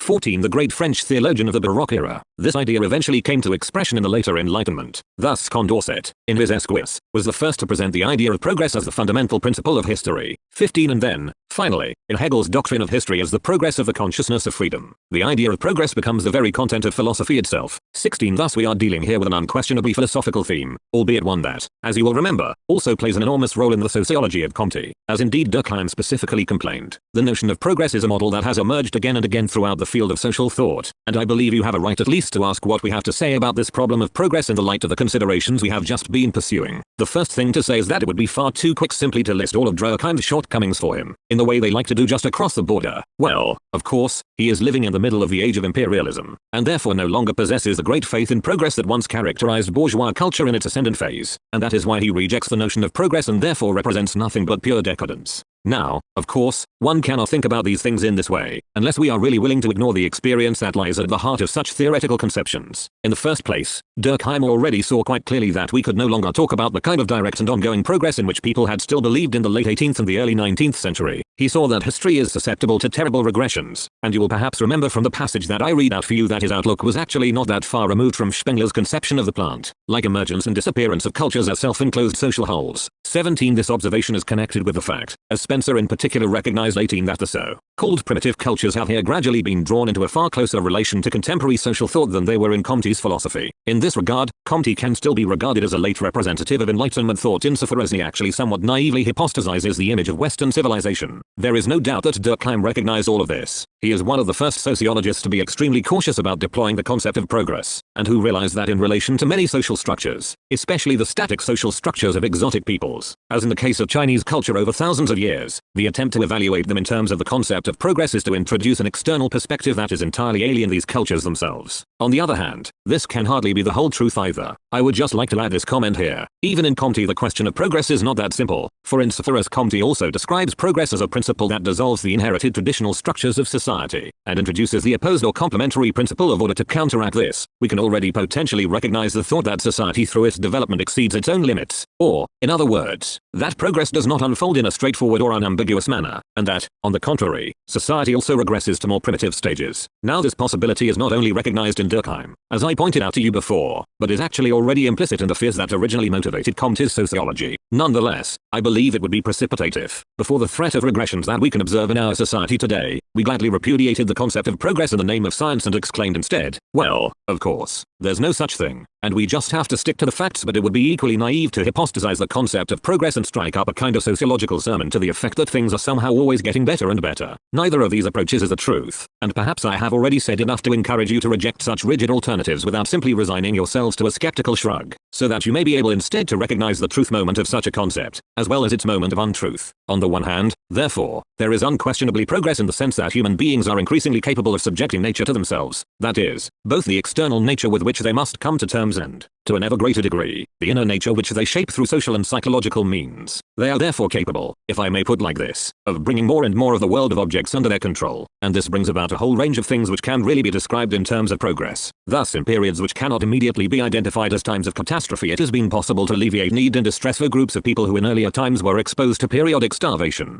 to massive levels of child mortality, and to various other things of this kind. I think that to deny this aspect of progress would be just as obtuse as the way in which the hollow and superficially declaimed 19 optimism all around us today also deceives us about the dark and threatening character of the world in which we live. Thus, rationality has certainly increased in the sense of our domination of nature. The means which human beings have at their disposal in their constant interchange with nature have been refined and developed to an ever greater degree, and, however partial or restricted this process may have been, it still also harbors the potential of progress for the world as a whole. In other words, it is perfectly feasible today to envisage a social condition of humanity in which the natural catastrophes of society, famine, wars, dictatorships and such like things, no longer exist, whereas it was not even possible to think of such potential in earlier phases of society. Just as the conception of a humane and rationally organized society that would be worthy of human beings was never actually framed as such in earlier historical stages of society. The fact that this conception really only belongs to such a late phase of human history surely suggests that the potential in question has itself grown over time. On the other hand, we also have to concede that this progress has unfolded only in a blind kind of way, that it has unfolded, as I would like to say, at every step by reacting to problems that humanity has constantly had to confront in the realm of technology, or in the attempt to master acute and recurrent crises. Thus, the example of progress that, rightly or wrongly, probably strikes us today as the most obvious is the way that the danger of systemic crisis in capitalist society has been averted, or at least significantly reduced or postponed. Yet this has only come about because the enormous economic crisis that began with the catastrophic collapse of Wall Street in 1929 posed a fundamental threat to the further development of the whole economic system itself. Thus, we were simply forced to think about the kind of policies that would enable us to control the movement of the economy as a whole. Policies which have at least been maintained over the last 30 years or so, along with the horrific interlude of the last war, and have found their most significant expression in the macro-economic doctrines of John Maynard Keynes and his school. This too was an example of blind progress insofar as it sprang simply from the desire to preserve the existing social order without really grasping one essential thing, namely the question of how to establish a form of society itself in which the possibility of such catastrophes would be excluded, and such a conception of humanity, one which would be capable of averting such catastrophes, one which could really be described as progressive in the most fundamental sense, has not existed to this day. 21. This is not because there have never been human beings who were capable of thinking the thoughts which I am expressing to you here, thoughts which are so simple that, God knows, you certainly don't need me to express them for you, but they are thoughts which the whole course of your earlier education and the current state of the world itself have almost driven out of you. So perhaps I have to say them explicitly to remind you of something which in reality you all know as well as I do or any one of us does. But the only reason such thoughts have not been developed, or at least why they have not given rise to genuine progress, why they have remained powerless in social terms, is because the society in which we live, in spite of all its tendencies towards integration, has continued to be a society of mutually hostile and conflicting interests. There is really no actual and effective site, no third position, as it were, over and above this society which would be capable of thinking through these contradictory interests. In other words, the blind way in which progress has unfolded up until now is itself nothing but the consequence of the fact that we continue to live in a fundamentally divided society, that, in spite of an ever-advancing rationality in specific parts of society, in spite of this particularistic rationality, the whole has remained irrational to this day. Now this has certain quite decisive consequences for the structure of progress itself. The most striking consequence, to go straight to what is essential here, is that the element of violence which is required to dominate nature if human beings are to meet their needs and master the chaotic conditions of social existence has only been maintained and perpetuated within human beings themselves and the social arrangements in which they live. Thus society in the forms in which it is organized continue to exert a certain almost unbearable pressure on individuals, a pressure which, in turn, provokes a kind of resistance, since there is no substantial correspondence between the interests of human beings and the prevailing social order without which these human beings cannot actually survive. In other words, To put this in psychological terms, society encourages those destructive tendencies which Freud explored and identified in his important late text on civilization and its discontent. 20 to these tendencies are always liable to explode and to destroy the whole social order, as we can perhaps see from the apparent readiness of the masses in all countries, and I really mean all countries, to compete with one another and prepare for utterly devastating wars in the name of the nation and actually to fall upon one another in the most savage way. In the present age I hardly need to spell out the consequences in this regard. This element of violence in progress qua domination of nature generates a kind of context of guilt, is continually reproduced in the relations between human beings, and itself gives rise to the forces which turn against progress. The greater the productive forces involved in this advancing process have become, the greater and more terrifying too are the forces which are ready to inhibit this progress. We are no longer simply talking here about some mere relation between humanity and a stage which has in reality already been superseded, or a situation in which humanity is merely holding on to such a superseded stage of development. In other words, we are not just talking about the phenomenon of historical stagnation, as this is described, for example, in the Sociology of Simul, 23. What we are actually taking about here is a regression to barbarism. We must also point out that this rationality, this constantly advancing rationality, is embedded in an irrational whole, that it remains caught up in something irrational, and that the function of rationality is thereby actually intensified in this irrationality. Thus today, for example, the rationality that is invested in technological progress remains embedded in the continuing irrational division of the world into two completely irreconcilable and mutually threatening power blocks, with the result that every specific advance in the application of rationality assumes a double face. We might say that, within the prevailing irrationality of the whole, every advance, every example of progress, in any concrete particular case, also immediately takes on a threatening or terrifying character. We might say that every particular expression of rationality that does not correspond to any rationality on the part of the whole thus actually emphasizes the aspect, and only that aspect, which threatens to destroy anything worthy of human beings that still remains in the world. In other words, the price of progress becomes higher and higher, without our ever actually being able to reap what this progress really promises. You will all have recognized something like this from the simple fact that, although the process of automation and mechanization, the progressive rationalization of the labor process, reduces the amount of work time that is required, we do not actually appear to be any better off as a result, for we see that all human beings, and I mean all human beings without distinction, find themselves even more thoroughly caught up in the social system, even less capable of autonomy and self-determination, than they have probably been in any other phase of history. The merely particular rationality which is not reflected in terms of the ultimate concern of humanity as a whole now really leads towards the kind of devastated life which the irrationalists of every school have observed, and in this they can for their part lay claim to a particular truth. In other words, the world is indeed increasingly disfigured through a rationality that essentially consists in a constant increase in industrial output and the productive forces of society, where there is no higher perspective from which we might legitimately recognize the interests of nature itself, and where the latter is regarded solely in terms of domination. And what you can all observe for yourselves along every major motorway, where the surrounding landscape is ruined by advertising billboards on every side, is simply a telling allegory for what is unfolding at the heart of human things themselves. Thus you must also be able to acknowledge the significance of the irrationalist critique of progress without simply rejecting it through some over-romanticized attachments to the idea of progress. Instead you should understand that critique itself as an aspect or moment of this progress. You must understand, in other words, that it is because the world is actually not yet rational enough, not yet properly transparent to itself, not yet genuinely self-determined, that it does indeed repeatedly manifest the horrific features which are then lamented from certain romantic perspectives that have been given an essentially reactionary and retrospective twist. Here we might adapt Feuerbach's remark and say that it is not enough to be opposed to romanticism, for we must somehow stand above it. 24. In other words, we must be able to acknowledge the truth moments in that critique of the rationalized and technologized world and take them up into the way we attempt to construe progress and rationality. In particular, we shall have to reflect upon the core of irrationality within the rational itself as it exists today, namely upon the fetishization of instrumental means in a society of universal exchange, a society which forgets that these means are simply means rather than ends in themselves. In other words, we must reflect upon the fetishization of production and the productive apparatus at the expense of living subjects themselves. What this means today is that the quantity of goods and commodities is fetishized at the expense of any genuine self-determination on the part of human beings.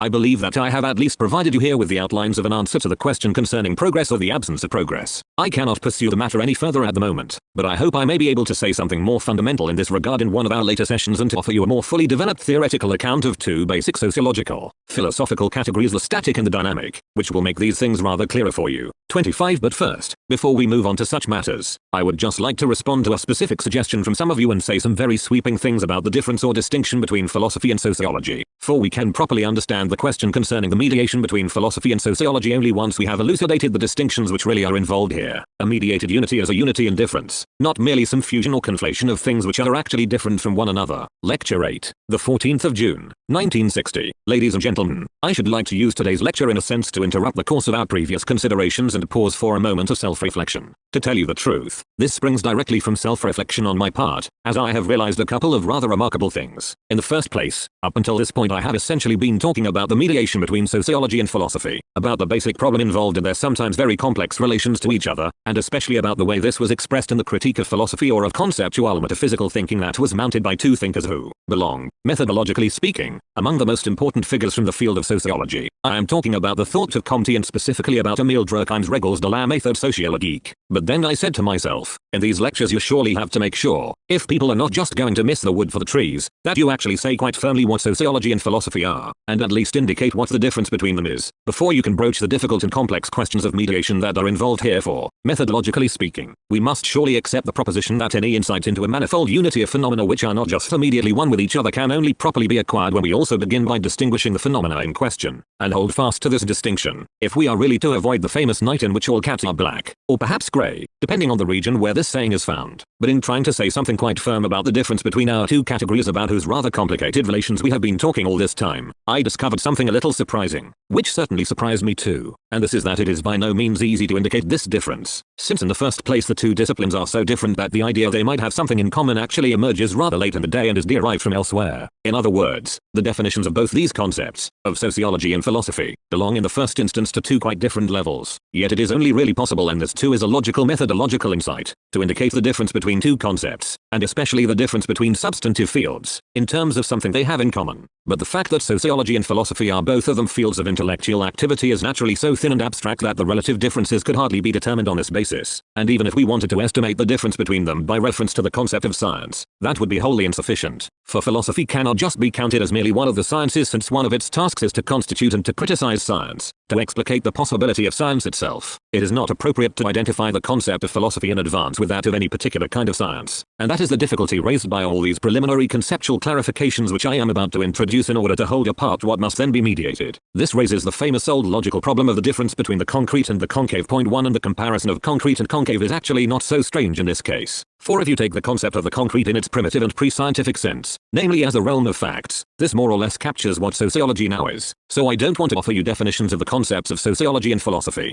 It is not possible in the context of these lectures to embark on a critical discussion of the concept of definition itself, and I have talked about this at length in other lecture courses, especially those which specifically address dialectical and epistemological questions. 2. Moreover, if you consult the indices that have been put together for the texts of Kant, Hegel or Nietzsche, you will find so many insightful critical reflections on the concept of definition that I don't really need to say anything more on this issue here. 3. Instead, I would rather start by discussing what in fact is traditionally thought to be involved in the concepts of sociology and philosophy respectively. However, I shall also take this opportunity, with specific reference to sociology, to speak briefly about one definition. This will perhaps also make it clear how difficult the problem of definition turns out to be more generally, and not only in relation to this particular discipline. First, it must be acknowledged that sociology is an individual science which takes a quite specific field as its object and addresses this field in a direct or immediate way, that is, addresses this field with intentionality, to use the terminology of philosophy, rather than primarily in the context of self-reflection. In other words, it tries to apprehend and grasp the object with which it is concerned in a direct or immediate way, in much the same way that you expect any other so-called positive science to proceed. Sociology is a positive science, and, indeed, if I deliberately put this as comprehensively and as cautiously as I can in order to reduce at least a little the possibilities for misunderstanding, is the individual science of the social realm. Thus sociology is concerned both with social facts and the social relations within society, and equally with the concept of society itself. In other words, just to make this element of complicity clear to you from the start, it is capable both of presenting society and its facts precisely as they are, of clearly identifying particular groups of relations or groups of facts within this given and existing society, and, on the other hand, of taking the interconnections of society itself, or the social totality, or whatever you wish to call it, as its specific object. This is the social in the broadest possible sense, something that can range, we might say, all the way from the structure of an exchange society or the structure of socialization itself to such highly specific phenomena, let us say, as the relations internal to some particular business or enterprise. In the first instance, sociology simply confronts the social as its object, without necessarily raising the question about how this object itself is constituted. At least this is how it proceeds to begin with, although in the further course of of its investigations it finds itself forced to ask the question, how does something like the society we live in come about in the first place? Or how is all this constituted, and from here it is led, for example, to categories such as the exchange relation between human beings, or those of domination and exploitation, or of the reproduction of social life. And, going further still, it is led to ask how its own concepts are constituted, whether these concepts can claim unconditional validity, or what determines the selection of these concepts, and so forth. But in the first instance, the way in which the social is posited or presupposed as its object can roughly be compared with the way that nature is presupposed as the object of the natural sciences. Here too we move from the most general categorical determinations of theoretical physics right through to highly specialized fields concerned with the technological applications of science, or to special areas such as colloid chemistry and other such things, which bring us into remarkably close proximity to highly concrete and particular phenomena. Here you have to recognize that this narrowed sociological focus on particular relations within society, or in other words on highly concrete relations, has gone extraordinarily far these days. Already in Germany you can see examples of this development everywhere in connection with what in this country we have come to call different sociologies: industrial sociology, the sociology of town and country, the sociology of religion, or of whatever the particular area happens to be. And in America this narrowed focus has developed to a quite tremendous extent. The task is to provide the most scientifically precise and narrowly focused analysis as possible of particular social domains, such as the phenomenon of urbanism, namely the idea of the city as a social group, for example. Now at first this all sounds very simple and straightforward. Nonetheless, I believe that most of you, to the extent that you are specifically concerned with sociology, will soon encounter a certain difficulty here.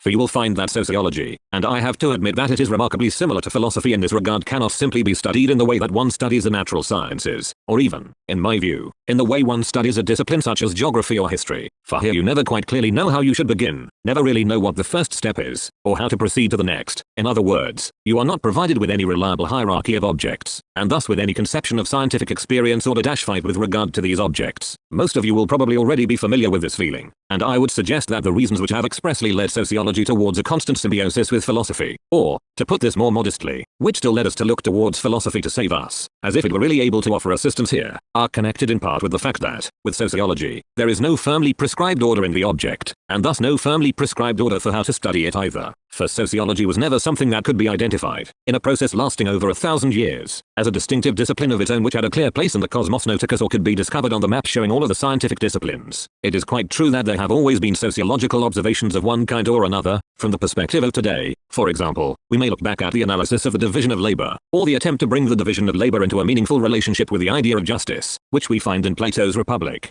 6. Or we may recall the critique of humanly created practices and institutions in contrast to the basic nature of a human being, which can already be found among the earliest of the sophists. All of these intellectual elements can of course be described as sociological from the contemporary standpoint of the discipline concerned with society as we have now come to know it. Yet sociology is absent from the ancient catalogue of scientific knowledge. It is true, of course, that Faust, alas, has studied philosophy, theology, medicine, and law 7, but definitely not sociology. And I think that, if sociology were to crop up in the famous catalogue at the beginning of Faust's opening monologue, we'd all have to smile, if only because we would then imagine that, from the very start, he would perhaps have reflected far more carefully about his problematic relationship to Gretchen than this otherwise extremely learned man was actually capable of doing. Now, however that may be, sociology certainly does not yet occupy an established place in the system of the sciences, and there is a real social reason for this. For a society which is truly and completely interconnected, a society which, to put this more formally, constitutes a totality where every process is a function of all the other processes or is a function of the whole, is something which did not previously exist. 8. In earlier times the overall situation was much more like that we still find today in purely agrarian areas which have not yet been wholly caught up within the capitalist network, and where in certain circumstances the links between one village and another are rather loose or tenuous. The history of philosophy shows us that thought has recognized phenomena which are secondary in a categorical sense, that is, which are not specifically phenomena about society, or about socialization, such as the phenomenon of the city, or more precisely that of the city-state, and has done so long before it turned directly to the concept of the social law of society itself, even though the latter is the general concept under which these particular phenomena or manifestations essentially fall. Now this curious character which attaches to the structure of the concept of sociology is responsible for the fact, and this indicates another difficulty involved in this concept, that all sorts of things have actually come together to produce the concept of sociology. These things cannot really be brought under a common denominator precisely because this concept of the social, which I spoke to you about at the beginning of today's lecture, is too thin to provide the required unity in this respect. What actually fed into this sociology was an older element which was still quite unacquainted with the concept of sociology or that of society, and which might perhaps better be described as political philosophy or philosophy of the state. It was only later that specific theoretical reflection upon society, upon the nature of socialization, finally found expression in sociology. Other specific forms of speculation and specific disciplines relating into specific aspects of the social order also fed into sociology, such as the entire body of thought which was dedicated to law as a social reality and was never merely confined to the institutionally defined context of jurisprudence.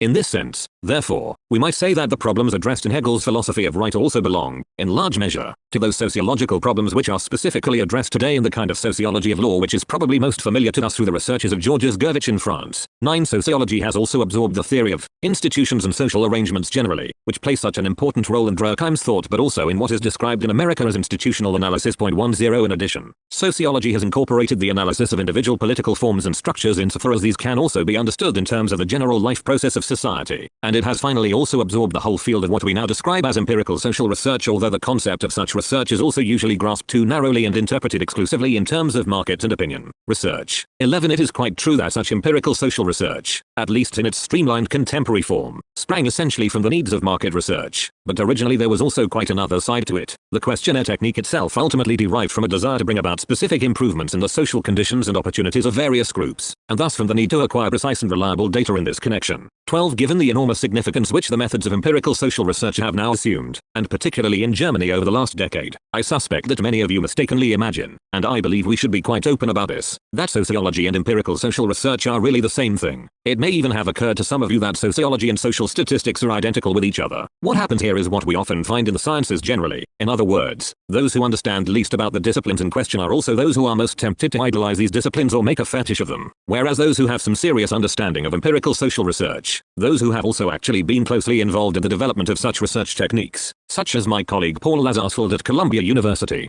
for example, 13 have always emphatically maintained that what we call empirical social research is really an auxiliary discipline that merely furnishes data which it proceeds to classify and elaborate, but the data themselves, if they are to speak, if they are to become something really meaningful, must first be brought into another context. 14 and my colleague Gunzert, 15 here in the university, will certainly have told you something very similar about the significance of social statistics if you are also attending his lectures. What I want to say to you here is actually quite simple, and it is this. If you are studying sociology, then of course it is absolutely necessary for you to know about these empirical methods if you are going to get your teeth into some actual material and do something rational with it. And it is absolutely imperative for this corrective approach to be taken really seriously after the nonsense encouraged by certain kinds of theory developed in Germany during the Third Reich, where several of the resulting categories were converted into truly insane systems of thought. On the other hand, God forbid you should imagine that you have learned what sociology is simply by mastering these techniques. For all of these things, taking on their own, are basically pre-scientific in character, and, if you want to reach any level of scientific insight at all, you will have to embed them within some meaningful theoretical context of one sort or another. It is only then that you can discover their specific significance. Moreover, I would even venture to suggest that those empirical investigations which are so commonly identified with sociology these days can only prove genuinely fruitful when they are already conceptualized within certain meaningful theoretical contexts. In other words, when the questions which underlie the empirical investigations are framed in such a way that something essential for our insight into society or for the continued existence of society actually depends on them. In this regard, I would like to recall, for example, our good old study The Authoritarian Personality, which once caused something of a stir in the world. 16 precisely because this study, and I am well aware of its methodological defects with respect to the representativeness of the sample and the general theoretical framework, nonetheless allowed us to answer certain specific theoretical questions. It showed, for example, that the so-called mass basis of totalitarian movements does not directly depend, as was initially believed, upon the economic position of those who were attracted by such movements. 17 Thus it broke with the prejudice that fascism is nothing more than a petit bourgeois movement and conclusively demonstrated instead that the presuppositions behind commitments to these totalitarian movements are much more plausibly to be found in specific social psychological factors than in any direct relation to membership of some such social group. But once again it must be said, if you are to avoid misunderstanding here, that these social psychological data, in other words the factors involved in the character and thrall to authority, are themselves socially mediated, although they do not depend simply upon the fact that individuals belong to specific groups, or upon the immediate interests of these individuals, for the phenomenon of the authoritarian personality is determined by the structure of society as a whole, which is why we require a theory of society in order to relate this personality structure to society to start with. This is all I wanted to say about the concept of sociology at this point. The difficulty of arriving at a satisfactory concept of sociology is something that I may now be able to show you in a rather drastic way after what we have already tried to explain in the lecture so far. So I would now like to read you the definition that Max Weber placed right at the start of his late work Economy and Society, in other words at the beginning of his most important work. This is what we read in the opening paragraph of the the brief text on the fundamental concepts of sociology, which has just been reissued by Seebeck, and which I hope I have already recommended all of you to take a look at. 18. Sociology, in the sense in which this highly ambiguous word is used here, is a science which attempts to interpret the understanding of social action in order thereby to arrive at a causal explanation of its cause and effects. In action is included all human behavior when and insofar as the acting individual attaches a subjective meaning to it. Action in this sense may be either overt or purely inward or subjective. It may consist of positive intervention in a situation, or of deliberately refraining from such intervention or passively acquiescing in the situation. Action is social insofar as, by virtue of the subjective meaning attached to it by the acting individual or individuals, it takes account of the behavior of others and is thereby oriented in its course. 19. Now there is no doubt that Max Weber had reflected very carefully on this definition. Nonetheless, I imagine that, to put this very modestly, you can already see that in terms of our discussion of the method and character of sociology there is no way this definition can be regarded as universally compelling. All you have to do is recall what I have already shown you in some detail. For the concept of understanding which is central here has been expressly contested by a thinker as important and influential for the history of sociology as Emil Durkheim. According to him, the genuinely social domain, the genuine object of sociology, actually begins, we might paradoxically say, precisely where understanding fails or is lacking. You will remember that in one of our last sessions I attempted to grasp this unintelligibility, this form of social life which is resistant and inaccessible to any process of identification, and to make this very unintelligibility intelligible to you in specifically social terms. 20. Namely in terms of the category of alienation and reification. 21. Yet this intelligibility at a second level, as it were, is of course something quite different from the intelligible character of society, namely its openness to human understanding, as Weber conceived this. And also, I might specifically add here, Max Weber's definition involves an extraordinarily difficult problem which, on the surface, it rather seems to skate over, for the concept of understanding at work here is one that is developed, in the first instance, by reference to the singular individual. I am able to understand something that is similar to me, something with which I can empathize or identify.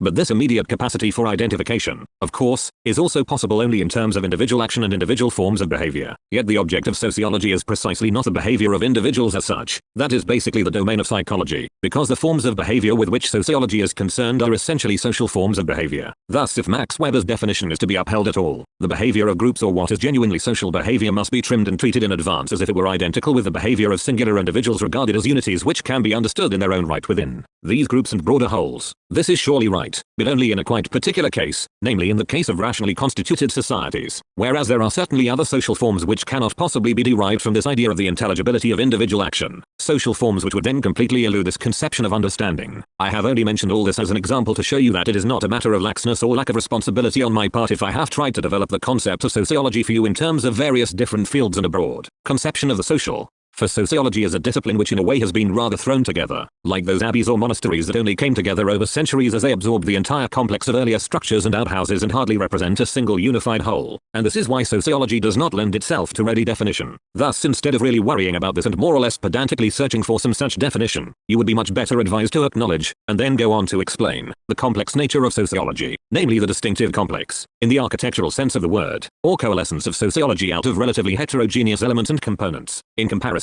I would now just like to say a few words about the concept of philosophy. Philosophy is certainly not concerned with the factical in the same way as sociology or the other special sciences are. This was once expressed in a way that may seem naive in terms of our conceptual outlook today, but it is certainly quite sufficient for an initial approach to the problem. Thus it used to be said that philosophy was concerned not with the phenomena but with the essence, not with the facts but with the essence. In this traditional concept of philosophy, from which we need at least to begin, the extremely difficult question regarding the precise relationship between the so-called essence and the so-called facts or data is one that can remain open for the moment, but at least it is clear that philosophy does not concern itself directly or immediately with the facts, and that society does not principally provide the object of philosophy. Now even when a naive or ordinary person, if there is such a thing, approaches philosophy, he or she will certainly not expect philosophy to furnish any information about social things but will expect it to say something on a range of different questions, such as those which are central to Aristotle's metaphysics or Kant's critique of pure reason. In other words, questions about the nature of being or what is truly real, about the relation between being and beings, between matter and form, between possibility and actuality, or about the relationship between the good, the true, and the beautiful, or again about concepts such as God, freedom and immortality, or finally about the possibility of knowledge, of binding and objectively valid forms of knowledge as such, and all that this implies. These, at any rate, are the traditional themes of philosophy, and the attention of philosophy is drawn to specifically social aspects and elements only when we thoroughly try and work through these themes. Only when we develop a critical consciousness of this philosophical thematic, only when we realize that these themes cannot be addressed or resolved directly at a single stroke, and this thematic also changes in the course of the history of philosophy itself. There are a whole range of philosophical concepts which once enjoyed the highest dignity, such as the concept of virtue in ethics or that of natural beauty in aesthetics, but which, for good or ill, have slowly but effectively died out. But the intention of philosophy, at least since the beginning of the early modern age, and to some extent implicitly in antiquity, must be described as intentio obliqua rather than as intentio recta. 22. In other words, in this context we do not just inquire directly into these things, these essences or these concepts, for when philosophy inquires into these matters, it thereby also inquires into the possibility of the question itself and into the constitution of these objects, since essences and concepts themselves are not facts and cannot therefore simply appear before our eyes with the kind of immediacy which, according to sociology, the phase sociologues are actually or allegedly supposed to possess. It is therefore an essential feature of every philosophy, and something you can already find in Plato as well as in later philosophy from Descartes onwards, that it never simply makes immediate claims or assertions about things, for it always expressly reflects upon these claims and assertions themselves. The famous Socratic question, how do you really know that, and thus the awareness that he brought about regarding the Edene to me Edene, Ethene to Greek letter mu Ethene.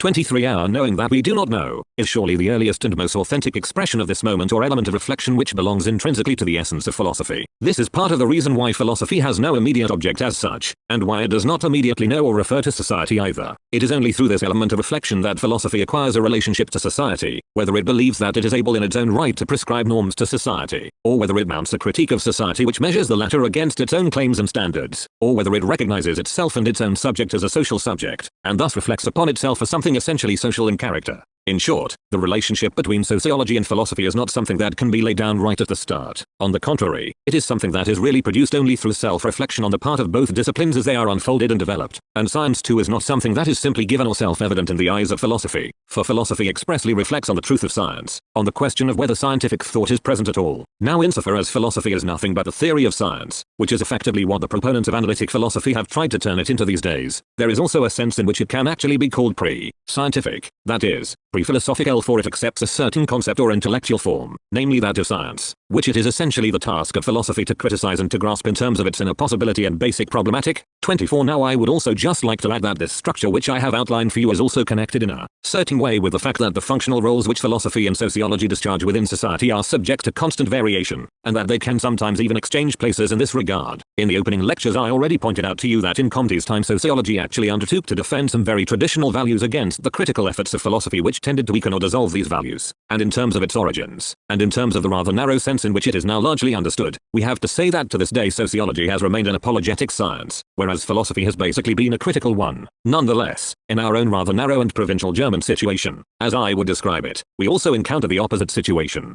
for in Germany philosophy did not emancipate itself from theology as thoroughly as it did in other Western countries, and has remained markedly apologetic in character. Thus to a considerable extent it has continued to defend the notion of absolute values, of unconditioned validity, of the independent character of the mind and its objective expressions, whereas the distinctive achievement of the Enlightenment, namely the recognition that whatever claimed intrinsic being or independent existence in itself had actually emerged and come to be what it is over the course of time, was appropriated by sociology. In Germany therefore one generally needs to proceed in the opposite direction to good old Comte. The issue for us now is not so much to defend the truth of sociological science against the corrosive effects of philosophy as to defend the elevated truths of philosophy against the corrosive effects of sociology. In one of our upcoming lectures I hope to be able to say more about the implications of these apologetic tendencies. For now, I should just like to close by reminding you, in relation to the social function of these two basic issues, as I laid this out for you today, not to divorce them from each other in a somewhat primitive way, as Schiller, for example, attempted to do. 25. In other words, the social function of both philosophy and sociology is something that changes along with the structure and the needs, and especially the apologetic needs, of the society within which these disciplines exist. For I believe that we must never forget that philosophy and sociology are both forms of intellectual life which have their specific place and value in society, and that they can properly be grasped only in the context of the social totality, rather than being treated as if they were something detached and utterly independent. Lecture 9, the 28th of June, 1960. Ladies and gentlemen, in the last session Professor Horkheimer offered you a brief introduction to the theory of ideology 1 and laid particular emphasis upon the element of necessary social illusion that is involved here. For at the end of the session, if I am correctly informed, he explained to you that the exchange relation, as far as labor is concerned, inevitably appears to both sides, to both the employer and the worker, in a quite different way. In other words, the employer has the feeling and inevitably has the feeling that the worker has received full recompense for his labor, while the worker has the feeling of being somehow short, changed in the process. 2. Now the reason why both of us in the context of this lecture course have now moved straight on to discuss the theory of ideology, which is generally regarded as a special field within sociology, as a specific branch of sociology that has received the rather problematic title of the sociology of knowledge. The reason we have moved on in this way to say something to you about the theory of ideology in this context is really very simple.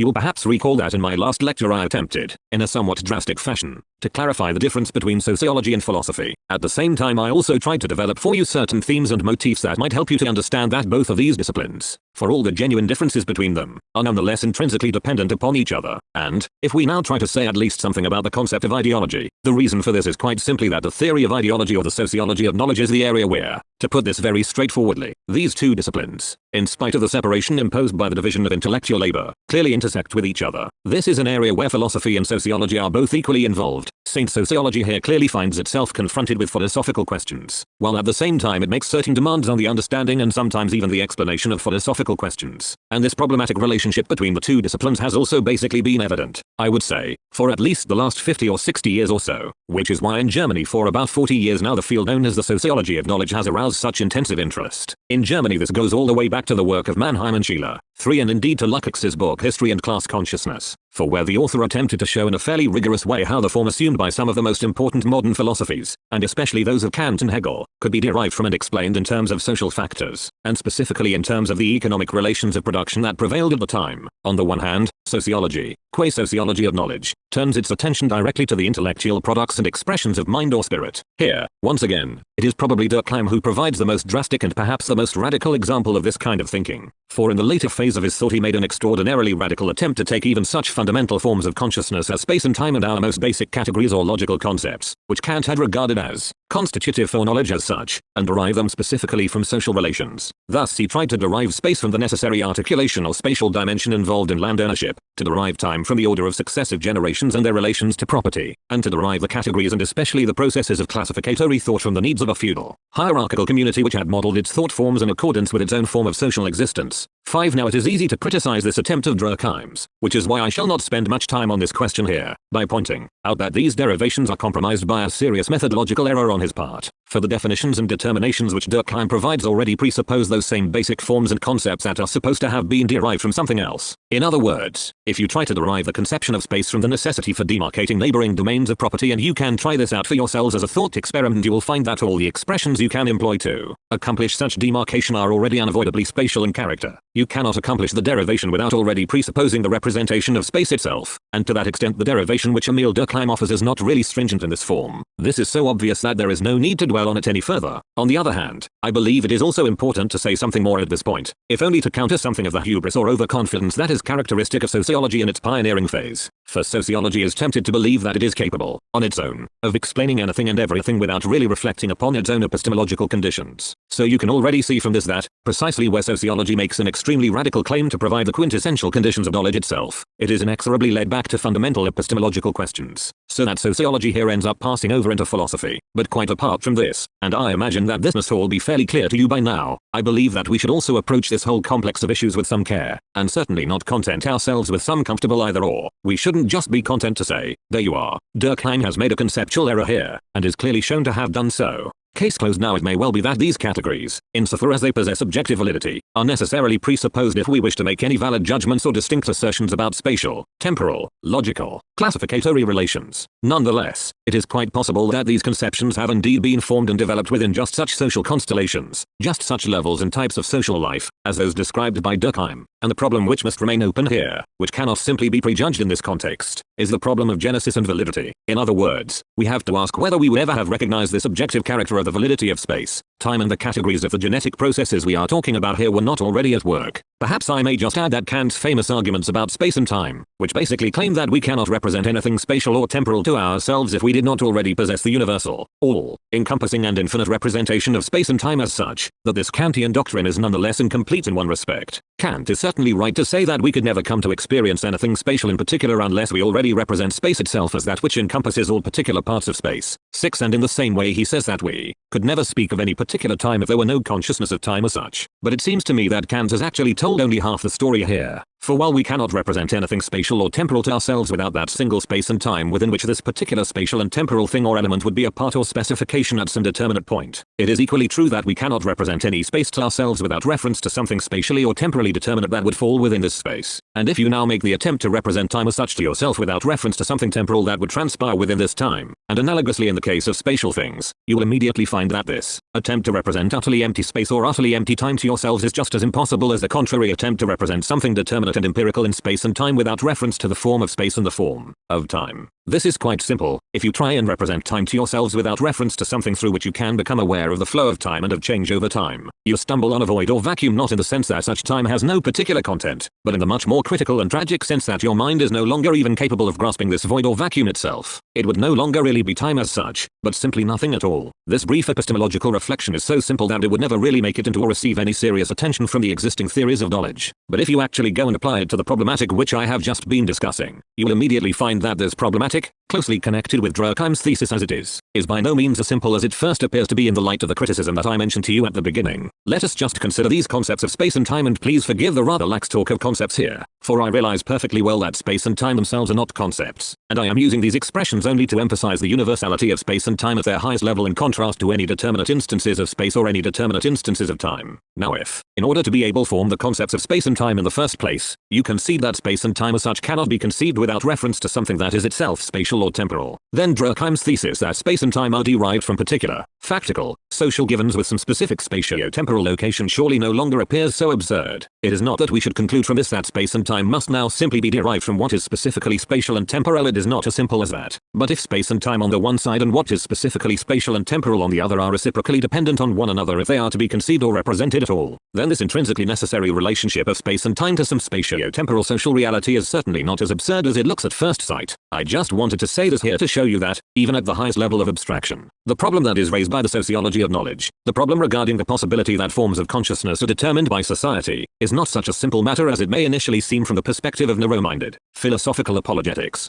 When we say that sociology deals with the mind or things of the mind as a specific field of its own, and that the question concerning the social dimension of the mind is one of the principal themes of sociology, I believe that it is imperative to move beyond these somewhat general epistemological considerations in order to formulate what we want to say here in rather more concrete social terms. Yet because we are talking about such general categorical structures and states of affairs here, it is an extremely difficult matter to translate these directly in terms of actual, tangible or concrete social phenomena. So even if we do speak about specific social phenomena in this connection, we must still remain on a relatively high level of abstraction, quite simply because the concepts in question are also located on an equally high level of abstraction. Now I believe that the basic motif which sociology seeks to exploit in favor of its overall approach here has considerable plausibility, and this is the idea that what we call mind or spirit, the whole field of human consciousness, both the general consciousness of the species, or universal social consciousness, and the consciousness of particular individuals, is not an isolated or self-subsisting realm of its own. On the contrary, mind or spirit itself is an aspect or moment which is bound up in all kinds of ways with the overall life process of humanity. On the one hand, I think it is quite evident that the process of social labor, and ultimately the preservation of the human species itself, is utterly inconceivable without this aspect or moment that we describe in terms of mind or spirit. On the other hand, it is also clear that mind or spirit itself springs from the need for the self preservation of the species and also from the specific social forms or institutions that are bound up with this, and the most essential of these developments, it seems to me, is the historical process in which physical labor, by means of which human life is directly secured and sustained, became separated or divorced from mental or spiritual labor. This came about in such a way that the process of physical labor was essentially prompted or initiated by that of mental labor. 7 Something which seems entirely plausible in the context of conceiving and then executing a specific end or plan, indeed we might say, and this will allow you to appreciate the extremely dialectical complication and difficulty of these things, that, if the separation between physical and mental labor had not come about, and if so, called mental labor had not already involved the planning or organization of social production and thus also control over the labor of others, then society, at least in its earlier stages, would probably not have been able to reproduce itself in the first place. This separation of mental from physical labor is itself something that has to be explained in terms of the life process of society, and it is only at a much later stage that it eventually took on the character of a now simply irrational form of domination. In other words, came to assume its ideological and illusory character. Now if what I have said here is right, then it follows that the absolute independence of mind or spirit is itself a socially necessary illusion. For, in fact, mental labor has come to be separated from physical labor only over the course of history, and only now finds itself subject to a distinctive law of its own. In order to express the problem in a rather extreme form, no mathematical proposition could be conceived, could even be learned or repeated, without the existence of those social processes in which the life of those who elect to pursue mathematics is itself sustained and reproduced. On the other hand, of course, to put this in a rather facetious and exaggerated way, the validity of the simplest mathematical propositions is quite independent of whether one has eaten one's lunch or not. In other words, the world of the mind is dependent in the sense that it can only exist in the context of the material process of life which it presupposes and effectively relies upon. At the same time, its claim to be independent, to produce something something internally coherent and consistent, is also legitimate rather than simply illegitimate. The element of untruth here begins to appear only when this independence on the part of the mind is itself made into an absolute, when it forgets the moment of its own dependency or its own relation to the real process of society. In other words, when mind or spirit comes to fetishize or worship itself, as we might put it in a rather emphatic way that goes far beyond the particular context of our present discussion. Now this idea of the independence of the mind is ideological in the quite specific sense that the class character of society itself is here ignored or oppressed, so that the actually existing relations of domination are legitimated through the intrinsic and unconditional right of the mind to control or subjugate all that is.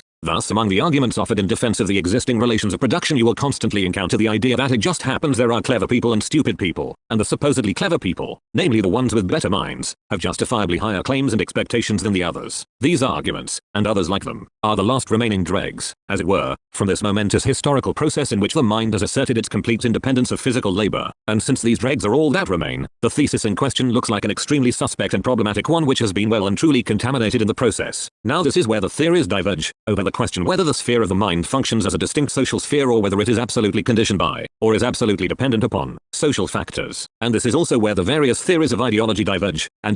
if I may anticipate, in a rather paradoxical fashion. You will easily see how the sociological theory of ideology, specifically with regard to this question, namely whether the sphere of the mind is entirely conditioned or not, inevitably comes up against fundamental philosophical questions. In fact, this problem is already formulated in Hegel. 8. And if Hegel is generally seen as a metaphysician of the spirit, 9. And God knows, Marx is hardly blameless in this regard and thereby also as the principal ideologist of the Prussian state, this actually does him a tremendous injustice. I would just like to point out that in this connection Hegel is infinitely more perceptive and more consistent than his idealist successors and their more limited conception of idealism, as indeed Marx and the Marxists otherwise recognized very well. 10. For already in Hegel we see that the process of spirit, of objective spirit, which is more than the subjective content of individual human consciousness, in other words, the substrate of philosophy, is identified with the historical process, with the real-life process of society. What you find in Hegel, therefore, is not so much an attempt to derive the social realm from spirit as an attempt to decipher society itself 11 precisely by identifying and bringing out the spirit of society. In other words, the constitutive social forms of a specific epoch, and the so-called spirit of a historical epoch is not something that can possibly be detached from the forms in which society produces itself. In fact, Hegel never conceived of the life of spirit as something that is somehow independent of the life of the social forms through which it finds expression. On the contrary, the life of spirit for Hegel is nothing other than the self-unfolding of the productive forces of society itself. Now if it is true that you find an emphatically materialist motif, if I can put it that way, in Hegel's mature philosophy, at the height of his powers, in the Phenomenology, which I cannot really regard as one of the philosopher's early writings, you will also discover that Marx endorses a concept which eludes any simple sociological reduction to social relations and is actually the necessary condition of his version of the theory of ideology. I am simply talking about the concept of truth in Marx. Now I do not believe that anyone has ever really undertaken a thorough investigation of Marx's concept of truth. This would certainly be an extraordinarily important and fruitful project to pursue, and maybe one of you here today might consider this as a possible subject for a doctoral thesis. For between the Marx dogmatism of the East and the Marx phobia of the West, these problems have actually been shamefully neglected for the most part. If you take the concept of socially necessary illusion as seriously as I have indicated you should, and in the form in which I have presupposed it up until now, it is evident that we can properly speak of illusion only if there is also something true or non-illusory in contrast to such illusion. And this concept of truth, for its part, naturally presupposes that, in analyzing the illusory itself, we encounter something other than illusion, and that we don't just dogmatically say in a purely gestural way, well of course, the base equals truth, the superstructure equals ideology. 12. For this very distinction, as a distinction of true and false, already presupposes a concept of truth which is not exhausted in this distinction. You can say that the base is true, the superstructure is false, only if you possess a concept of truth here, or, better, if you develop a concept of truth here, which enables you to distinguish what is indeed true and what is indeed false. The socially necessary illusion needs to be derived from the exchange relation, namely the exchange relation as you have now come to understand it.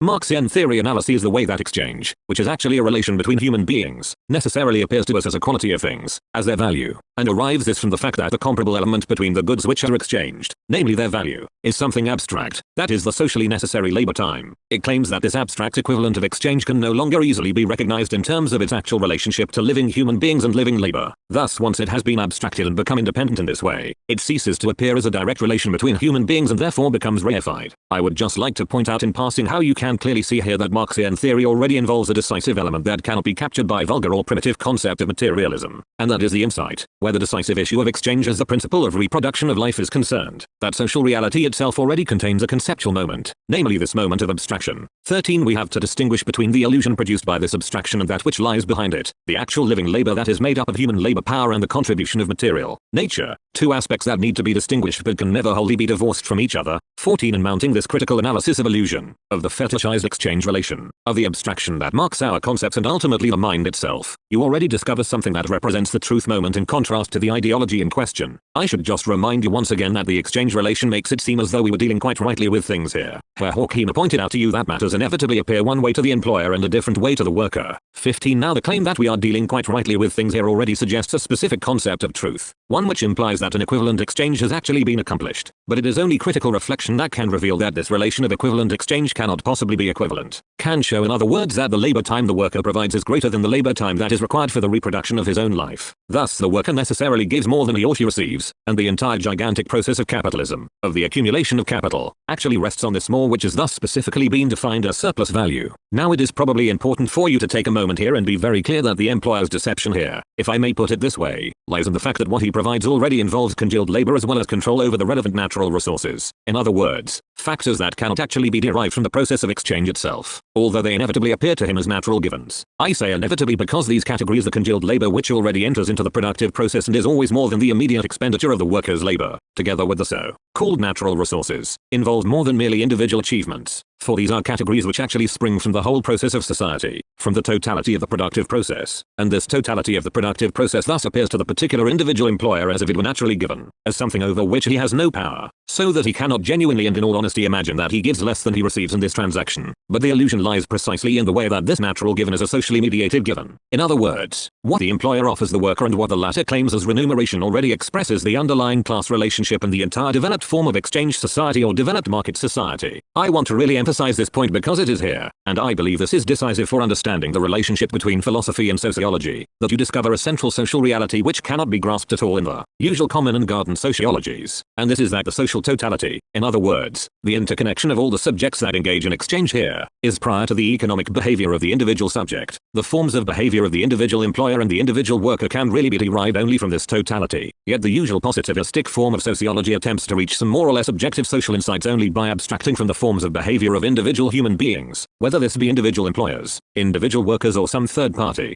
But then the question of ideology, and this is a quite decisive point, becomes a question of theory. So it is not enough simply to say, that is ideology, based on nothing more than a general suspicion, or something of the kind. 16. It's not like someone telling a lie that we can immediately see is clearly to their own advantage, and we say, that's just a load of ideology, or there you go, rationalizing again. If we want to use the term ideology seriously, if it is to be more than a mere fastened parlor, then it needs a specific theory of the totality of society behind it, and only when it has such a developed theory to back it up can we legitimately speak of ideology. Where this is not the case, the concept of ideology is just so much blather, and it is no accident that it has become blather, for the concept is thereby robbed of its force, is converted into something that can be used for any purpose and thus can no longer meaningfully be used at all, nor can it be decided in some immediate and isolated fashion whether something is ideology or not ideology. And let me add right away that there can never be any such immediate or isolated decision regarding truth, or at least regarding truth in the emphatic sense of a comprehensively interconnected whole. We may well be able to come to a true judgment immediately and with precious little theory, about whether the ventilation system in this room is functioning properly or not, but as soon as you try to determine, for example, whether something such as public opinion is constituted through the consciousness of singular individuals, or is a pure reflection of social institutions themselves, you discover that no such simple decision about truth is possible. For what is required in this regard is a fully articulated theory that is intrinsically bound up with concrete, critical and corrective individual investigations. 17. Here you see how a motif which Hegel introduced into philosophy also reappears in the theory of ideology, namely the claim that truth does not amount to a declaration. 18. That truth is not something which is merely particular or restricted in character, for the truth is the whole. 19. And here the whole must mean critical insight into the construction of society as a whole, critical insight into the totality of society and into the relationship between this totality and its individual aspects or moments. But such a critique may well result in the recognition that the whole in question does not live up to its own concept, namely the concept of a justly organized and meaningfully self-reproducing whole, and thus conclude that it has itself become dysfunctional, as this is so felicitously put today. In other words, the social whole no longer accomplishes precisely what it was supposed to accomplish, for the human beings who are exposed and subjected to this interconnected whole are also mortally and fatefully threatened by the very society to which they owe their life. Now this category of the totality, namely the interconnected character of society as a whole through the fundamental structures within which social action transpires, cannot be derived derive from the facts in a simply immediate way. The category of totality is not itself a pure fact and cannot be established purely by inference from the facts. And to that extent we might say, if you will forgive me the paradox, that the very doctrine which people love to reproach for being opposed to philosophy, indeed for being alien or downright hostile to philosophy, namely the theory of ideology in its most rigorous form, when it goes beyond the merely factual, grants conceptual thought a moment of independence and resists its dissolution into facticity, must itself inevitably be recognized as a philosophical theory rather than as a merely sociological one. Next time, precisely in order to make this clear, I shall talk to you about the difference between the notion of objectivity which is implied in this theory and the problem of subjectivity as it treated by what I describe as a kind of rustic sociology. Lecture 10, the 30th of June, 1960. Ladies and gentlemen, in our last session we considered a range of issues regarding the concept of ideology and the basic problems surrounding the theory of ideology as such, and I might just remind you that the most essential thing which emerged here is that the theory of ideology in its classical form, if I may use that expression for once, does not imply the adoption of some kind of universal relativism or general skepticism with regard to the idea of truth itself. For the concept of ideology in its telling form actually presupposes a very emphatic concept of truth, but this concept implies that truth cannot be presented as a single isolated thesis, for it is formed and articulated by reference to the whole. Sociologically speaking, this means that both the origin and the function of ideologies, along with their truth content or lack of truth content, can be revealed only in terms of their relation to the social totality rather than, for example, by reducing them to certain isolated social factors, or by fishing out certain singular claims or theses as identifiably ideological.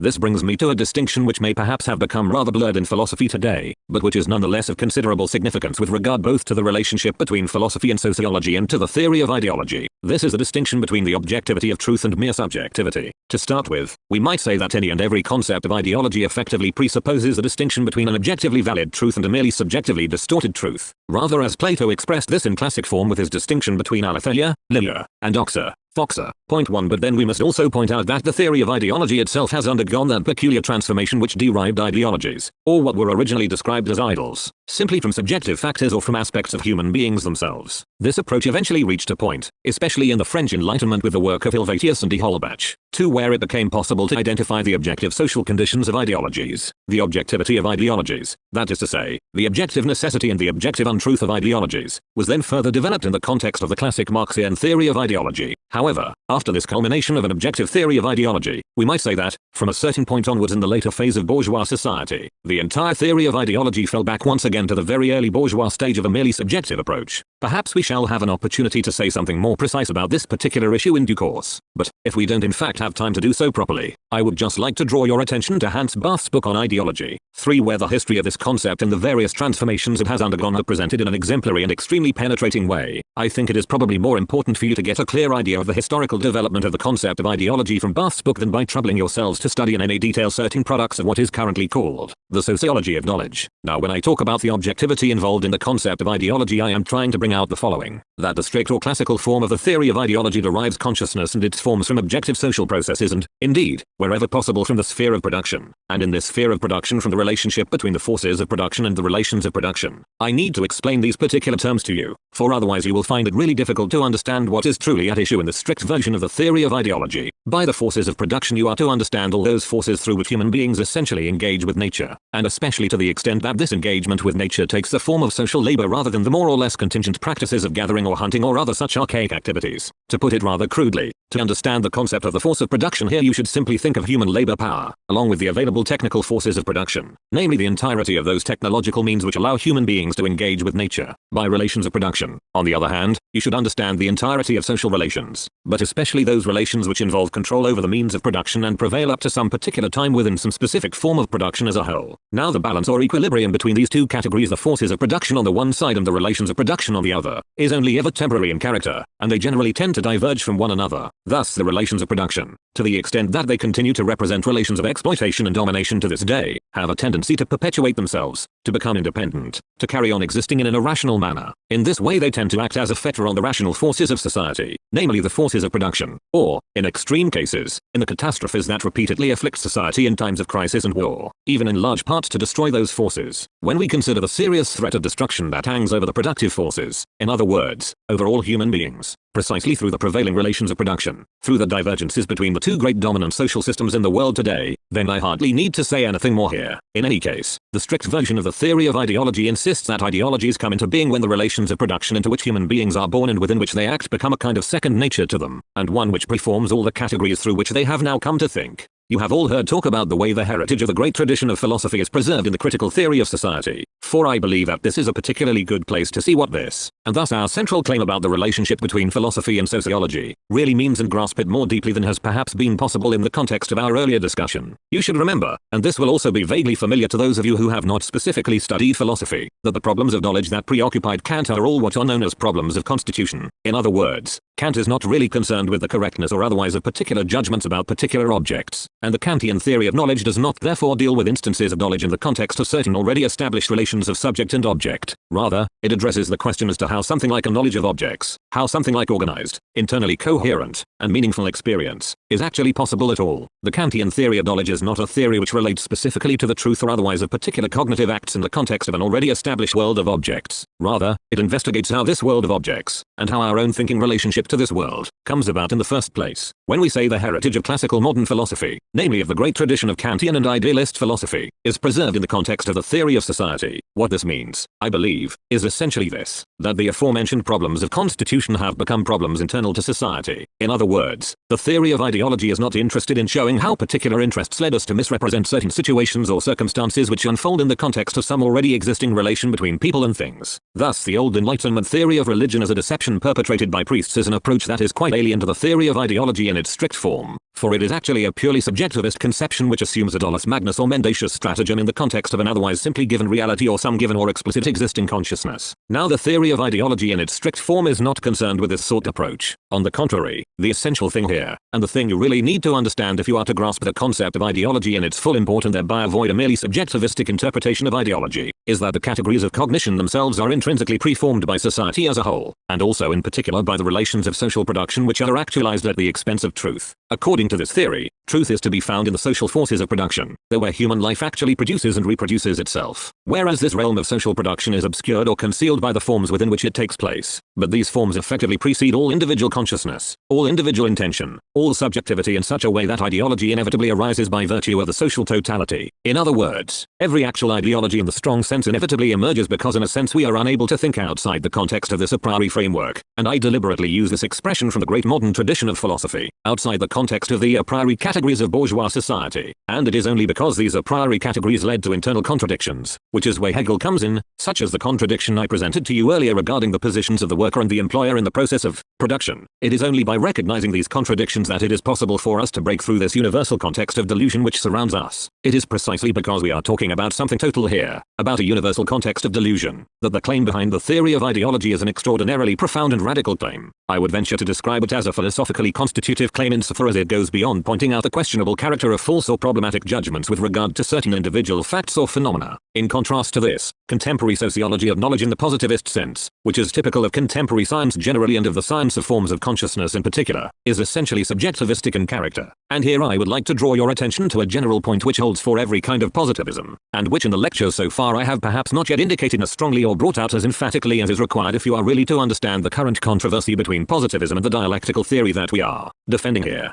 For I would argue that positivism as a whole is subjectivistic in orientation. Here I am using the expression subjectivistic in the sense in which Hegel speaks about the mere philosophy of reflection. Point 5. I do not actually want to get into the fundamental problem that Hegel addresses in this context, since in this course of lectures, which is essentially concerned with the internal relationship between the disciplines of philosophy and sociology, I cannot explore the development of the Hegelian philosophy as such, but I certainly would like to go into more detail here about this thesis regarding the subjectivism of positivist thought. For those of you who have been following our reflections rather straightforwardly so far, this thesis will probably sound like a provocative paradox, for the positivist will typically say something like this: it is you speculative thinkers, you who like to talk about a totality that you never really have a firm handle on, that basically think in a purely subjective fashion. It is you who simply see the world in your own terms. It is we, on the other hand, who concern ourselves with the facts as they are given, the facts that can be observed and verified in accordance with the method of the natural sciences. In other words, the positivist will try and turn the tables here and claim, you are the true subjectivists, namely those who have no rigorous notion of truth at all. Now this conception on the part of positivism seems to me quite false. The older tradition of positivism, both in its classical version in Hume and in its later elegant development in terms of the natural sciences during the 19th century in thinkers such as Mark and Avenarius, had actually admitted its subjectivistic character quite openly insofar as all of the facts that were supposed to furnish a firm and reliable foundation for positivism are identified precisely as facts of consciousness. Thus it was repeatedly said of Hume, with a certain if not entirely compelling justification, that his theory of knowledge, and the entire philosophy that it supported, is essentially a psychologistic theory. 6. And this implies that he was basically interested in reducing all cognitive facts to certain subjective conditions, and that the criterion of truth is ultimately the adequate relation of judgments to the connected subjective givens of consciousness or to the subjective data of consciousness. Here I would just like to add something else that touches on the history of philosophy, which is that the real difference between Kant and Hume should be located at this very point. For Kant, the sphere of the transcendental, which is also a subjective sphere, is essentially the object of philosophical analysis, although the direction of his interest is an expressly objective one. In other words, Kant takes the objectivity of knowledge as his starting point and then seeks to ground this objectivity by showing how the claim to objectively valid knowledge and the subjective constitution of experience are reciprocally dependent on each other. The fundamental intention of Kantian philosophy, in contrast to positivist philosophy, was an objective one, and there are formulations in the Critique of Pure Reason which make this unambiguously clear. 7. I think you should be very careful here not to treat the subjectively oriented method of the Critique of Pure Reason as an analysis of consciousness on something like the Humean model and thereby misunderstand what the Kantian philosophy is really trying to do. Kant insight here, his fundamental point, is that objectivity is supposed to be confirmed or explicated through subjective analysis in a sense, whereas in Hume, by contrast, the concept of objectivity itself is criticized through subjectivity and thereby deliberately eliminated. I just wanted to point this out in passing here for, if you bear this clearly in mind from the start, it may well help you to understand the Critique of Pure Reason later. Hegel went on to take this very moment of objectivity as mediated through subjectivity as the cornerstone of his entire philosophy, and it seems to me that in this particular regard, as in so many others, Hegel proved to be a truly consistent Kantian and the genuine heir of Kantian philosophy. 8. But of course I can suggest this only in a merely summary fashion here, and must leave you to explore the relevant texts to substantiate these claims. Although it is not possible to develop the problem of positivism as a whole here, we can say that positivism in its recent form differs from its elder version in one respect, for in one way or another it has rumbled this subjectivism and has realized that this reduction to the merely subjectively given cannot be reconciled with that claim to objectivity on the part of science which positivism also defends.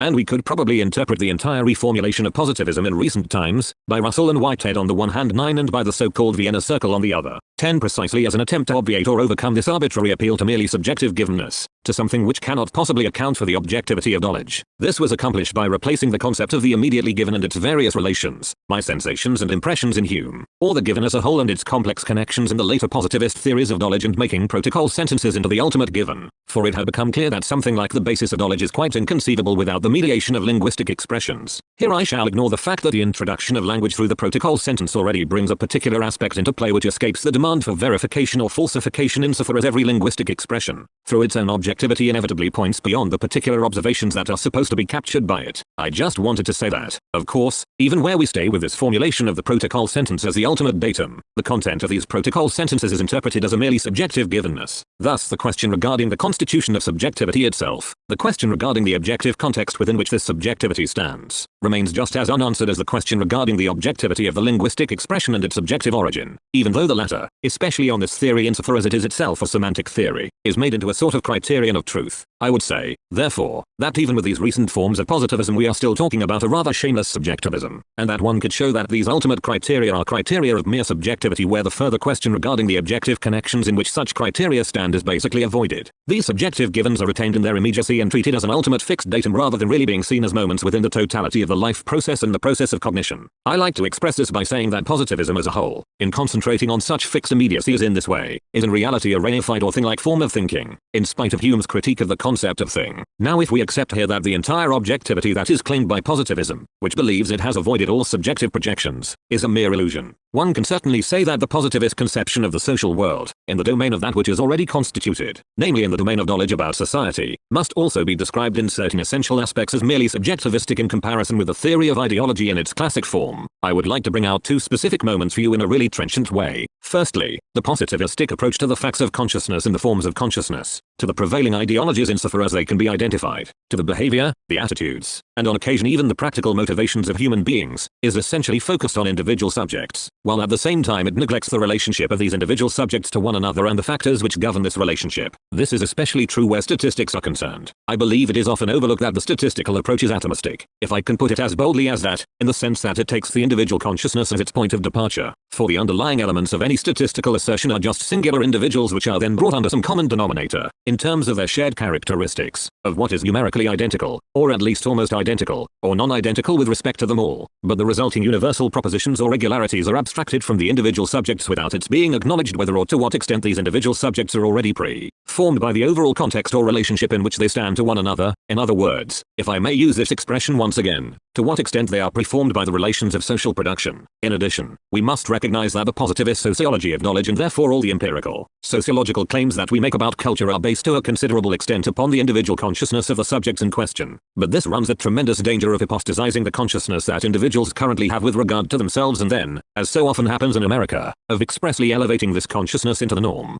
You must not forget that there is an extraordinarily intimate connection between market research, the interest in discovering potential customers, and the empirical methods that are available at the time. There is thus a real tendency towards simply identifying the volonté obtuse, 11 or the prevailing majority opinion, with the truth in the spirit of a purely subjective nominalism. 20 million Americans cannot be wrong. 12. Thus if you go out and buy some entirely dubious cosmetic product, then this, since no criterion of truth other than the agreement of the greatest number is permitted, is precisely the measure of truth, and it requires a considerable critical effort to get beyond this mentality, for we are soon bound to encounter the fatal objection. Well, you'd better tell us which product is the good one by identifying some objective features or characteristics independent of the subjects in question, or again, just tell us which plays or which pieces of music are the good ones as distinct from those which constantly pour out of our television sets or our loudspeakers. But any attempt to offer some such abstract objective hierarchy of values, entirely detached from the experience of these subjects, would itself be just as false and inadequate as the mere subjectivism we have rejected, for truth is constituted in the relationship of both moments to each other. It does not lie in contrasting statistical generalizations about the consumers of radio programs, hygiene products, or things of this kind, on one side, with a hierarchical conception of the true, the good and the beautiful grounded in metaphysical values, on the other, for this consciousness which has split the world into these two complementary moments is precisely that reified consciousness which I was talking to you about before, and is also, I might point out, the very consciousness that shrinks from the Hegelian effort and labor of the concept. Now Hegel, whom I mentioned earlier, had a particularly acute and perceptive awareness of these things, as we can see from his famous reflections on the question of public opinion and the philosophy of right, when he claimed that it was worthy of respect and contempt at the same time. 13. For an aspect of sound common sense is also involved here, and all these statistical generalizations also involve aspects or moments that reflect true human needs, and to that extent are worthy of our attention, if I can put this rather crudely, but also of our contempt, to the extent that public opinion, we would surely say today, has become ideology to an extraordinarily high degree. In other words, it has become a form of thought that expresses the currently prevailing objective relations of production, which are merely reflected in such thinking. Thus public opinion as such, which to a considerable extent is nothing more than a reflex of the existing relations of power, does not have much directly to say about truth, since the forms of social power have now so explicitly and effectively taken over what today is charmingly called the means of mass communication. Since this development has taken place, the functional dependence of so-called public opinion on the realities of social power has naturally become incomparably more difficult to overlook. Thus I would say at this point that, if we consider the interest of philosophy, which grasps the concept of truth in terms of objectivity, and indeed as an objectivity mediated by human subjects, and the interest of sociology, which shows how the subjective contents of consciousness and the forms of consciousness are already essentially mediated by forms of socialization, we can see that, contrary to the vulgar notion that people will often encourage you to believe, there is actually no opposition or divergence between philosophy and sociology here, for at this point these two criteria in truth converge on each other, and even as I have tried to point out for you the differences between these disciplines, the whole point of what I am attempting to accomplish in these lectures is to show you that precisely what differs in each case here is nonetheless essentially interconnected. Thus from the social perspective one might say that the subjective consciousness is not something irreducible that we have to accept or reproduce simply because it looks like the first reliable thing we can lay hands on in our surveys or questionnaires, for this consciousness is itself largely derivative in character. On the other hand, we must also add, which brings me back to Hegel's point that public opinion must be respected too, that the subjective consciousness of human beings also contains a certain truth content. Thus a theory which simply ignores or overrides the consciousness that human beings have with regard to themselves is just as deluded as the opposite approach is obtuse, the approach which simply takes human beings a la lettre, just as they rate or assess themselves, as people like to put it. Whether we prefer the deluded approach or the obtuse one here is a matter of taste. I would say that this essentially depends on what we are confronted with in a particular case. It might be that today, for example, certain investigations regarding the consciousness of workers would show that the workers in question do not actually feel themselves to be workers. 14. Now such a view of the matter is not itself decisive insofar as, objectively speaking, in terms of the position of these individuals within the productive process, the difference between the owners and the workers, and everything else involved here, is certainly much the same as it was 100 years ago. On the other hand, we would have to add, and this is a problem belonging to the critical insight into truth within sociology, in other words to the relationship between sociology and philosophy, that, even if no worker in the world regards himself any longer as a worker, this implies that, at the very least, certain internal changes in the concept of the worker have taken place. To express myself very cautiously here, these changes mean that we can no longer apply the image and concept of the worker in the same direct or immediate way in which they were formerly applied. The most brilliant theory of surplus value no longer has any use at the point where the workers literally no longer know that that is what they are. 15. If we neglect this, we are blinding ourselves to the fact that the subjective moments of people's own consciousness are also moments of objective social reality. For those of you who are specifically interested in sociology, I would also just like to mention that this is perhaps a good place to appreciate the quite particular significance that attaches to one specific field of sociological research. I am talking about the field of so-called motivational analysis. This is a field which does not simply content itself with registering individual subjective views, opinions, forms of reaction, types of behavior as irreducible givens which simply need to be translated into Hollerith cards. 16. To be subsumed and interpreted, as they say, and interpreted here is just a fancier word for cashed out. For motivational analysis specifically attempts to take these realities, which positivism sees as irreducible, these so-called givens, these findings which you directly come upon, in order to grasp them in their broader context and see how they are determined. That is why I believe that the development of motivational analysis, and above all its progressive refinement far beyond what has been accomplished so far, would prove extraordinarily significant for empirical social research in particular. At the same time, however, I would not wish to oversimplify or paint an over-rosy picture of that unity of sociology and philosophy which I have tried to present for you today in terms of these intellectual models. It is enormously tempting to imagine that we can move beyond mere subjectivism, that we can discover the social objectivity, the objective character of the social process we are seeking, if only we pursue the positivist analysis as far as possible, that is to say, if we no longer simply stick with the immediately given but try to extend it through further processes of empirical verification. Unfortunately, this is not the case. Now, this is not just on account of the inadequacies of our current scientific practices, which God knows I have no desire to denigrate, but rather for quite categorical reasons, namely because the motivations for the specific socially observable perspectives, rigid views, ideologies, modes of behavior, etc., cannot simply be traced back causally to individual effects and individual motives, to what one has heard in the parental home, in the school, in the beer hall on the train, or wherever else one could mention. Yet unless we try and anchor motivations in this way, it seems we can't get to them at all, and everything just threatens to dissolve in generalities. And anyone who is involved in empirical social research will rightly tell you that questions that cannot be related to quite specific effects, and if possible from just last week, are not rigorous or precise. This is all very well from the methodological point of view, yet method and the claim to method are not identical with the claim to truth. Thus the ideological effect that is exercised by cinema, to take a concrete example of a characteristic ideology, probably cannot be measured by claiming that someone who sees a film called Yet Spring Will Come Again 17 is bound to come out with a lower intelligence quota than he had when he went in. But since the whole system of film production, and this also, and perhaps indeed especially, holds for the supposedly higher quality films, in principle shares the form of Yet Spring Will Come Again, we should say it is the totality of films which ultimately affects or encourages that state of consciousness which one would be wrong to ascribe specifically to one sentimental film about an ordinary woman,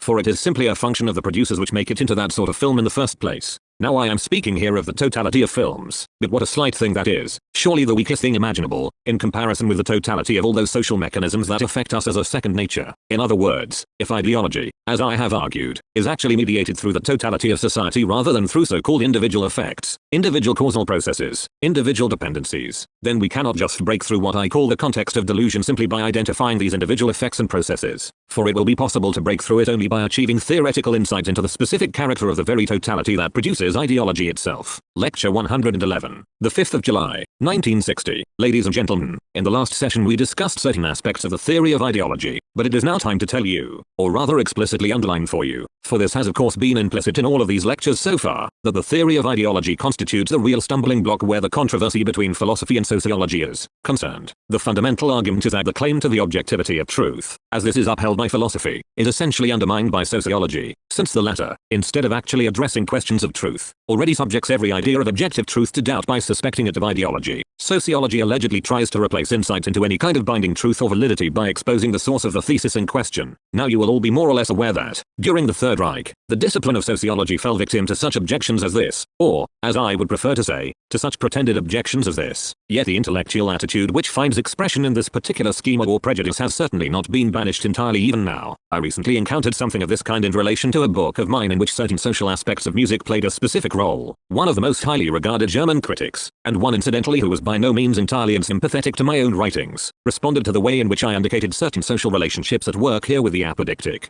claimed that it was well known that he himself rejected the idea of such a relationship between music and society, and that this was really just a matter of personal opinion. 2. Now I believe that this attempt to convert such questions into an issue of personal belief, one person sees cultural and intellectual things in the context of society, another person will have nothing to do with this approach. It just depends on the sort of person you are, really belongs in a precise scientific sphere of thought. In other words, it shirks the necessity of knowledge, where such social connections could really be established, or at least tries at some point to call a halt to the process of knowing, and turns instead to the field of subjective preferences. But if someone cannot feel the connection between Beethoven's music and the ideas of humanity which were still very much alive in Germany in the period following the French Revolution, if someone cannot feel in Richard Wagner the connection with imperialism and the pessimism of a class that no longer has a future, if someone cannot feel in Richard Strauss anything of the tremendous entrepreneurial elan that his music captures, I would have to say that their actual experience of the object itself is to some extent impoverished, and that they simply perceive less in terms of the object in question. 3. If the intellectual and cultural things in our experience assume any life at all for us, this life actually consists in their relation to the social world. But this relationship to the social is beyond mere conjecture, since the mediations that are involved can be established well beyond any merely biographical or merely genetic connections. Thus when we say, for example, that the history of painting or the history of music in a sense arises on the historical basis of bourgeois society itself, we can identify the relevant mediating factors here, albeit in a rather abstract and general way, for the advancing power of technology, namely the advancing control over the material of nature which goes hand in hand with the development of bourgeois rationality itself. This progress in technology and in the rational domination of natural material is precisely what furnishes the principle in accordance with which, in the fields of art I have chosen to mention here, the productive forces have unfolded and the history of these arts has developed. In saying this, however, I have no intention of denying the internal or immanent character to be found in the history of cultural and intellectual products. Thus I do not wish to deny that there is such a thing as the history of mind or spirit, although I would harbor reservations about treating this history in too self-contained a way and hypostasizing it as a kind of pure cultural or intellectual history. I do believe, however,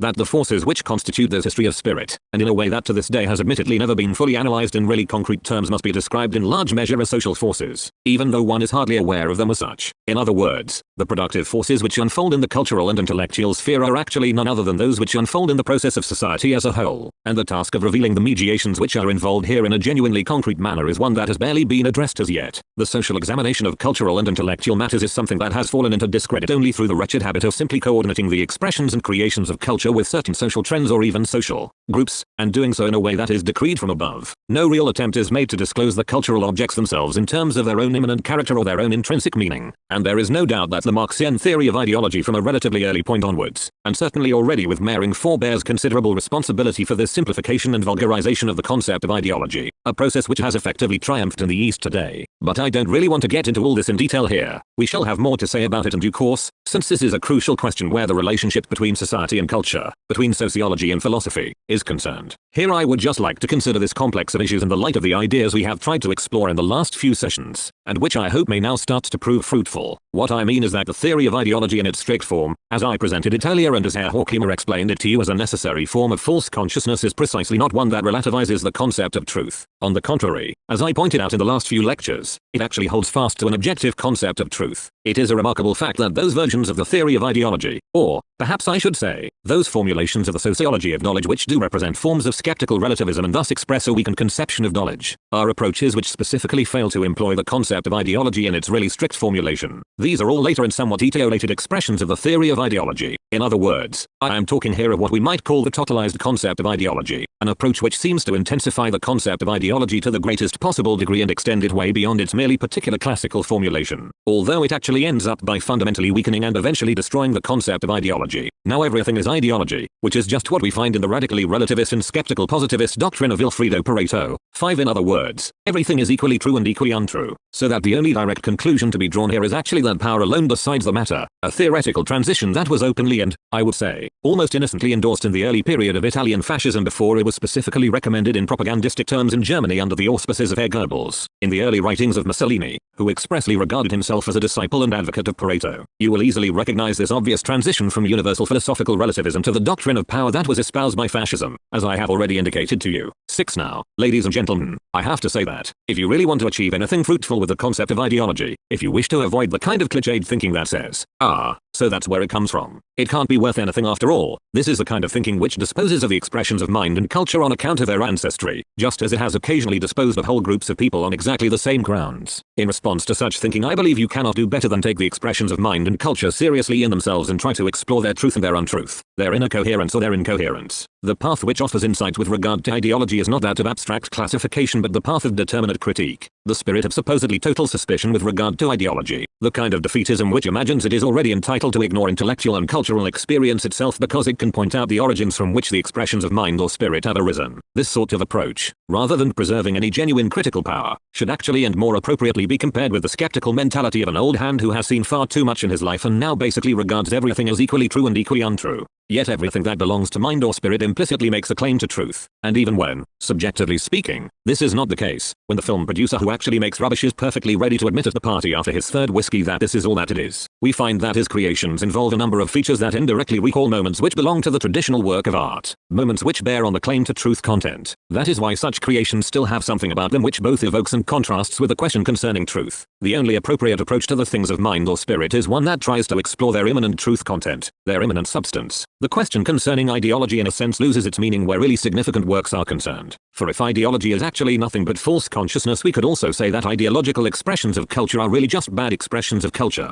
In order to decide what a good or a bad expression of culture is, we cannot appeal to topological considerations about where a given expression of culture is to be correctly located. The only thing which helps here is to enter into the heart of the matter itself, for every other approach remains abstract in the pejorative sense. That is, imagines that it can spare itself any serious engagement with mind or spirit and its substantial expression simply by recourse to the entirely generalized idea that mind or spirit is essentially dependent on society. Such an approach already fails to recognize what is decisive here, namely the difference between genuine and false consciousness, for that is something that can be determined only immanently rather than externally through some abstract process of coordination or through exercising the famous suspicion of ideology. This sort of suspicion, the wholly general recognition that everything connected with mind or spirit has something or other to do with society, initially says absolutely nothing about the matter in question. Above all, because the fact that something or other has arisen within the context of something else says nothing as yet about the truth of what has arisen or not arisen as the case may be. You are only really tempted to believe that it does, since we are all more or less victims of the mythological idea that what is true and exists intrinsically as something eternal and immutable cannot have arisen or come to be. This is the idea that there must be something absolutely first in the order of being, as prima philosophia has always claimed to show, and that something is already disqualified if it comes from somewhere. On the one hand, of course, everything comes from somewhere, but this completely abstract way of relating something valid to its genesis is by no means equivalent to making an appropriate judgment with regard to the matter in question, for it actually tends in general to avoid such judgments. Now it is characteristic of the whole period of the theory of ideology in its declining phase, as I would describe it, since it essentially dissolved the Marxian conception of ideology precisely by extending it too far, that it does not really get beyond this abstract theory of dependence, or at best simply produces certain correlations between ideology and society without actually being able to establish any relation to what is true or false in the matter in question. In this regard, the late bourgeois theory of ideology that we find in Pareto or Mannheim cannot really be distinguished from the alternative extreme that is currently endorsed in the Eastern Bloc, namely that mechanical application of the theory of ideology which equally avoids engaging with the experience of the inner logic or otherwise of the expressions of mind or culture that it chooses to consider. In short, it is not actually the critique of ideology that is relativistic, rather, it is the kind of absolutism that is so popular these days, namely the belief in those celebrated absolutely binding values that we try so hard to maintain because we think that we cannot possibly manage without them. It does not occur to us that the very rigidity of these values which we want to endorse is itself simply a reflection of the rigid and reified consciousness that searches for such values without even reflecting that this need itself, this need for a supposedly firm foundation, as yet says nothing about what is really at stake. At this point we must not fail to recognize Nietzsche's insight that the need for some substantial spiritual reality hardly suffices to prove that such a thing exists. If I fear that I shall die and be lost for all eternity, and thus infer my immortality from this fear of death, then this itself is more a proof of mortality, as Nietzsche says somewhere, than it is a proof of immortality. 7. And I would say that there is actually precious little difference between the painful need for so-called eternal values, which we see around us today and is so anxious to defame any critical reflection on things, and the general attitude which I have been describing for you. Perhaps you will allow me at this point, in these otherwise quite objectively oriented lectures, to address a few words directly to you regarding your own personal attitude and fundamental orientation, for I would specifically like to warn you about the danger of apologetic thinking. In other words, I would like to warn you against regarding thought as a means or instrument that is meant to provide you with something or other that you can firmly hold on to, that will basically reconfirm for you something that is already in force, something which has already been confirmed by the tradition, for it is an essential and distinctive character of thought that it remains open, and to think in accordance with premises which already effectively sanction the result of thought, in the sense of some particular and established positivity, even before it has abandoned itself to its own movement. To think in this way is to engage in pseudo-activity, to indulge in a spurious kind of thinking altogether. If you look upon your studies as anything more than the acquisition of technical knowledge or expertise for the purpose of proving your academic credentials, then I would say that there is a crucial moral problem that every one of you will basically have to confront at some point or another. In other words, you must summon the intellectual courage to avoid letting your thoughts simply be dictated to or regulated in advance by everything one is already supposed to endorse or believe, whether it be as a Marxist, as a Christian, as a liberal, or whatever it may be. Thus, in all of the judgments you make, you should beware of this ominous as which invariably belongs to the sphere of heteronomy, the heteronomy which you have effectively relinquished as soon as you seriously undertake to study something. In other words, as soon as you seriously attempt to understand something on the basis of your own reason and your own knowledge. Although we are constantly in danger of falling back into such heteronomy under the overwhelming pressure of the world in which we live, that the power of thinking may destroy something, whatever it may be, is no argument against this thinking if such destruction appears compelling, that is, if the thing itself calls for destruction. For destruction of this kind, if we are talking about genuine thinking here rather than a merely sophistical exercise of ingenuity, is not an unmotivated play of thought that is simply intent on tearing something down, as people like to say. Rather, it is motivated by the thing itself, which is all that justifies such thinking. And if a thing is bad, it also deserves to be recognized in thought as the bad and inadequate thing that it is. When we try and avoid this, when we fail to confront it, and even regard such avoidance as a higher kind of ethos, we are acting more pharisaically rather than more ethically. And if you learn anything at all in these lectures, it should be a fundamental self-criticism with regard to this attitude which threatens to reassert itself on all sides today to a quite disturbing degree. The concept of the positive which people love to employ in this connection has itself already assumed a rigid, ossified and reified form. Thus, as soon as we start looking round for so-called values, we see that things which once enjoyed a substantial living presence within a culture have already become alienated from us, have already ceased to be binding on us, and are now abstractly fixed and retained as values. I would almost say that, as soon as we explicitly start asking about values, we find that the values in question for that very reason no longer actually exist, that such things are only falsified when they are grasped in terms of the category of value, one which specifically derives from the sphere of political economy and, not by accident, reflects a mere relation of exchange. That we should have something solid to hold on to, that we want to bind ourselves to something reliable, cannot possibly be a criterion for anything. For science in the emphatic sense, namely the kind of knowledge which is not limited simply to the acquisition of expertise or information, really begins only when we move out into the open space of thought, when we completely relinquish the illusory notion that thought must yield or produce something wholly determinate, like the profit we secure through haggling.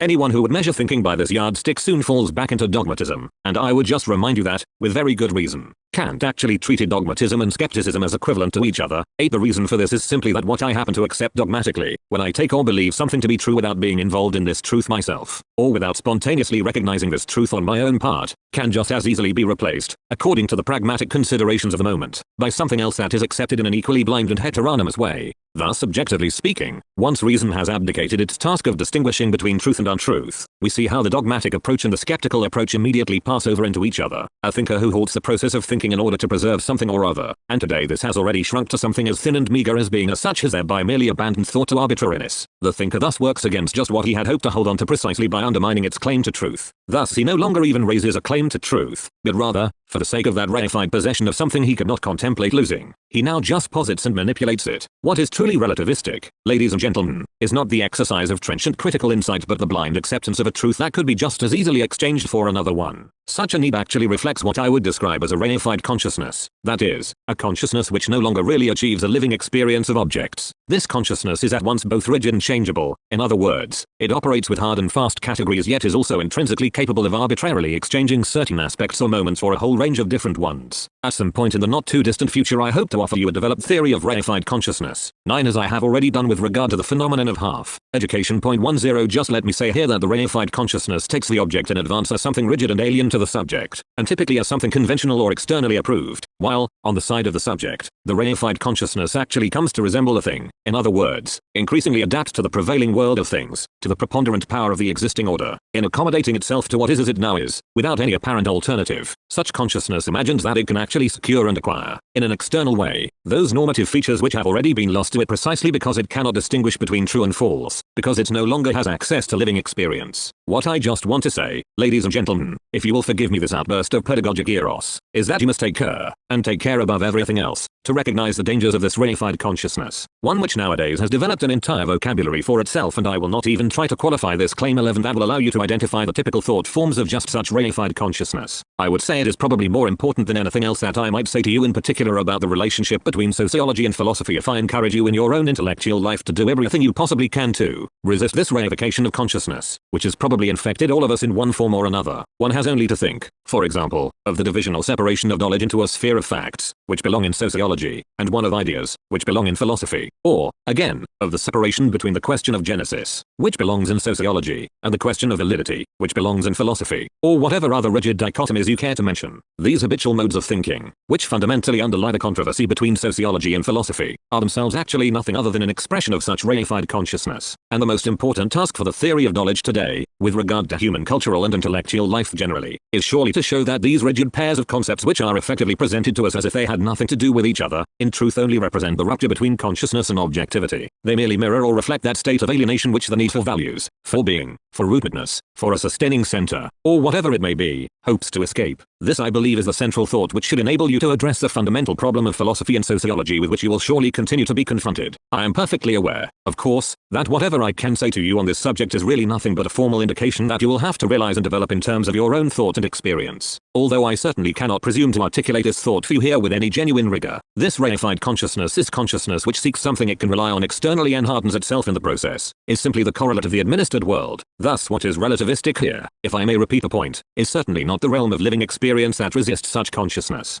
On the contrary, we find that there is actually a profound affinity between the blindness of a reified consciousness which simply accepts things without immanently engaging with them and a relativistic habit of thinking for which any truth can arbitrarily be replaced by another one. And this holds for our attitude or position in relation to any theory. Today any theory can be snapped up and abused by reified consciousness. There are no theories which enjoy any special privilege in this regard or are intrinsically protected against this mechanism. Even a theory such as the Marxian one, in which the concept of reification plays such a significant role, 12 is by no means immune to reified consciousness simply because it specifically reflects on this concept. The apologetic need that I have described as the real enemy of living consciousness is actually the expression of a weakened consciousness, an expression of anxiety, which nonetheless points back to an entire social order which we still have every conceivable reason to fear, just as we had before. It might initially be possible to repress this anxiety by looking for the sort of value system we mentioned and trying to take our bearings from that system. But such repression works no better than any other kind, as psychology teaches us. The sense of security that we gain by finding something we can rely on, as we say, is paid for by an even greater sense of insecurity and anxiety when we realize that we do not really believe in what we are clinging to and have merely produced it because we need it. What is intellectually demanded of us, therefore, before we can even engage with the concept of ideology, is to open ourselves to the living experience of the thing itself instead of prejudging the matter by imposing external correlations upon it. Now, ladies and gentlemen, if I may leave these reflections for the moment, you may also have learned something else from the considerations we have pursued so far, and this is that the correlations between theoretical forms and social forces which you are probably used to regarding as more or less self-evident or straightforward cannot really be described as such. Consider, for example, the culturally conservative or traditionalist theory of ideology which over 30 years ago now was particularly associated with the name of Max Scheler, a colleague of mine from the early Frankfurt days and a figure of considerable intellectual stature. 13. He produced a kind of catalogue which sought to establish a correlation between intellectual thought forms and some specific social outlook, or certain social tendencies, and even, if possible, particular social groups. Thus Scheler claimed that revolutionary thought was essentially a form of nominalistic thought. 14. Whereas conservative thought was essentially Platonic realist in orientation, and he offered other correlations of this kind. Now I think I have already said enough in the last few sessions, although we didn't go into this in detail, and I would ask you to think back on our earlier discussion here, to show the inadequacies of such an approach. Let us just consider nominalism, the view that sees individual things alone, or, in the idiom of modern positivism, individual facts alone, as as that which truly exists. By contrast, it regards all concepts, and in the last analysis all theory, simply as the abbreviated expression of the facts which they subsume, and it refuses to grant any genuine significance to theory itself. 15. Now according to Scheler's theory, and I would say this holds for ordinary consciousness as well, it appears that nominalism is intrinsically critical and revolutionary, that it dissolves established ideas in a skeptical spirit, whereas Platonism, by contrast, is conservative, static, preservative and, indeed, noble in comparison with that common or plebeian element that, so we have all been told, is essential to nominalism. I think that the considerations we have already pursued will have shown you that this is not actually the case. From the late medieval period onwards the emerging bourgeois culture struggled against a feudalism oriented towards a philosophy of conceptual realism, and did so in increasingly nominalist terms, right up to the threshold of the modern period, the age which is marked by names such as Saint Simon and Comte. Philosophical nominalism has actually been connected in a specific way with the interests of the revolutionary class of the time, namely the bourgeois class, and the great bourgeois theorists who criticize feudalism, such as Locke in his first treatise. 16 were also nominalists without exception, but then we notice that a peculiar functional change also starts to take place, when a theoretical understanding of society, and thus the claim to grasp something about the essence of society by passing beyond mere appearances, had effectively entered philosophy by way of Hegel, and when in terms of real social conflicts the bourgeois order was obliged to defend itself against newly emerging social forces, was obliged, in other words, to assume an increasingly apologetic posture. It did not turn back to the theory of conceptual realism, to Platonism, or anything of the sort.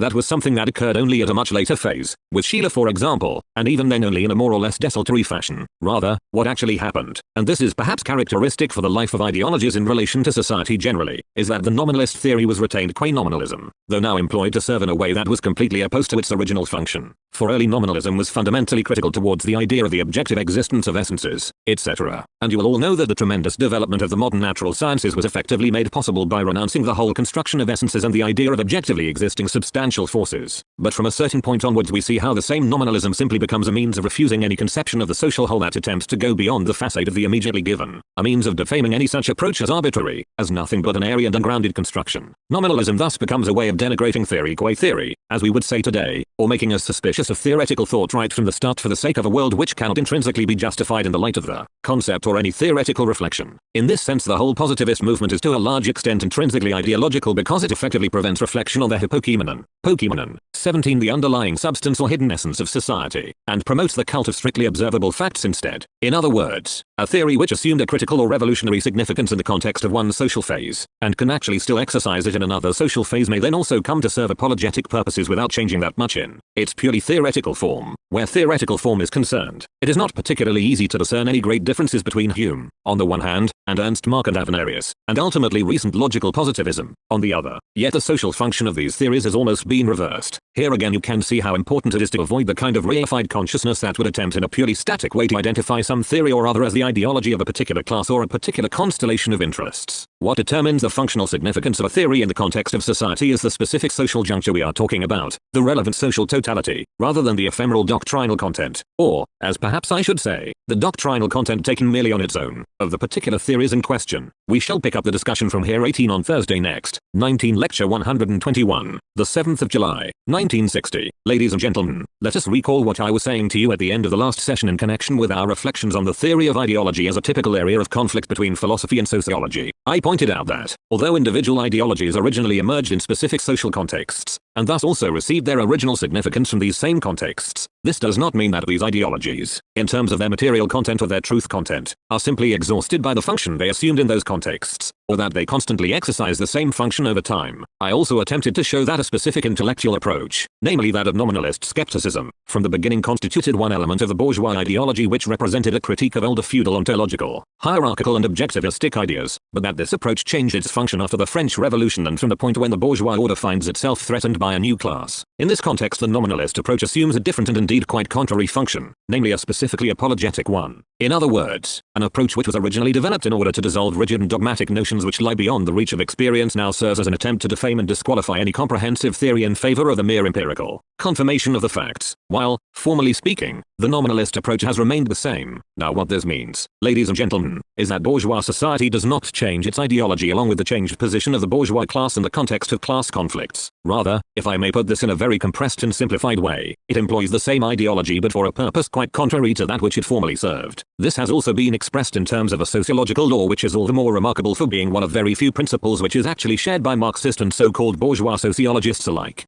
This is the law, which I would like at least to mention here, that in its Marxist form asserts that the superstructure of society changes more slowly than the base point to in the context of American non-Marxist sociology. This notion was first expressed I believe by Ogden III, although I may actually be mistaken about this, when he introduced the concept of cultural lag to indicate that consciousness and the existing forms of culture, as they put it in the Anglophone world, are not seamlessly or immediately congruent with the base and the conditions of material production, and not even with the relations of production. For the ideologies and the superstructure exhibit a certain life of their own, a certain tenacity or tardiness as it were, in relation to the base. Now this idea has become very widely accepted and no one is really surprised by it anymore. Yet one of the tasks which fall to philosophy or to sociological reflection is surely to expend some very serious thought on things which we initially regard as quite natural. Now if you just conduct a thought experiment, ladies and gentlemen, and imagine that the superstructure changes more rapidly than the base, we could in principle make that appear just as plausible as the opposite. For the changes and transformations of the base are directly connected with far greater conflicts and catastrophes for the life of human beings than those changes at the level of worldviews which are certainly not registered so immediately in one's own experience. But then we also tend to ascribe much greater mobility to the realm of mind and culture, and the sphere of ideology coincides with this realm, than we do to the level of material relations. It is the intellectual categories we have at our disposal, as sociology has repeatedly shown, that allow us in the first place to stand back from the particular rigid and confining relations which surround us and to envisage other, contrasting possibilities which may well appear to us in the context of reflection, even though they do not immediately appear that way in the context of reality. And the sociologists, especially Karl Mannheim, but also others, such as Spengler, have tried to establish a direct connection between mobile relations at the level of society and the sphere of mind and culture. For Spengler himself formulated the famous thesis of an inner connection between the realm of the mind and the realm of money. 5. And there is indeed an extraordinarily significant structural relationship 6 between money as the universal medium of equivalence and the coining of concepts that can be employed to stand in anywhere for anything. 7. Thus it is actually a rather remarkable fact that the realm of mind should change more slowly than the material basis of society. If you really want to understand this, I believe you should realize something very important that is generally the case with these categories of formal sociology, with all these rather formal considerations, such as the one I have just mentioned, and it is this: we must always pay close attention to the specific content and the specific social functions in play if we wish to provide a convincing account of these things. Thus we have to recognize that the social movements and developments that unfold in connection with class conflicts, for as long as society itself remains essentially arbitrary and irrational, will continue to render certain social groups superfluous, to weaken or disempower them, to destroy them in a literal or metaphorical sense, while under this prevailing irrationality the explicit progressive ratio, which develops in the grip of this irrationality, is incapable of bringing happiness or fulfillment to anyone. We could almost say that it is becoming easier to make out and identify the victims of the twists and turns of social progress than it is to say who is really advantaged by it. As far as progress or advantage is concerned, this is distributed in a very indirect and complicated fashion in terms of the standard of living of society as a whole, rather than being something we can grasp in a straightforward way at all. The most obvious example of this is familiar to you all from the situation of the present and the recent past. Over very long periods of time the standard of living of the proletariat in the so-called socialist countries has actually declined rather than improved. Now if we ignore for a moment these countries and the specific conditions prevailing there in terms of the relation between ideology and the social base, we might say that in general the very groups which have been socially dominant, and whose interests the dominant ideologies have served in the past, no longer see a positive future for themselves. On the contrary, since the idea of a truly and comprehensively just organization of society is closed off to these groups, they find themselves more or less compelled to look back and yearn for a past that was better for them. Thus there are many substantial groups of the population, such as the entire agricultural sector, which has found itself in a permanent crisis for at least the last 100 years or so, or the petty bourgeois class with its memories of a supposedly golden age of free entrepreneurs, which are threatened by decline and further loss of status and freedom. That is why, I would say, all of these sectors become laudatores temporis acti. They are socially motivated to yearn for their past precisely because the idea of a future in which their own interests and those of society as a whole might coincide has been denied to them. But this means that these groups which have been ground down by the processes of history are almost compelled for apologetic reasons to cling to the ideology of the past, especially since this enables them to preserve subjectively something of that social status or prestige which had already been eroded objectively through the process of history. In this way it is actually in their own interest, if I may put it this way, that the superstructure does not change as quickly as the underlying social base, not only because this preserves their hope of recreating the conditions of the past but also because the mere possession or retention of this ideology of that hierarchy of intrinsic values which often goes hand in hand with elitist notions of one kind or another in Germany, gives them something of that status complementaire that they are actually losing in reality. Here, ladies and gentlemen, we are certainly moving in the realm of subjectivity, of subjective facts of consciousness, although we still have to understand them, or attempt to understand them, precisely as functions of objective social processes. Yet this tendency which I have just described for you is strengthened even more by the fact that psychology is drawn in the same direction, namely backwards, in a process which I have just tried to explain socially and objectively in terms of the situation of those who continue to cling to ideologies that have objectively been superseded. It is certainly one of the most significant insights that we owe to modern psychology, and by modern psychology here I am thinking simply and exclusively of psychoanalysis in its strict Freudian form, that the unconscious is timeless. As Freud himself put it in a rather extreme and sweeping way, it or possesses a certain kind of rigidity. Thus although the libidinous energies of the unconscious, as he puts it, are plastic in character, 9 that is can assume different forms under different circumstances, the unconscious nonetheless constantly reveals a tendency to fall back to the archaic form that once belonged to it. I cannot provide you with any detailed justification for this here, and nor at this point can I explore the question as to whether we are really talking here about a tendency which belongs intrinsically to the unconscious itself or one which is psychologically produced under particular conditions. In other words, whether this archaic character of the unconscious is not ultimately a kind of regressive formation produced under the compulsion of social pressure.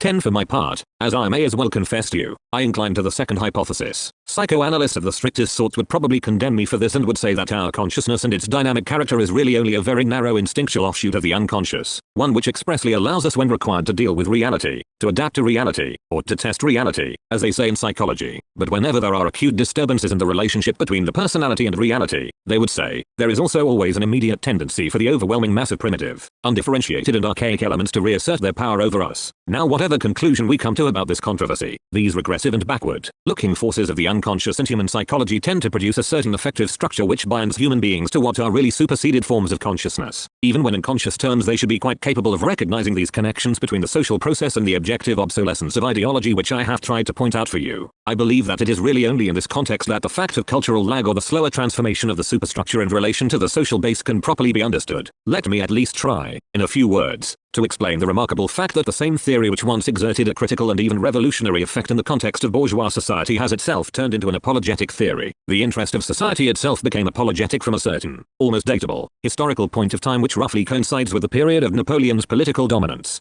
We might say that society, or, in other words, the class which controls the process of production, here turns against the idea of fundamental critique precisely because it has become aware that the dynamic which this very form of society released is now tending in a direction that leads beyond it. It is very interesting to note that the first great bourgeois thinkers in the period when the bourgeois class established its dominance for the first time, namely Hegel in Germany and Comte in France, already recognized what we are talking about, the fact that society reveals a tendency to drive beyond itself or in a sense even to destroy itself. And in the shock of this initial experience they expressed this recognition quite openly without ideological trappings, if I can put it this way, for it is really only at a much later stage that bourgeois society now shamefully refuses, as it were, to acknowledge this tendency, an eminently objective one, but tries, rather, to deny it. Yet in Hegel it is quite clearly and unambiguously expressed that society also produces poverty precisely with its wealth. 11 At about the same time Comte talks around the question in an admittedly rather unclear and prolix fashion, but he has precisely the same thing in view when he repeatedly refers to the tendencies that threaten to dissolve society and implies that the latter has to be held together by a kind of reliable order that is to be provided by science, that is, by science understood in a nominalistic empirical manner. Now this apologetic tendency on the part of modern bourgeois or civil society springs from the fact that it is already felt deep down, at the heart of this society, that something is not actually in order, that this society, in its own innermost principle, harbors something that tends to drive it apart and dissolve it. Thus the most suitable apologetic means of neutralizing any fundamental critical reflection on society is to argue or insist that fundamental critical thought of this kind, this inheritance of the great tradition of bourgeois rationalism, which confronts society with its own claim to rationality, is something essentially unscientific in character, something windy and speculative that no one can possibly rely on anymore. And here the other wing of bourgeois consciousness comes into play, a consciousness that was divided from the first into a rationalist wing and an empiricist wing, namely the empiricist tradition which implies from the start that there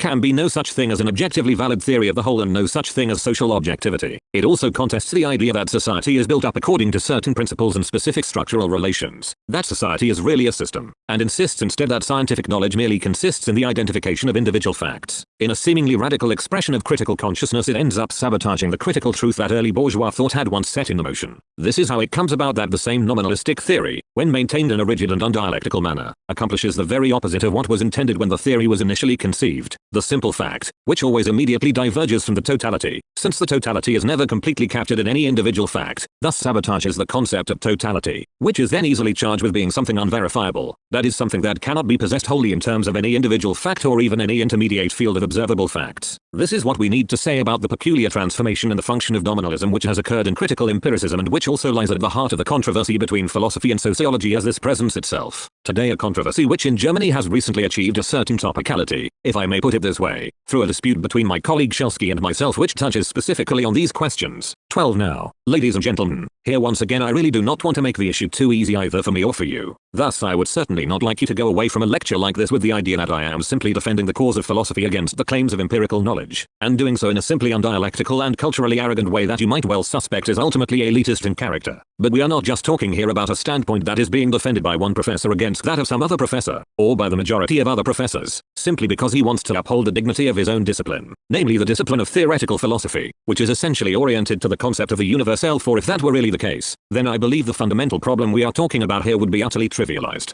And it is my task not to trivialize problems for you but to encourage you, in a more than merely academic sense, to think for yourselves about the things we are discussing here, so that you will appreciate that they are indeed hard and challenging things, things which exert a considerable power over us, inescapable things which take their own course and go their own way. Any other approach would never really get beyond the hackneyed realm of contending worldviews, and I would certainly not want to be responsible for wasting your time on such discussions about who defends one kind of theory and who another. I have the feeling that this kind of discussion belongs to a rather carefree past, and the times are far too serious for us to indulge in such things. In other words, I think my task is also to say something about the truth moment which is involved in the very strong strong empiricist attitude now adopted in sociology, as well as in philosophy, at least in countries outside Germany. I believe it is all the more necessary to insist on this point because of the particular cultural and intellectual situation in Germany and the rather provincial character of this situation in the face of current conflicts in the world at large. For in Germany, generally speaking, one is still not really aware of the overwhelming power which these empirical tendencies are now exerting not merely in sociology but in philosophy as well. And I believe that if you are somehow to rise above this controversy, as they would have put it in the era of German idealism, then you really need to recognize the full force of what motivates this development and not allow yourselves to be fobbed off by all too slick and superficial forms of argument. In contemporary sociology, and this is perhaps the decisive distinction in contrast to philosophy, we are no longer dealing with genuine theory at all. We might say that even the great sociologists of the previous generation, such as Max Weber, no longer actually had a theory of society. What they had on the one side was a relatively subtle and developed methodology and epistemology which they could basically draw from the philosophy of their time, in Weber's case from the South Western German school of Windelband and Rickert 13, while on the other side they were confronted with a collection of facts and the question of how to organize them. It has rightly been said, and formulated as an argument against him, that Max Weber, the most important German sociologist in the entire period after Marx,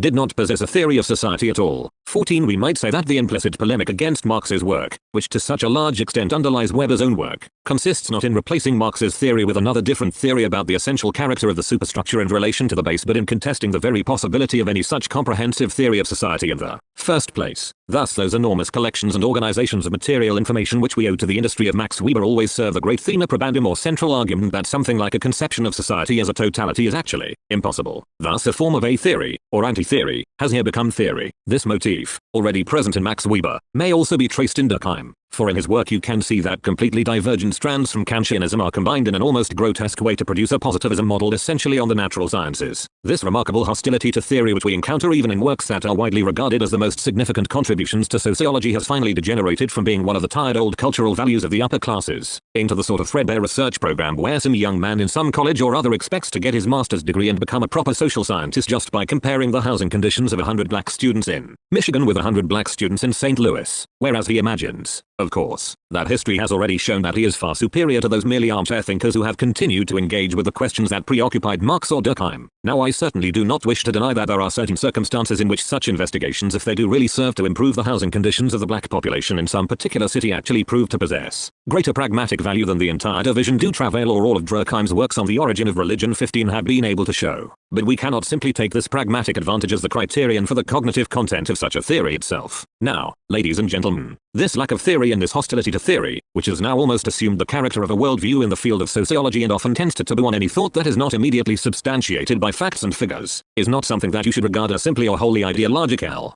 It is clear that there is a certain ideological function at work here, since in the thicket of all these empirical investigations it is no longer really possible to learn anything about society itself. And this conclusion has occasionally been defended as such, as I believe René Koenig once did, although in conversation with me he has also distanced himself from the idea. 16. And when, finally, it is even claimed that sociology should free itself from the concept of society, since it can now rely simply on the compelling results of all these particular investigations. This is just the royal road, as it were, for dispensing with critical theory altogether. For if there is no such thing as society, then there is naturally no such thing as a critique of society, and this certainly smooths the way for a sociology that will actually perform what today is called socially useful labor. 17. This ideological dimension can hardly be denied, and I do not think I have to say much more about this here, but it is clear that this is all an expression of a weakened and merely adaptive consciousness. Whether this is because human beings no longer have the power or even the will to rouse themselves to develop an understanding of society as a system, or whether this is because, and I regard the second point as the more decisive one, under the pressure of currently organized forms of science and knowledge, human beings constantly have to ask permission for every thought they express and are constantly required to show how far the thought in question is verifiable and acceptable within our system of culture and education and indeed in the world as a whole, and this effectively undermines their readiness and capacity for exercising any really independent thought. I should just say in passing that we are not simply talking about a phenomenon which is characteristic of positivist sociology here, for we can readily identify analogous phenomena in every field of the so-called human sciences which have been marked by positivist thought. Thus it would be quite unjust simply to lay into sociology in this respect, while ignoring the tendency in certain forms of philology to resist cultural and intellectual insight by insisting on purely demonstrable factual material. I just wanted to mention this here as a kind of plea for sociology, albeit a rather modest one.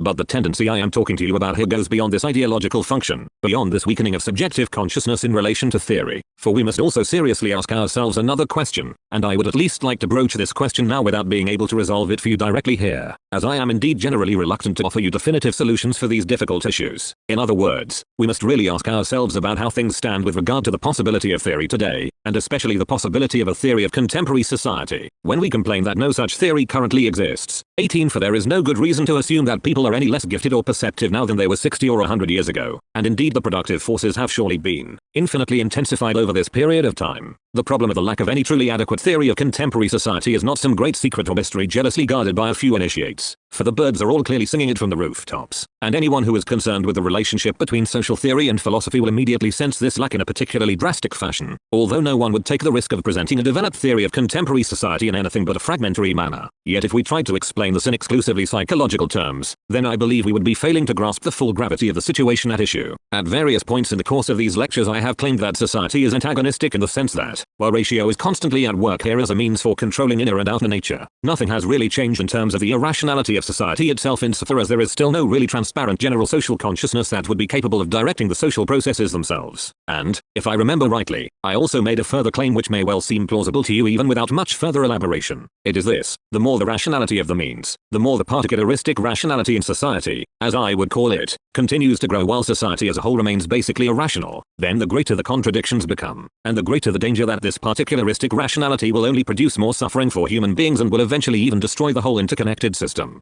One might also express this by saying that the particularistic forms of rationality within the prevailing irrationality of the whole mean that this irrationality becomes stronger rather than weaker. The situation today, when we can ourselves annihilate millions of human beings at a stroke, is more irrational than that of the past when some plague was also certainly capable of wreaking enormous destruction. This is because the contradiction between our potential for limiting or resisting death and the reality in which we could actually produce and organize it in countless ways has become more flagrant than ever. So we might say, to repeat the point, that, while the appearance of rationality constantly increases in our society through the particular way in which it functions, this society actually becomes ever more irrational at the same time through the growing contradiction between what is actual and what is possible. We could perhaps express this in economic terms and say that, the more our society passes over from one based on exchange relations towards one that is based on the direct control over production, and thus over consumption on one side and blindly persisting market relations on the other, the less this society can be measured in terms of a concept of rationality that was effectively modeled upon the notion of equivalence, of like for like, of fair exchange. There is actually ever less exchange in society. The market as it survives today is what economists call a pseudo-market. 19 And rationality has become a merely technical rationality for calculating or predicting the processes of this essentially controlled market. We are no longer talking about the rationality of the invisible hand 20 through which the social whole was said to reproduce itself of its own accord, albeit in a somewhat painful and laborious way. 21 But if society itself today, in its objective form, can no longer really be measured or assessed in terms of its classical bourgeois concept of rationality, namely in terms of the rational calculation of exchange, then society to an increasing degree also eludes a real theory of society. For theory is the question concerning the immanent rationality of this society. You must not forget that the system, the negative system, of capitalism which Marx outlined is a system in the dialectical sense that it derived the concept of rationality from civil society itself, precisely as this concept was presented in the classical doctrines of political economy and the associated theories of surplus value. Marx then proceeded to ask how far the society in question corresponds to the rationality to which it lays claim in accordance with its own ideology or theory with regard to itself. Now you will know that bourgeois capitalist society in the age of Keynesian theory actually no longer lays any claim to such economic rationality, but it is almost impossible for a theory of society to express this society in rational terms if the society no longer has any such rationality about it. Thus in a certain sense we might say that contemporary society eludes theory because that which effectively provides the substrate of theory, namely the relationship between the rational theoretical claim of the whole and its actual reality, no longer exists in the same way as before. Theory is the question concerning immanent rationality, and where this rationality has essentially been reduced to issues of immediate economic management on the one hand and a very complicated and opaque system of social security 22 on the other, then this rational substrate is no longer present at all. We could also put this a different way by saying that positivism is not merely a lie and not just ideology, and thus does not simply express some human weakness in relation to realm of theory, for positivism is also a necessary expression of consciousness insofar as the decline of our society itself is reflected in the pluralism, in the indifferent and disintegrating multiplicity, that characterizes particular insights that can no longer be unified in any convincing way, but that is something which we shall have to take up in the next session. Lecture 13, the 12th of July, 1960. Ladies and gentlemen, in the last session I engaged in a certain thought experiment with you, or, to put this more simply, I tried in a somewhat experimental way to suggest a thought that bears on the very possibility of social theory today. As you will remember, we were wondering how an originally progressive bourgeois social theory, namely the nominalist critique of dogmatically given universal concepts, was eventually transformed into an apologetic social theory, although the nominalism itself remained basically unchanged. And you may also remember that I insisted upon this observation in emphatic contrast to the rather crude and unsophisticated thesis that was endorsed by Max Scheler in his Sociology of Knowledge. for he attempts to establish a fundamental equivalence between nominalism and progressive social tendencies on the one hand, and between realism, in the sense of Platonism and conceptual realism, and apologetic social tendencies on the other. Now I think I should point out to you in this context that, as with all these things, the crisis of theory formation we find today is only the culmination or intensification of a process which has a very long prehistory behind it, and this is an insight that we owe to Hegel, along with many other important insights. We might put this by saying that theory in the emphatic sense is not really possible at all under expressly nominalist conditions. That is when concepts are deprived of all substantiality and regarded simply as flatus vocis, as so much sound and smoke, and are interpreted at best as abbreviated expressions of what they subsume. Thus the question concerning the possibility of theory itself in the modern age after Descartes has always gone hand in hand with attempts to transcend the position of nominalism which has effectively been mandated by the course of history, and which cannot indeed simply be abolished by force. These were attempts to transcend the nominalist position by pursuing its own implications, to get beyond this approach precisely by thinking the nominalist problems through to the end, which is in a way what Kant does and in particular what Hegel does. Let me now just try and show you, at least in summary terms, in what way nominalism is actually incompatible with the development of theory. Now one of the essential aspects of nominalism, and this is the aspect which really facilitated the rapid growth of the modern mathematical natural sciences, is the claim that we cannot know the inner being or so-called essence of things. Whether this is because, as in the most extreme form of nominalism, the very idea of the essence of things is repudiated, and the independent character of the concept is just the thesis that something like an intrinsic essence or substantial concept belongs to things, or whether because, in a more mediated form of nominalism such as that represented by the Kantian philosophy, it is claimed that, while things may indeed have an inner essence, any real insight or knowledge concerning the latter is closed off to us on account of the laws which govern the limits of human experience. Here I shall ignore the rather paradoxical character of the claim that we have no insight into the essence of things, something which is itself presented as an essential insight and thus appears to presuppose what it denies, namely that anything such as an essential insight is even possible. This argument was in fact subsequently mobilized against nominalism in a particularly emphatic fashion by Hegel. But if it is not actually possible for knowledge to grasp the essence of things, if a properly mature conception of knowledge that has relinquished all illusory pretensions merely requires that we stick to the given facts, that we simply order and classify these facts and finally attempt to bring them into some kind of rational connection, then theory is not really possible because the theoretical concepts we employ are not just duplications of that classificatory principle which has been imposed on things in order to bring order into this chaotic multiplicity, and this order merely serves a practical cognitive purpose by helping us to manage or manipulate the data, as we would say today, and makes no claim to any theoretical insight that might reveal anything about the essence of the matter. In other words, once the conceptual aspect is eliminated, even as a merely relative independent moment in intellectual experience taken as a whole, then the concept of theory basically loses its meaning, which is why consistent and rigorous nominalism theory is no longer really at all possible. So it is merely a matter of cultural lag, if you want to put it that way, or a function of the delayed adaptation of cultural and intellectual life to the conditions now imposed upon it. If the nominalist philosophers at the beginning did nonetheless attempt to develop something like a genuine theory, and when we read one of the most important of these nominalist theorists of knowledge, such as David Hume, we can never entirely suppress a certain feeling of paradox to see how a sort of thinking that tends to challenge the very possibility of any meaningful and internally coherent form of knowledge nonetheless also presents itself as a kind of theory of knowledge. I have already drawn your attention to certain social tendencies of our own time and thereby raised the question as to how far an adequate form of theory is now at all possible. And I finally suggested to you that the positivism that prevails today does represent an adequate consciousness of our situation insofar as the decline into embracing mere facticity on the one hand and vacuous formalism on the other actually corresponds to the incipient decline of bourgeois society itself. Yet this is not just something that you should see as externally conditioned by social changes, for I think I have also shown you in the context of these brief reflections that it is something equally grounded in the logic of the concept itself. But I would also specifically ask you, in the light of certain reactions to what was said in our last session, not just to take these reflections of mine home with you like so much ready change, or treat them like a finished result. There you have it. Adorno has told us that the world as it is today just has no room for theory, for I should warn you, above all, precisely not to go and draw the reassuring and comforting conclusion, or, rather, discomforting conclusion, from all this that we no longer need the labor or exertions of the concept, that we should just leave well alone and content ourselves with the role of a mere epistemological technician. I believe that I hardly have to spell out that disturbing sense which comes over us when we realize that the kind of knowledge we are offered no longer lives up to its own concept, no longer satisfies the very concept of knowledge. I should like to think, if you have been prepared to follow my reflections thus far, that this will have become quite evident by now. Thus we might formulate the experimental thought with which we closed last time, if I may summarize the point once again, in the following way, where the thing itself, namely society, has been abandoned by ratio. That is where the unreason in the relation between the social forms of production and the actual level of the productive forces has become manifest. We find that theory has also forfeited its rights with regard to society, and this is because theory always really means confronting a thing with the rationality which is internal to it or, rather, confronting something with its own claim to embody rationality. A theory of bourgeois society in the emphatic sense was possible precisely because this society itself, from the time of its most important apologists onwards, already laid claim to rationality in terms of its own real form, namely the rationally mediated conceptual form of equivalence. The critical theory of society found itself in a quite different situation as far as liberal bourgeois society is concerned, if I may put it this way, insofar as it only had to question this society directly, to ask how far it lived up to its own claim to rationality, in order to reveal the untruth of this society by confronting it with its own concept. In other words, the critical theory of bourgeois society was nothing but the ideology of that very society expressly contrasted with the reality. But this aspect or moment which I have talked about must nonetheless be described only as one particular aspect or moment, and I am quite serious when I say this, and it is not to be interpreted on the schema of one huge leap forward in the last session and one huge leap back again here, if I now also tell you that, in a sense,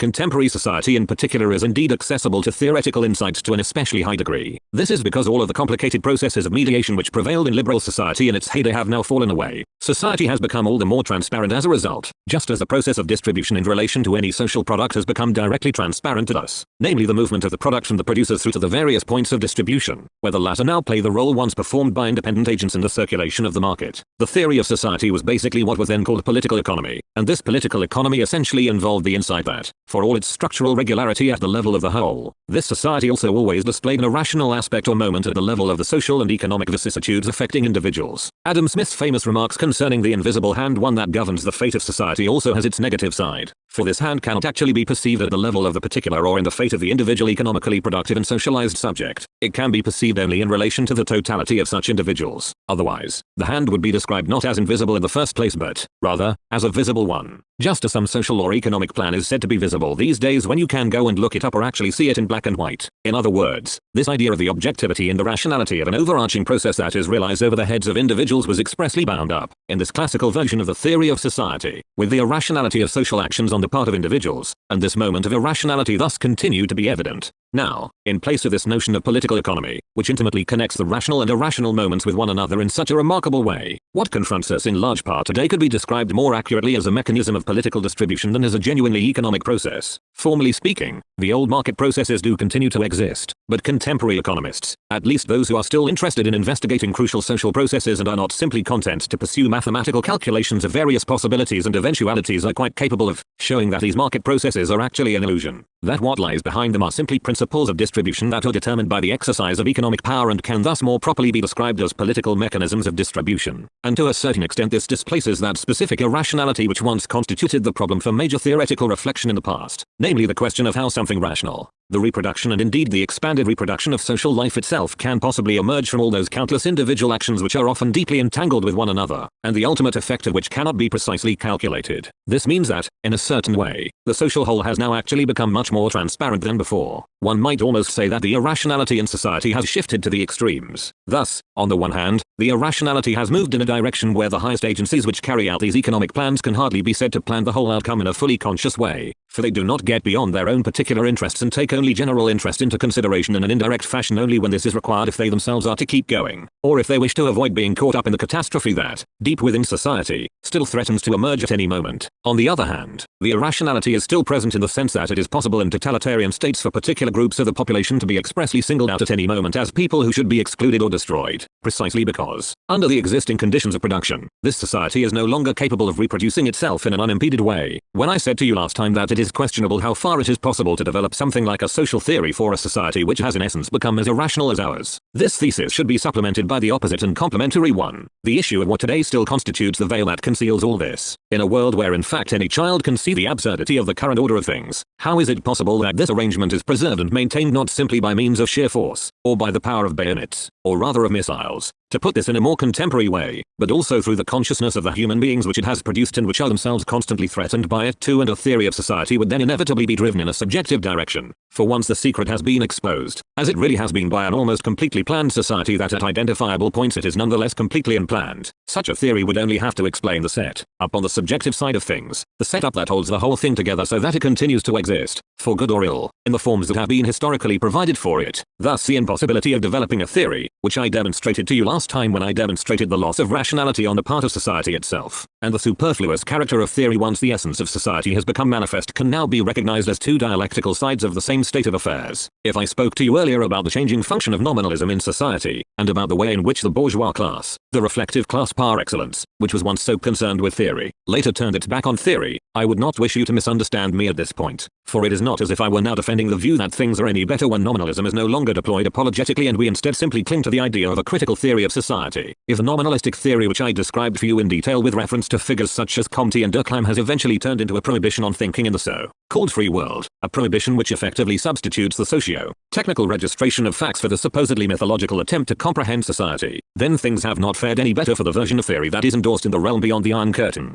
3, where it appears, at least, to have been maintained in its orthodox critical form. And I believe that nothing could be more fateful than the misunderstanding that might tempt you to regard what passes for theory there as in any way superior to what we can find over here in the Western zone. I may be guilty of a seemingly impermissible but ultimately quite correct generalization if I tell you that anything by way of social or philosophical theory which flourishes in the Eastern zone really belongs in the category of third-rate literature. It consists simply in adopting a range of concepts which have seen better days, divesting them entirely of their authentic content and, indeed, largely transforming them into their opposites, and then simply using them to legitimate the powerful interests of whatever cliques happen to be in charge and in a position to exercise an irrational control over everyone else. We find ourselves in a very difficult situation in this regard, since the complete vulgarization of dialectical theory that we find over there no longer really allows us to explore it or take it seriously as theory, and there really is a certain mentality or intellectual level which lies so far beyond the possibility of any imminent critical engagement for that even people as little disposed to violent confrontation as I am myself, for example, cannot do anything but emphasize the utterly impoverished character of such theory. In a very similar way, there would have been something absurd about any attempt to refute the theory of National Socialism as a theory, when in reality it never took itself seriously as a theory at all, even if objectively speaking it actually represented one. For it was, firstly, a way of trying out what people might be brought to do and, secondly, a way of developing specific techniques through which human beings could be rendered compliant and obedient, and it is just the same with the so-called theory of diamet. Point 5. I only need to remind you that a dialectical theory, which is essentially nothing but the movement of its own concept, cannot be fixed or tied down,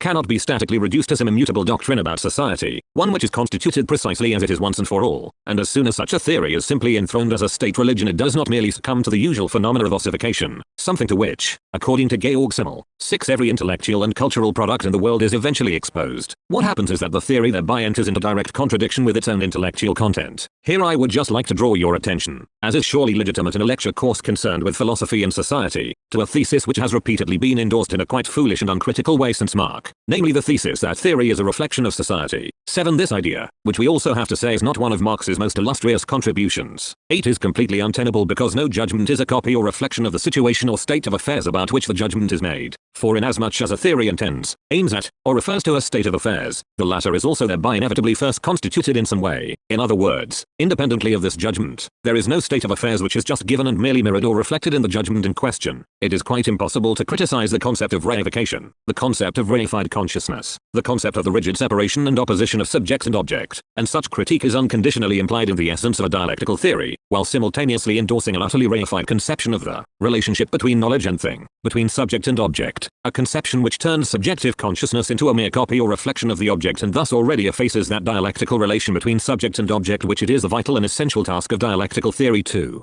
grasp. I will not try and decide here whether this fatal fall into the very reification which was supposed to be overcome is already implied in the formulation of a materialist dialectic that intrinsically downplays the moment of mind and independent reflection and thus ends up ascribing the dialectical movement to matter itself in an ultimately fanciful and mythological way. The basic difficulty probably arises from the fact that the formulations of Marx, which have congealed over time and are now presented to us in this rather enfeebled dogmatic form, in their original context were not really intended as philosophical theorems at all, and certainly not as an expression of ontological or metaphysical materialism. They once possessed an entirely different value and significance which certainly cannot be captured by the concept of some total worldview, as people like to call it. But I do not really wish to go into these matters any further here. Perhaps we shall have an opportunity to learn more about this when we have actually concluded our observations about the concept of ideology in the contemporary world. In the Eastern Bloc today we see an extremely revealing terminological transformation whereby the concept of ideology is now actively embraced in a positive sense, even though it was originally understood as a critical concept that was meant to identify and expose the necessary appearance of false consciousness. In these circumstances it is quite legitimate for us to explore this problematic term ideology in order to show what is really happening over there with that reification of dialectic into a heteronymous worldview that is simply imposed on everyone. And this theory, which in contrast to the subjectivism I talked about before has actually retained the objective moment that was emphasized by the great philosophers, as I tried to explain to you in the last session, has also been expressly decreed as such an ideology, or, in other words, as a worldview, and then adopted in a heteronymous fashion, without anyone being able to consent to it for their own part in a responsible or autonomous way. As a result, people there have effectively fallen back into the very subjectivism which, as I said before, is the latent essential principle of a nominalism that nonetheless likes to present itself as eminently objective. In other words, the merely subjective declarations of those in power are deceptively elevated to the status of intrinsic and independent truth. But since I am specifically attempting in these lectures to develop something akin to the elements of a dialectical theory for you, I should like to take this opportunity to say more about what is actually meant by the term dialectic here, for I believe it would be a complete misunderstanding of the concept of dialectic if you tried to think of it as a kind of method, as something which you just need to apply to reality in the same rigid and reified way that is usually encountered in the Eastern Bloc, and which will then serve as a nutcracker with which you can now disclose the meaning of all phenomena. Now when I speak to you of dialectic, I do not pretend to offer you some kind of universal cognitive instrument which will enable you to deal with whatever on earth comes your way. Indeed, I would almost say that the meaning of dialectic as I am trying to present it to you here is the exact opposite. The point is, rather, to immerse yourselves in the phenomena themselves with all the experience and intellectual energy that you are able to draw upon, and to approach these phenomena by making full use of all that you know and have theoretically reflected upon. Thus you must allow yourselves just as much to be guided by the phenomena as you must also measure the phenomena in terms of the theoretical material that is already available to you, and both these aspects or moments, that of your own experience and that of theoretical reflection, must be able to modify each other and interact with each other in an open and flexible way so that neither moment is simply reified or rendered independent in relation to the other. In this sense, therefore, dialectic is not a method waiting to be applied in order to crack open the truth of everything, and it is certainly not a worldview. As far as philosophizing simply in terms of so-called worldviews is concerned, everything has in fact already been said by representatives of the great philosophical tradition, especially by Kant and Hegel, when they repudiated the mere arbitrariness and consequent untruth that results from such an approach. 9. I shall not attempt to offer you a definition of dialectic, which would only violate the very principle, if it can be called a principle, which I have already introduced to you on innumerable occasions in other lectures and seminars. Thus I have pointed out that dialectic is not a claim or proclamation, 10 not some fixed reproducible thing to which everything can be subjected, but I should perhaps at least attempt to characterize for you, at least indirectly, what is at stake here. This is the attempt to expose ourselves to our experience, and to articulate the contours of this experience are without rigidity, without appeal to anything fixed and immutable, to any self-identical framework, as Herr Heidegger so eloquently likes to put it 11 but without simply falling into relativism as a result. For the task is to hold on to a concept of binding and objective truth precisely in the constant movement of the concept and the constant relativization of partial or individual insights. If I were to express this negatively, and I cannot provide you with a recipe for how this is to be achieved in substantive terms, although this is exactly what I am trying to get across to you in as differentiated a manner as possible, I would say the central task is this: to renounce all forms of reified and ossified consciousness and think in a way that nonetheless upholds the concept of objectively binding truth and objectively binding insight.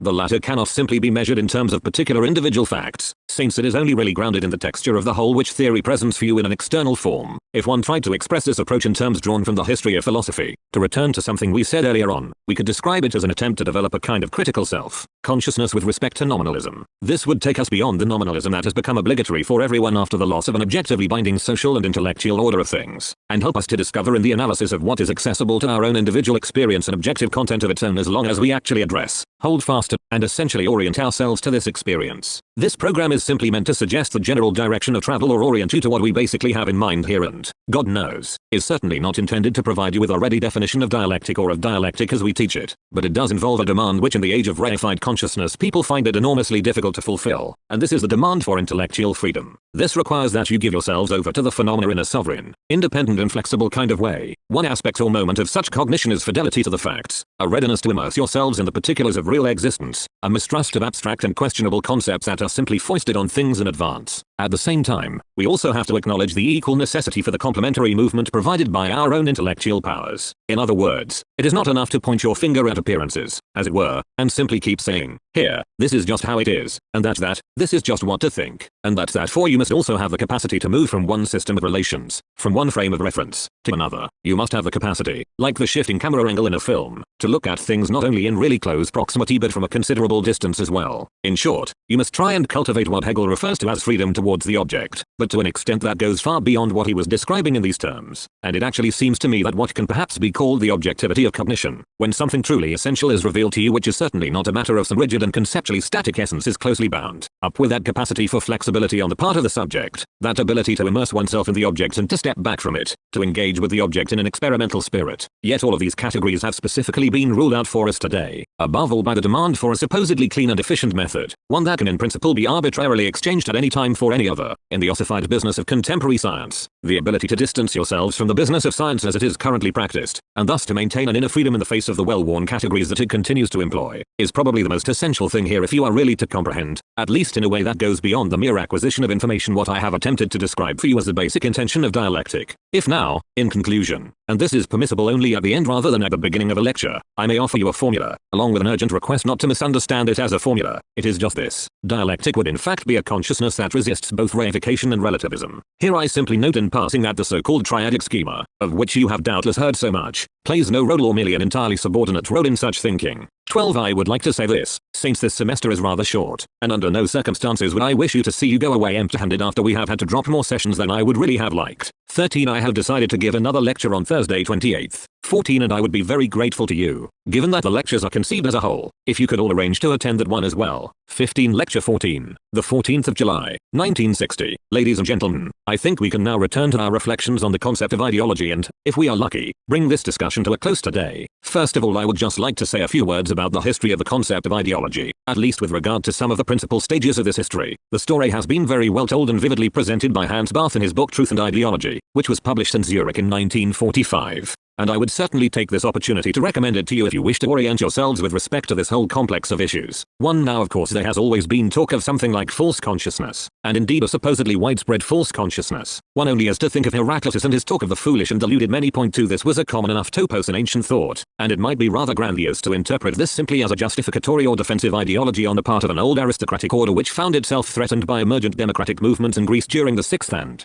7th centuries BC. For it seems to me more likely that the claim to authority, or perhaps also to the market value, which the more or less unattached or wandering philosophers of the time cultivated was naturally bound up with the fact that they presented themselves as initiates in possession of true insight, whereas others were enthralled to mere opinion. And of course this notion is reproduced in Plato's fundamental distinction between truth and appearance, where appearance is generally identified with immediate sense perception, while truth is identified with reason. Now whatever we may think about the disparagement of the sensible element in knowledge which is implied here, this thought already involves something which has been decisive for the entire history of the modern concept of ideology, namely that the essential task, in contrast to all ideology, is precisely to break through immediate appearances, through some semblance or facade, and penetrate to some more or less concealed core. Here again you can see that the problem regarding the historical significance of nominalism and conceptual realism, which we have repeatedly touched on in the course of these lectures, is not really that simple, and in today's lecture I should like to encourage you, with specific reference to this intellectual model, to maintain a free and open mind with respect to such hackneyed and well-worn notions. For it is of course the case that nominalist movements take sensuous knowledge, the immediately given, that is that which is mere semblance or appearance for the other philosophical approach, to be the only real source of knowledge, while what is concealed by appearances, truth in the sense of aletheia, lilia, 3 is scorned as a purely metaphysical construction by Enlightenment thought in the broadest sense. Yet this very distinction between essence and appearance, between the underlying structural laws and the outer facade, expresses precisely what is central where the recognition of ideology is concerned.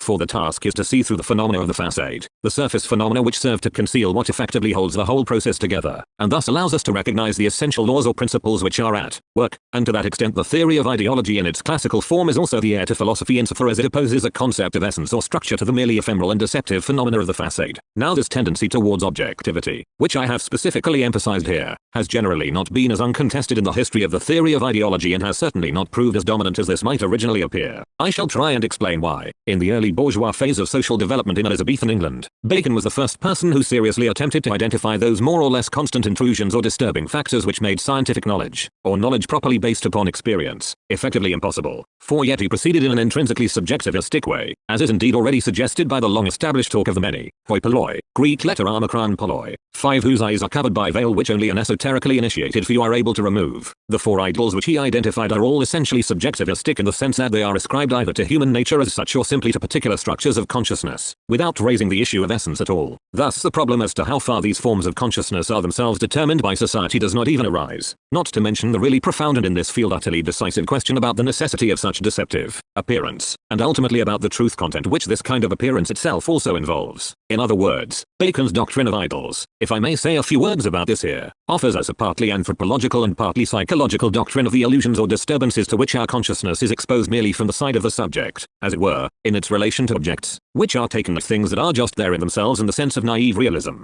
On this conception, therefore, the task of knowledge is simply to experience these objects in the most adequate and least distorted way, but thereby also in an essentially passive way. Many of these idols are unreservedly idealist in character, such as the so-called idolus pecus, or the idols of the mirror, 6 which refer to the idea that the individual, in other words, Psychological nature of particular human beings impedes their knowledge of the truth because it leads them to introduce certain factors which diverge from universal reason. 7. This is basically the first appearance of a theme which subsequently proved hugely influential for the psychological relativism of a later time under the name of the personal equation. 8. On the other hand, with the idols that are described as idolatry. 9. We find something that returns in the Enlightenment motif of simple class betrayal. Here the idols, or, if you like, the ideologies, the false images of reality, become nothing but a matter of attitude, of deliberate betrayal, of cunning persuasion. What is criticized now are those late manifestations of the rhetorical tradition that emerged out of a decaying feudalism, a tradition that, within the older scholastic discipline that had itself built on classical school of rhetoric, had certainly once seen better days. These idolatry are really no different from the types of ideology that we could describe today as political propaganda in the narrow sense, the manipulated tricks which are simply designed to sway people as required. By far the most interesting of these idols from the perspective of the theory of ideology are unquestionably the idolatry. 10. For these idols are actually rooted in the realm of language, are conceived in terms of a critique of language, and spring from the claim that language, as a universal means of communication, intrinsically produces certain forms that end up functioning independently and thus cannot actually express adequately what they are supposed to mean. It is worth noting that, in the later phase of bourgeois thought, this particular motif, namely an examination of ideology that amounts to little more than a critique of language and a concern with the objective assumed by subjective communication, turns out to be one of the essential forms in which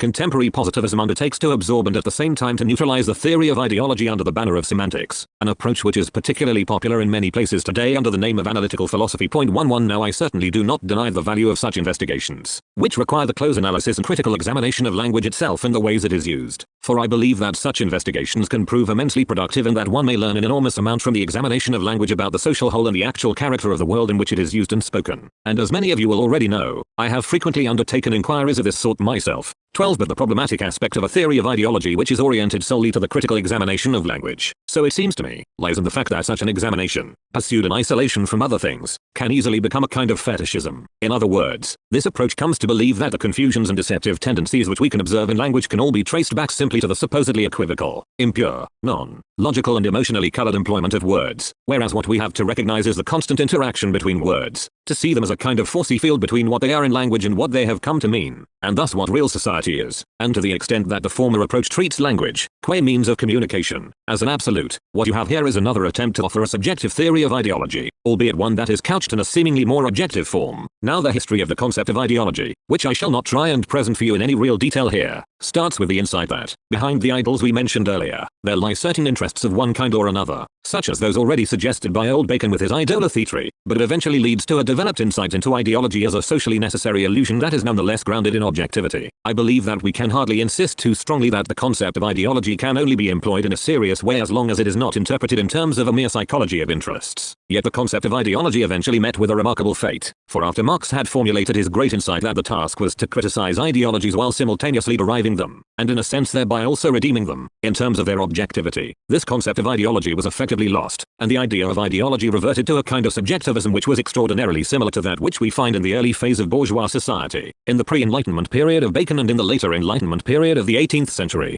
Thus it is quite possible to show that the theory of ideology which has found conclusive expression in Pareto 13 is really nothing more than an attempt to understand all contents of consciousness purely in terms of psychological interests, without reference to the objectivity of society. I have already said something about the origin of this retrogressive development and the reasons behind it, and also about how it erases the distinction between truth and lie, or untruth, which is contained in the concept of ideology itself. Here I would just like to point out that the objectivity that attaches to the concept of ideology also contains an aspect or moment of its own truth, and indeed in a manifold sense. Firstly, in the sense that, if some form of consciousness is produced through a necessary process, then something of this necessity itself will also find expression in this consciousness. The consciousness in question, therefore, is never utterly and completely forsaken by truth. So we see that Marx criticized the theory of free and fair exchange as presented in liberalism, yet in doing so he also acknowledged and held on to something that was implied in this ideology, namely the fact that such exchange is realized under the formal conditions of freedom and that, in contrast to the feudal phase that had gone before, concepts such as freedom and equality are in fact also involved and advanced here. In other words, once we emphatically speak of ideology, then that which is characterized as ideology is no longer simply being characterized as a lie. On the contrary, it is already characterized as something which is necessary in order to legitimate the social reality which the ideology captures. members, and also as an aspect or moment that expresses something of the essence of the society which produces this ideology. For although it is true that the process of exchange is neither free nor fair in bourgeois society, and although it is false to say that the employer and the worker encounter each other on nothing but the basis of their own labor in the act of exchange, it is still true that exchange involves some kind of equivalence, and that a more searching investigation, namely the analysis of labor value in the commodity form, is required in order to show that something more is involved in the exchange relation. Moreover, we must also recognize that ideologies in their classical form almost always involve an aspect or moment that points beyond the real social conditions to which they are applied. Thus bourgeois society basically claims, here we are dealing all the time with actual things. We are a society made up of free and equal partners who exchange their labor time in a reciprocal manner. A society in which, let me put it this way, each person gets his due. Now, of course, as critics of ideology, you can easily show that this is not the case. But, once such an ideology is formulated, the claim to such a society is already formulated too. The claim for there to be a society of free and equal members, a society where everyone would indeed receive their due. So, when we criticize a society based on exchange, it does not imply simply that exchange is to be abolished. It also implies that what exchange promises, that we are not cheated or deceived in the process, is actually to be achieved and fulfilled. In this sense, therefore, you can also apply the concept of dialectic to the theory of ideology. The very concept of dialectic means that exposing the difference between ideology and reality already serves and intrinsically implies the possibility that the criticized ideology not only fall away, but also that it be realized. The critique of ideology harbors the possibility that ideology shall become reality, and it is precisely this which essentially distinguishes a genuinely penetrating critique of ideology from the purely negative or purely subjectivistic critique of ideology which believes it is merely dealing with the more or less contingent and subjective sources of a mistaken or deluded consciousness, sources which can be eliminated or removed at will. If I said that ideology also expresses something true, I must come back in this connection to classical ideology, in other words, to the ideology of liberalism. For I want to say something to you about precisely why in this case we are really talking about ideology par excellence, the very model for the concept of ideology generally. Here you must also remember that this theory, as formulated in the context of classical political economy, which basically claims that the whole is held together precisely insofar as all its constituent moments pursue their own interests independently, also expresses truth because society does indeed reproduce itself, and reproduce itself in a continually expanding way, through this mechanism of competition or, to put it more accurately, this mechanism of universal exchange. In other words, the life of society really depends upon this principle, and the necessity of this liberal ideology lies solely in its expression of this fact. Thus it is only when you also acknowledge this moment of objective truth in liberalism that you can properly recognize the moment of untruth that it equally involves, and that alone would represent a case of genuinely dialectical thinking. Anything else would fall back even behind the concept of mere ratiocination upon which Hegel had already justifiably poured his scorn and contempt.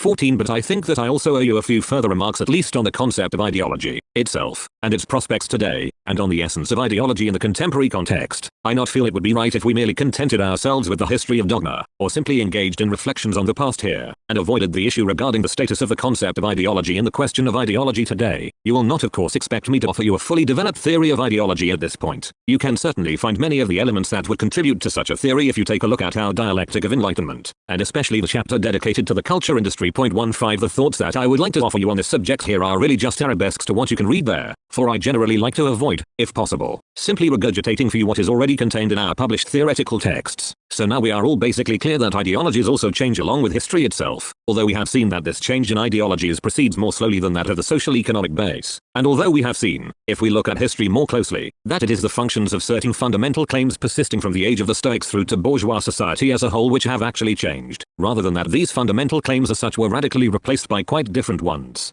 But you must bear in mind here, since bourgeois society has always been internally divided and the identity between the universal and the particular which it affirmed has never actually been realized, that the theoretical interpretations of this society have also contradicted one another. In this sense there is no such thing as one bourgeois ideology precisely because there is no one bourgeois society, or, to put this more exactly, because the one bourgeois society is defined precisely by the internal fracture, by the class relationship, which it involves, and the lack of identity. The unreconciled character of the relationship between universal and particular is decisively reflected in the form assumed by the ideologies in question. Thus in a rather striking way we can distinguish between those theoretical positions which effectively uphold the side of the universal. In the history of modern thought these are the rationalistic positions, and those which uphold the side of the particular which are the empiricist positions. Nonetheless, after what we have heard, it proves impossible, in terms of a theory of social class, to establish an unambiguous coordination between one or other of these philosophical positions and one or other specific class. This is because the whole, with all of its internal fractures, actually reveals itself in both of these theoretical positions, and that is why they also change their functions historically and are also mediated with one another in multiple ways. If we approach these things in a philosophical way we soon discover, since each such form of philosophy tries to grasp the whole, however inadequately, that the whole also presents itself, in however fractured a fashion, in every one of these philosophies.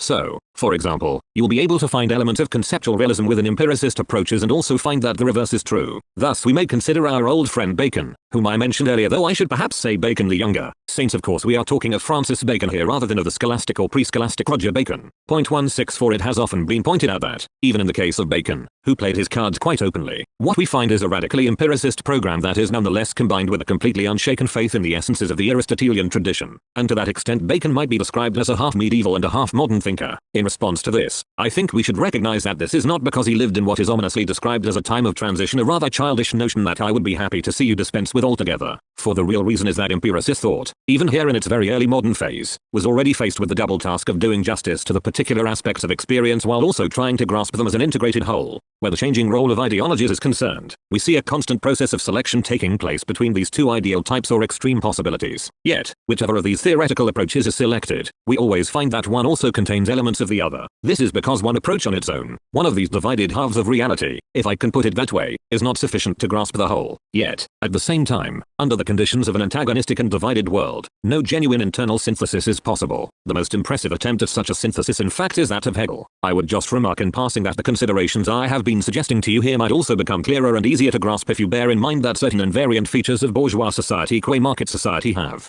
persisted since ancient times and still continue to manifest themselves. Thus, when we are talking about substantive questions with regard to ethics, law and the state, that is when we are talking about the relationship of philosophy to society, we find that the actual divergences between thinkers who are emphatically opposed to one another in terms of their fundamental epistemological or metaphysical positions turn out to be far less striking than we would ever have imagined. In the field of ethics, for example, you will find that the rejection of compassion as a ground for how we should relate to each other is shared by thinkers who are otherwise utterly different from one another, such as Spinoza in the early bourgeois age, Kant in the age of revolution, or Nietzsche in the age of imperialism. Yet the radical differences of fundamental approach here would seem to have had little influence on the idea that one should try and follow reason rather than give in to the heart. This is naturally connected with the fact that all these thinkers can actually be seen as ideological 17 in the specific sense that the necessary demands of false bourgeois consciousness are reflected in their case too, that they are all forced to expect a certain kind of rationality from human beings if the latter are to function in this society precisely as they are required to do. The identity of the social structure here makes itself felt in all these theoretical positions, even in the face of the narrower ideological, that is the abstractly philosophical, difference that defines the starting point of each thinker. You can apply this observation to countless other categories beyond that of compassion, and it would be an excellent subject for a dissertation if someone could show how philosophies which utterly contradict one another officially may still frequently agree on what may look like rather eccentric ideas. And you can be sure, when you stumble on these paradoxical points of agreement, that you have actually come upon a very fundamental stratum, or bedrock, of bourgeois civilization itself. But when I speak of the essentially historical character of ideologies, it should be quite clear, if I may emphasize this once again, that it belongs to the essence of ideology that, although the various conditions, insights, forms of behavior, whatever it is, have been historically produced and have come to be what they are, all of this in the context of ideology is almost always presented as something that exists in itself or possesses some intrinsic being as such. One might say that the fetishization of the historical, in other words, the absolutizing of what has become what it is and the forgetting of how it came to be what it is a necessary characteristic of ideology, and one can even show that forgetting as such is a constitutive category for the overall form that modern epistemology has assumed. 18. Thus we might say that something like the consciousness of things in the context of philosophy is only possible when the undiminished actuality of the phenomena to be synthesized is no longer present to us, and we thus forget or neglect certain aspects of these phenomena, and it is only through what is no longer present in the phenomena, in other words through a kind of staresis,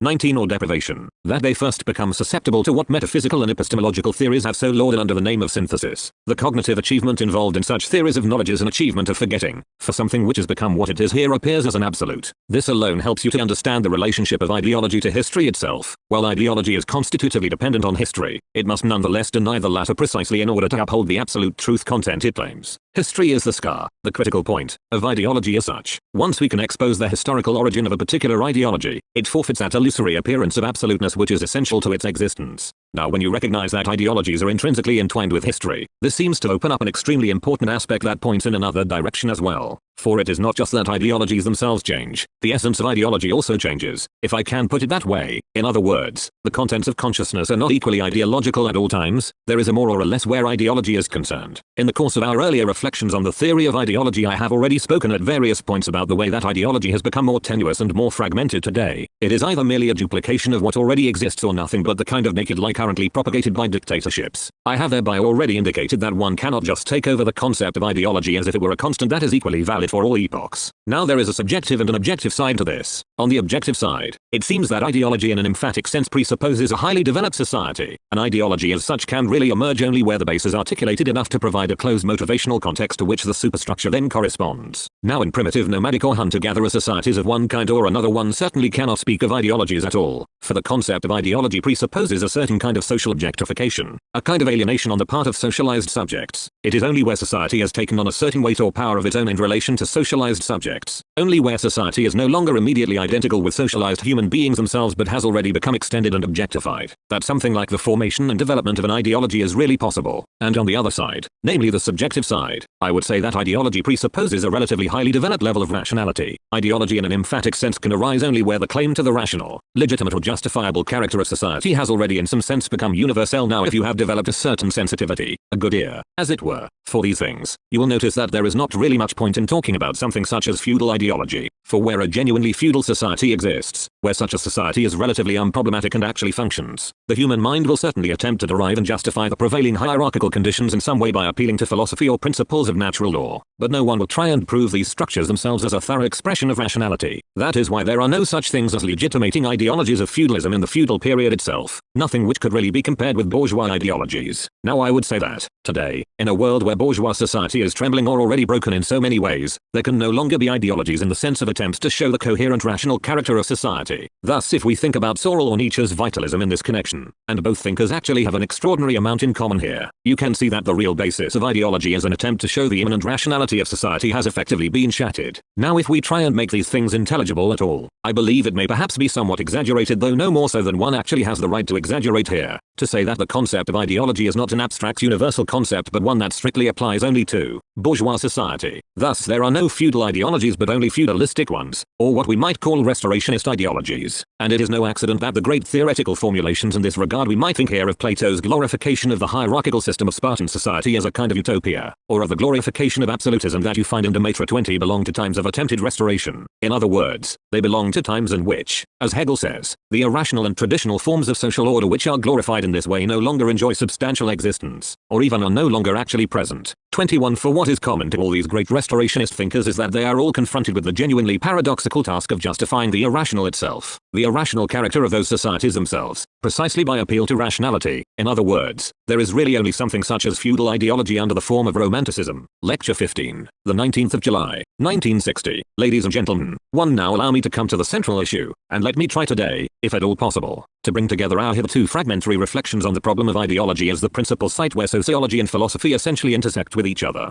In our last session I pointed out that it is not just that ideologies and the functions of these ideologies undergo change over time, but also that ideologies can be said to exist to a different extent in different historical periods. Thus one cannot simply take all forms of consciousness even insofar as they could be described as false consciousness and subsume them all to the same extent under the classical concept of ideology, for this concept essentially relates to the model from which it was originally derived, namely that of classical liberalism, and thus cannot just be applied without further ado to feudal society, as I pointed out earlier. Now I did not mention this solely through an anxious desire for historical accuracy or through a somewhat formalistic need to make the concept of ideology as tight and secure as possible, although in an age when such concerns have been seriously weakened this would hardly seem particularly contemptible to me. On the contrary, I mentioned it on account of certain things which we need to bear in mind when we think about the role of ideology today, for I wanted to bring out for you that the concept of ideology, in the specific sense of a necessary kind of false consciousness, is really beginning to dissolve today. On one side we are confronted with something that can no longer properly be described as ideology precisely because it no longer harbors any claim to objective truth, irrespective of whether this claim is redeemed or not. Thus to speak of National Socialist ideology in this context would be quite wrong, for the kind of theory propagated in the Third Reich was no longer remotely concerned with expressing the truth about society, and there is something utterly useless and inadequate, as I would put it, about expressing contempt or intellectual superiority with regard to such so-called theory, for that was simply to mock something that was actually invulnerable at the very spot where this mockery sought to strike. In this kind of National Socialist theory, in its racial doctrines, for example, or in its doctrine of the organic articulation of the people as a national body in the face of the unprecedentedly visible concentration of capital and thereby increasing dissolution of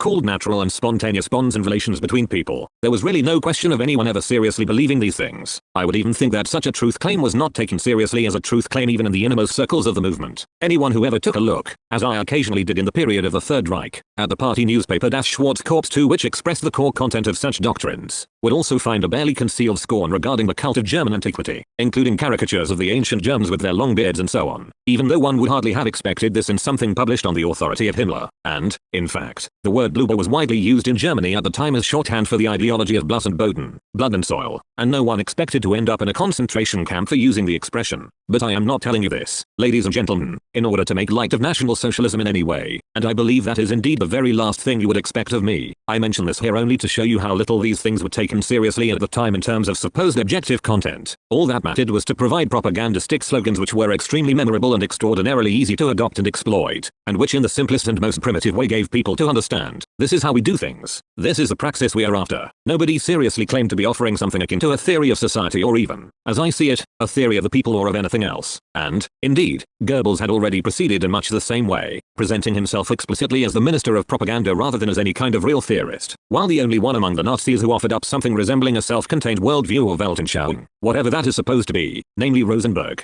III always found himself rather on the sidelines and was not really taken very seriously by those who occupied the key positions of power. He was basically used as a kind of propagandist against the church, and it could not be said that his orthodox fascist views, if I could put it that way, ever provided anything like a real theoretical basis for the whole movement. I believe that the awareness that what Herr Goebbels was saying was a simple lie, that this consciousness was in fact extraordinarily widespread in Germany, and that the denunciations to which Goebbels gave voice were simply heard with a knowing wink, as if to say, yes, he brought it off well again, didn't he? He's really clever at doing that, isn't he? But all with the implicit understanding that he is simply lying for reasons of pure realpolitik. In a world where the authority of reason has been neutralized by the immediate application of power or the immediate reality of oppression, the mind forfeits even that aspect or moment of independence that makes it into the kind of necessarily false consciousness that I spoke to you about before, and the widely recognized interchangeability of slogans in totalitarian states, as we can also observe in Russia, where the once idolized Stalin could suddenly be publicly denounced, and rightly denounced, as a murderer at the 20th Party Congress. For without this leading anyone even remotely to question what kind of political system effectively permits the substitution of one individual for another in such a way that the idolized leader of today can become the demented murderer of yesterday. This also serves to demonstrate how this actual decay of ideology in the classical sense, if I may put it this way, is becoming ever more widespread. On the other hand, however, we see that it is not as if truth were now somehow immediately replacing ideology, for if we observe what is happening in relation to ideologies today, apart from this tendency to become nothing but pure lie or simple deception,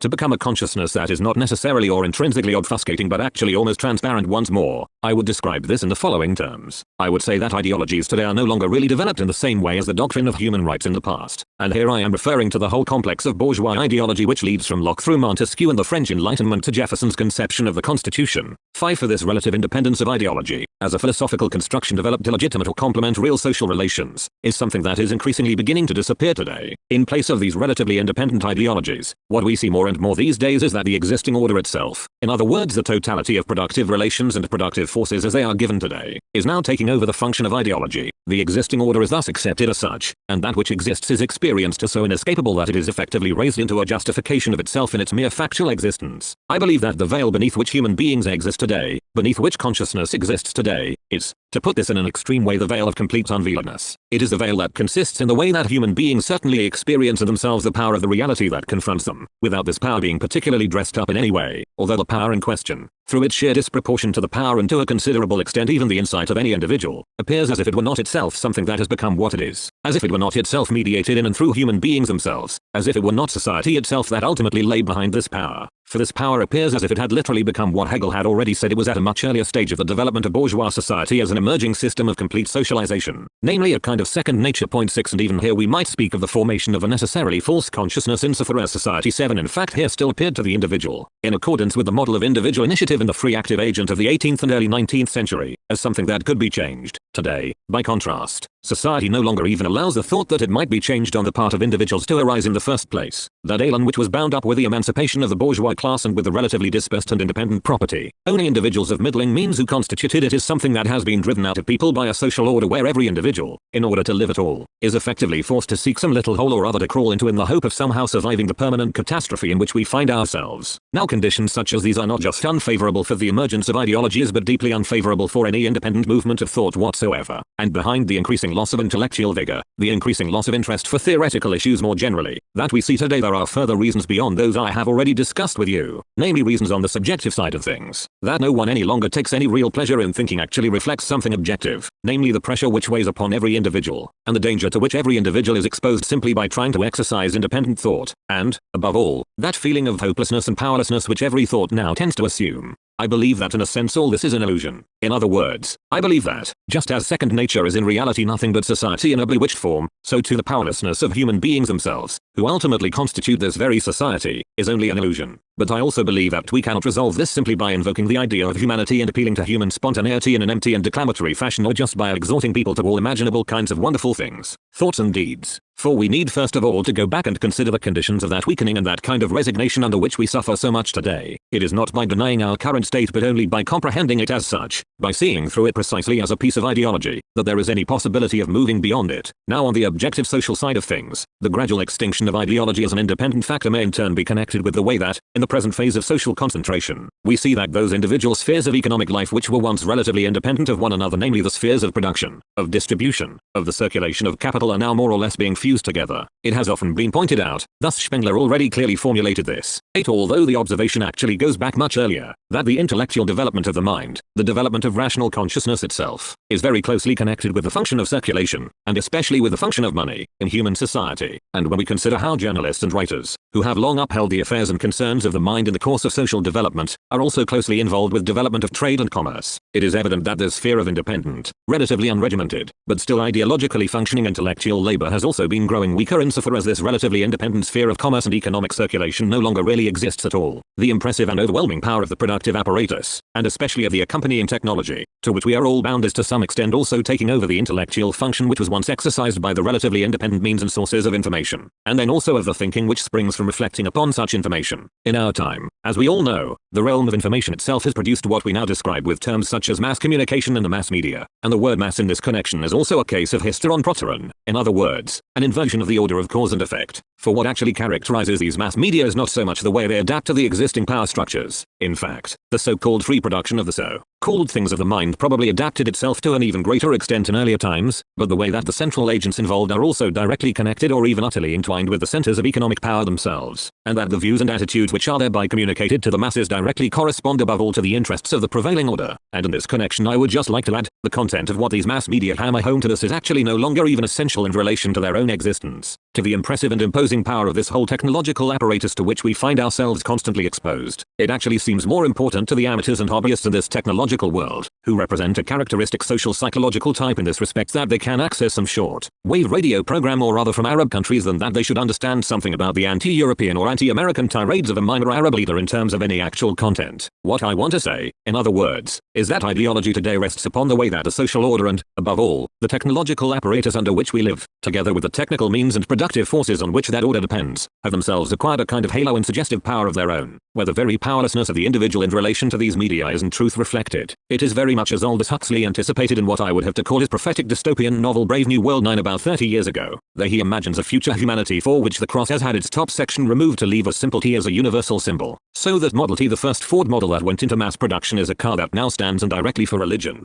However critical we may otherwise be regarding the overall intention of his novel, I believe that Huxley was nonetheless remarkably acute in perceiving the direction in which ideology itself was moving. In other words, ideology is polarized between an idolization of technology and of institutions on the one hand and sheer deception on the other. I would say there is an essential conclusion to be drawn from this. The critique of ideology today, if it is to avoid focusing on what is actually inessential, must concern itself less with the intellectual and cultural products of the mind, and with confronting ideological products with the cui bono question as we used to do in the good old days, but should attempt instead to recognize ideology, precisely in the realism seemingly devoid of ideology and the practice of naked deception to which human beings have subjected themselves. This brings me to the problem of the so-called skeptical generation, or what is often described as the generation without ideology, an idea that has been widely disseminated through a book by my colleague Shelsky, 10 and I imagine that many a disillusioned young person may well recognize themselves in this description. The question whether the criteria of a skeptical generation do in fact apply to the youth of today, and whether a general skepticism is therefore the characteristic feature of the period that is now emerging, is surely an open one, and I do not think I am interpreting Herschelsky inaccurately when I say that he himself shows no desire to cling to this particular description as a magical formula for understanding the youth of today or what is to come in the future. There are countless investigations which have also revealed certain contrary tendencies, such as very strong, albeit backward-looking ideological elements of an elitist kind that emphatically appear to contradict this idea of a so-called skeptical generation. There are also certain investigations undertaken under the auspices of the Institute of Social Research 11 which have completely disproved an essential thesis upon which the concept of the skeptical generation relies, namely the thesis that asserts a general leveling down on the part of consciousness. These investigations have shown that we do indeed discover ideological differences which are very strikingly related to the social situation of the specific groups being investigated, and which certainly cannot be taken as lightly as they generally have been for some time now. This tendency to pay insufficient attention to such differences, and to assume a generally prevailing skepticism instead of recognizing a more specific form of consciousness, has a specific intellectual source, if I am not much mistaken, which sheds considerable light on the question at issue here, for it actually ties in with a critique of a somewhat misunderstood concept of proletarian class consciousness. I am referring to an approach which has been around for some time now and which began with social democratic revisionism. 12 was further developed in the writings of the later fascist leader Hendrik de Man. 13 and still finds an echo in specific works such as that of Bednarik on the young worker today. 14 defenders of this approach expended considerable effort to show that members of the proletariat never actually possessed anything like a proletarian consciousness but, in reality, exhibited nothing but a petit bourgeois consciousness, and this claim was greeted with something like a howl of triumph because of the conclusion it seemed to imply. Surely if the workers are not explicitly workers in their own eyes, if the famous class consciousness to which socialism had once appealed does not actually exist, then the whole socialist conception is evidently built on ideological ground, and the reality of the workers fundamentally diverges from the form of consciousness that has been ascribed to them. Now, as far as this triumphant conclusion is concerned, I believe that it actually involves a misunderstanding of the concept of class consciousness itself. For class consciousness is not, and in the classical theory of ideology itself was never conceived as, something that would just accrue to human beings by nature as it were, simply in accordance with their class position. And there was a very obvious reason for this. For you must not forget that, even on the classical conception, which sees the proletariat as essentially an object of social processes, the proletariat itself does not somehow stand beyond society. For the proletariat too, insofar as it sells its labor power and keeps the bourgeois process of production in motion, is already incorporated into bourgeois society from a relatively early point of time. It would therefore be quite absurd to suppose that the consciousness of this class, which in terms of its own interests is certainly opposed to the prevailing order but still lives in and from this order and is shaped down to its innermost impulses by the totality of this order, would a priori possess an expressly oppositional and entirely distinctive class consciousness of its own.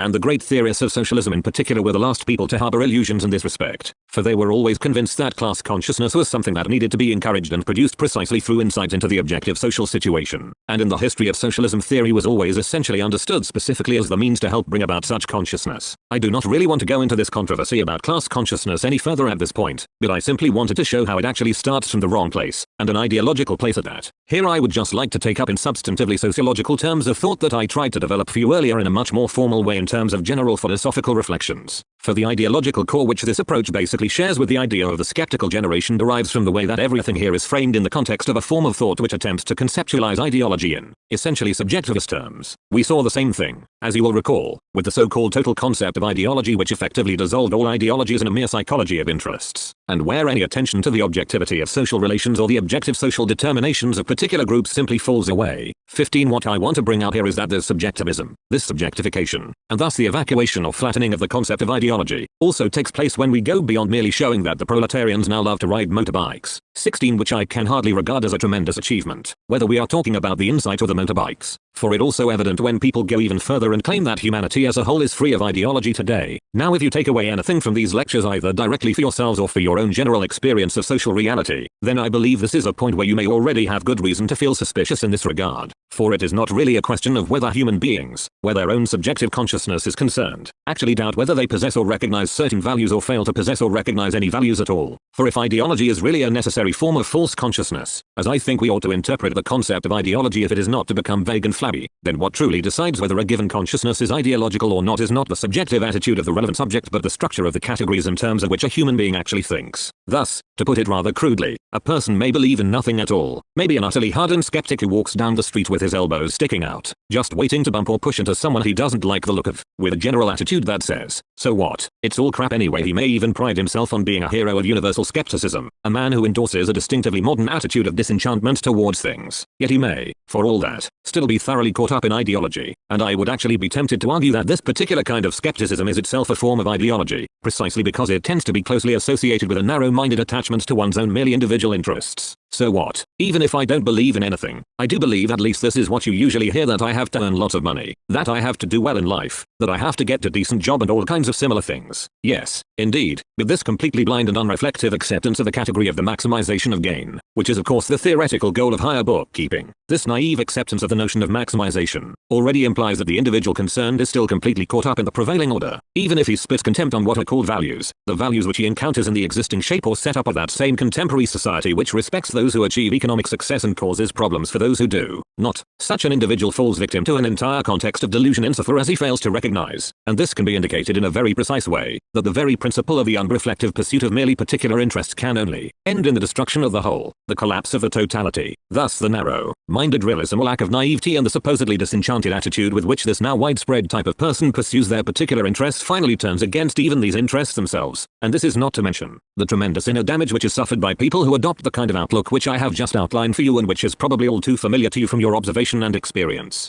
And if there should be anyone here today who basically shares this outlook, something which is socially produced and not really a matter of individual blame, and I were perhaps capable of shaking their naive and dogmatic trust in this particular kind of skepticism, then that alone would be one good thing to come out of these reflections. In this connection we should also point out that technology itself also functions as a kind of veil, in the sense that we are no longer capable of perceiving the human productive forces behind the technology which they have created. 17. We thereby reify technology and simply treat it under the category of consumer goods, which only leads us to lose sight of the relation between the consumer goods which appear to promise happiness or satisfaction for our own recognizable needs and what, to be blunt, we actually get from these so-called consumer goods. In short, I would like to show you that this consciousness of the so-called skeptical generation, insofar as there really is such a thing, is an ideological or false consciousness. In other words, a consciousness which mistakes a series of surface phenomena which directly claim our attention above all the immediacy of our own particular interests, for what is essential here, namely the structure of society itself. Once we realize that the immediacy of the individual and of particular interests is itself mediated by society as a whole, we can no longer really endorse the standpoint that the individual is always what is closest to itself, simply because this is not actually true, for the whole is present in every individual person, even in what strikes us as the most naive and self-evident human need. Thus the truly skeptical approach should actually be aimed at this very tendency to absolutize the standpoint of immediacy, for it is just here that the so-called skeptical generation tends to be entirely unskeptical, to reveal instead what I would call an intransigent naivety, which is then reflected in the typically refractory attitude which has already been described in connection with this skepticism. For this refractory attitude, the attitude which exclaims, "We don't want to know about ideology, we don't want to be troubled by anything," implies the desire to ward off any thought that would threaten the kind of comforting immediate consciousness that I have described for you.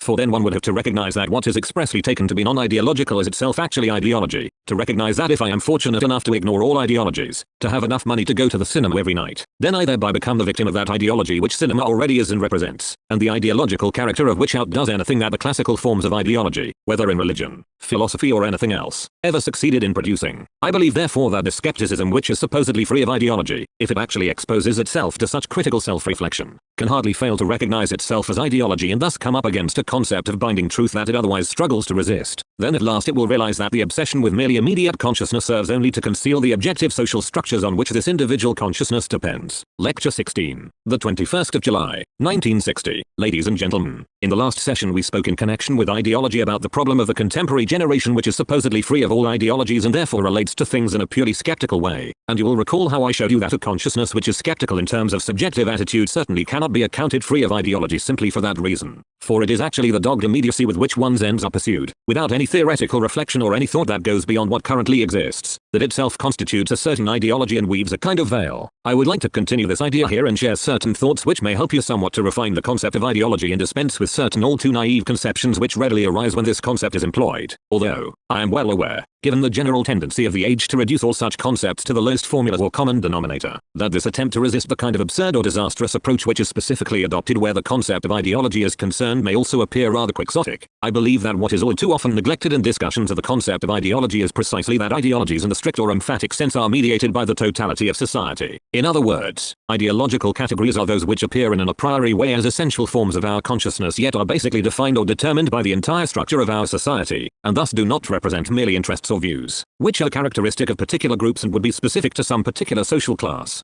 When we discussed the concept of class consciousness, I took the opportunity of distinguishing the concept of ideology from the kind of psychology of interest to which it has often been reduced, and I believe that we can properly understand this point only once we are quite clear that ideology is not a sort of thinking, or is not necessarily a sort of thinking, that is imposed on some individual within the overall social structure, essentially by the group to which the individual in question happens to belong. For the veil which I spoke about arises through the way that the entire social structure within which we are bound does not merely appear to us as a kind of second nature, but also actually produces us, as you might say, as a kind of second nature out of itself, and provides us with the means, forms and categories in terms of which we think and act. Hence it is also extraordinarily difficult to reduce ideologies today to the special interests of particular groups. I do not want you to misunderstand me here, for I am not trying to defend the thesis of some entirely undifferentiated consciousness that simply pervades the whole of society, a thesis that has actually become dangerously widespread especially today. We know perfectly well, in direct contradiction to this idea, that certain essential differences do prevail within different groups of the population as a whole. Thus an investigation carried out at the Institute for Social Research 1, and we are talking specifically about subjectively directed questions and investigations here, has shown that there is a significant difference in attitude and consciousness between the members of the higher social groups, including employees of these groups who also feel they have some possibility of identifying with them, on the one hand, and the underlying population, two, in other words, ordinary workers and employees, and people of lower social status generally, on the other, where the consciousness of the individuals in question is concerned. This shows itself as a difference between the distinct realism of the lower social group, which is less likely to let itself be hoodwinked and thus corresponds much more closely to that image of the so-called skeptical generation that we talked about in the last session, and the attitude of the higher social group, which at least sees itself in more idealistic terms, in other words, believes that it is inspired by a consciousness of higher things, by values that are more or less independent of the material basis of life, and thus feels it can also justify its privileges by reference to these same higher values which it endorses. So I certainly have no intention of denying differences such as this, but I really believe that we are talking here about more or less surface phenomena of a social psychological kind, whereas the mechanisms of reification, or the mechanisms of reifying consciousness, the hypostatization of immediate private interest as the only relevant criterion, the nationalistic ideologies that have spread to so many countries in the world, and other things of this kind, are mediated by the totality of society itself, and in this sense they reach down below the specific forms of social differentiation and constitute a kind of fundamental stratum which human beings basically have in common today. Hence these mechanisms weigh infinitely more heavily upon people than the kind of differences we have just mentioned. People themselves are also far less conscious of these mechanisms, for they function at a precocious level and are much more difficult to resist and challenge precisely because they have taken on the character of a second nature. I would also like to add here that the attempt to reduce ideologies to the needs of particular groups obviously becomes more difficult the further removed the cultural and intellectual spheres are from the immediate interests of the material base of society. Thus if you think about the famous controversy between Sir Robert Filmer and John Locke about the divine justification or otherwise of the structure of political rule based on different estates, 3. It is fairly easy to recognize the latter as the ideology of a specific social group which attempted to legitimate its claim to rule and to its particular privileges in relation to other social groups on the basis of a supposedly divine right, or even in terms of an authority inherited from Adam himself as the first ruler over nature. 4. And now the representative of a bourgeois class that in principle espoused an egalitarian approach, although we may suspect that the ideology of this class was always far more egalitarian than its practice, challenged that specific group ideology that was defended by the old privileged nobility. But when you hear people say today that the human being as such is what counts, that the sole end or goal is man himself, and that specific social relations are irrelevant to this notion of man, we can certainly say that such an ideology only helps to maintain the current order and thus ultimately works to the advantage of those who benefit from this order.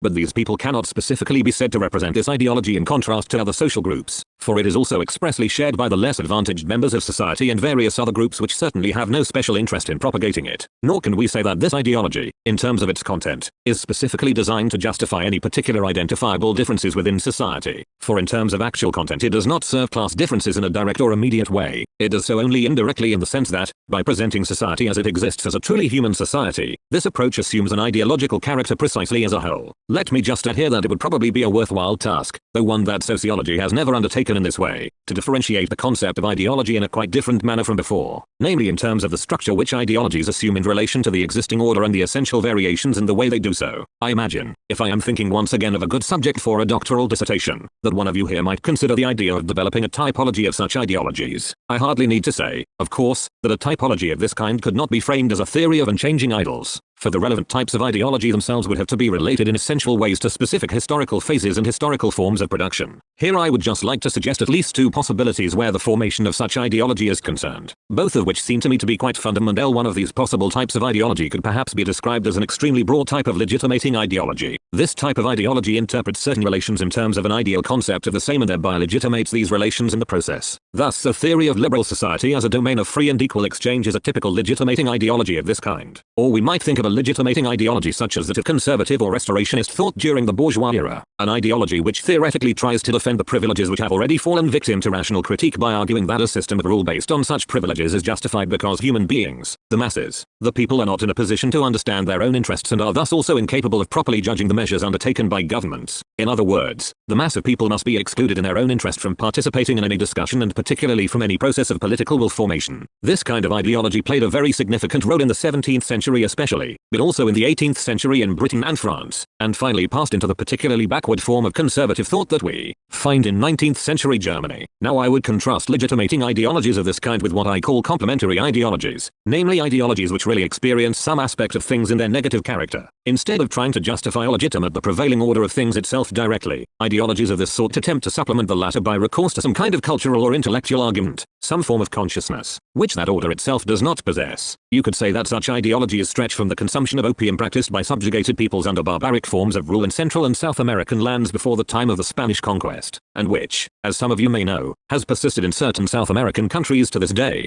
all the way to far more elevated things. Thus there is absolutely no question, for example, that one of the social functions of religion has been to console human beings who have suffered in this life with the prospect of some recompense in the next life where their lot will be very different, and it is difficult to say what is cause and what is effect here, when through a certain internalization of religious processes connected with the whole movement of the Reformation this motif of consolation and what is deemed a better world beyond has actually receded considerably as a form of social cement, or as a complementary ideology. But of course there are still such complementary ideologies at work today, when it is constantly hammered into us that the human being stands at the heart of things precisely because every one of us is actually treated today as little more than a function within the social totality, and when less and less really depends on our own spontaneity or individuality. One might say that the human being is just a complementary ideology to ubiquitous dehumanization. 6 and I suspect we encounter something very similar, if you will allow me to pursue a somewhat speculative thought here, with those metaphysical explorations of temporality which flourish so much today. In other words, with all those attempts to turn time into the metaphysically crucial and essential thing as such. It is very interesting to observe how this metaphysical elevation or glorification of time has emerged precisely in an epoch when something such as the consciousness of temporal continuity, of the continuous, coherent and meaningful course of life, can no longer really be found. And in terms of cultural and intellectual history, it is indeed the case that these metaphysical explorations of time first arose in the context of Lebensphilosophy, namely the philosophy of life which emerged in reaction to the causal, mechanistic form of thought which reflects the reification in which something like the experience of temporal continuity no longer exists. And in fact Bergson, in his extremely important work Matter et Mémoire, specifically related the thought of a rational and spontaneous experience directly to the notion of what he called living time. 7 And it is from this stratum of thought that all the other metaphysical philosophies of time actually emerged, and we also find that all of the philosophies which, in a certain sense, were reacting against a rationalistic approach espouse the idea of the stream of consciousness, that is, of the essentially temporal character of subjectivity as something immediately lived, until the metaphysical construction of time itself finally arose out of this specific aspect of experience. 8 In other words, I believe that if you genuinely engage with ideologies you will also have to ask about the specific kind of ideology you are dealing with in each case. I may just also ask here whether in our time, and in this regard the ideological structure of the present time may perhaps remind us of pre-bourgeois periods of history, the complementary ideologies are not beginning once again to prevail over the legitimating kind of ideologies. This seems to me to be the case everywhere, that the order of things itself, whether as first or second nature, is taking on such power that it seems simply to be beyond all discussion. The feudal order, as long as it actually existed, was essentially beyond discussion and just had to be accepted, and, to facilitate this acceptance, the consolatory ideology always added the complementary reflection which, when repeated in later bourgeois times in order to keep the poor peasantry in line, assumed the touchingly Philistine form of the old saying keep ever true and honest. 9 But the structure of ideology is quite different in genuinely bourgeois phases of development, when ratio is sanctioned as the criterion of the social and political relations themselves, when these relations are open for rational discussion and can be rationally justified in some way. One might say that the legitimating form of ideology is characterized by the notion of discussion, is characteristic of the classes where ideas are contested, and specifically in the form that certain more or less particular interests are required to justify themselves as universally binding ones. Today, on the other hand, when the preponderant power of the existing relations is so firmly established that this kind of discussion no longer takes place in a genuine or emphatic sense, when it has become illusory or, I would almost say, itself ideological, we see that complementary ideologies are rising up again in a quite new way, yet they now appear only really as parodies of what once existed. Thus, whereas the great religion still offered human beings something like the hope for a better life, now we are told that this life only has to be reenacted in a special higher kind of way, that its merely reflected form is immediately identical with true meaning that such a life itself possesses. Thus, if we have grasped life in its meaninglessness, and then repeated and seized hold of it as such, if we have truly discovered its constitutive factors, then we have thereby also discovered its own inner meaning. This at least is what is wisely imparted to us. 10. In other words, what is nothing but what it merely is basically gets duplicated in order to find its complement through this very duplication, and thus to appear as more than what it is. In general, this is possible only when the objectively established social relations are effectively presented and reflected back to us in forms of false immediacy as if they really were immediate, and immediately human relations at that. Now it should be evident that such complementary ideologies, like those we see all around us today, no longer possess any substance of their own, and precisely on account of this abstractness end up resembling the kind of lie which I spoke to you about in the last session and described as the decaying form of ideology. Thus the one eventually passes over directly into the other. That is basically all I wanted to say to you about these types of ideology, but allow me to return to the question about the basic character of ideology in relation to the social totality and the extraordinary difficulty of identifying and correlating those ideologies which cannot directly be situated in the context of the struggle between specific social groups but are further removed from that context.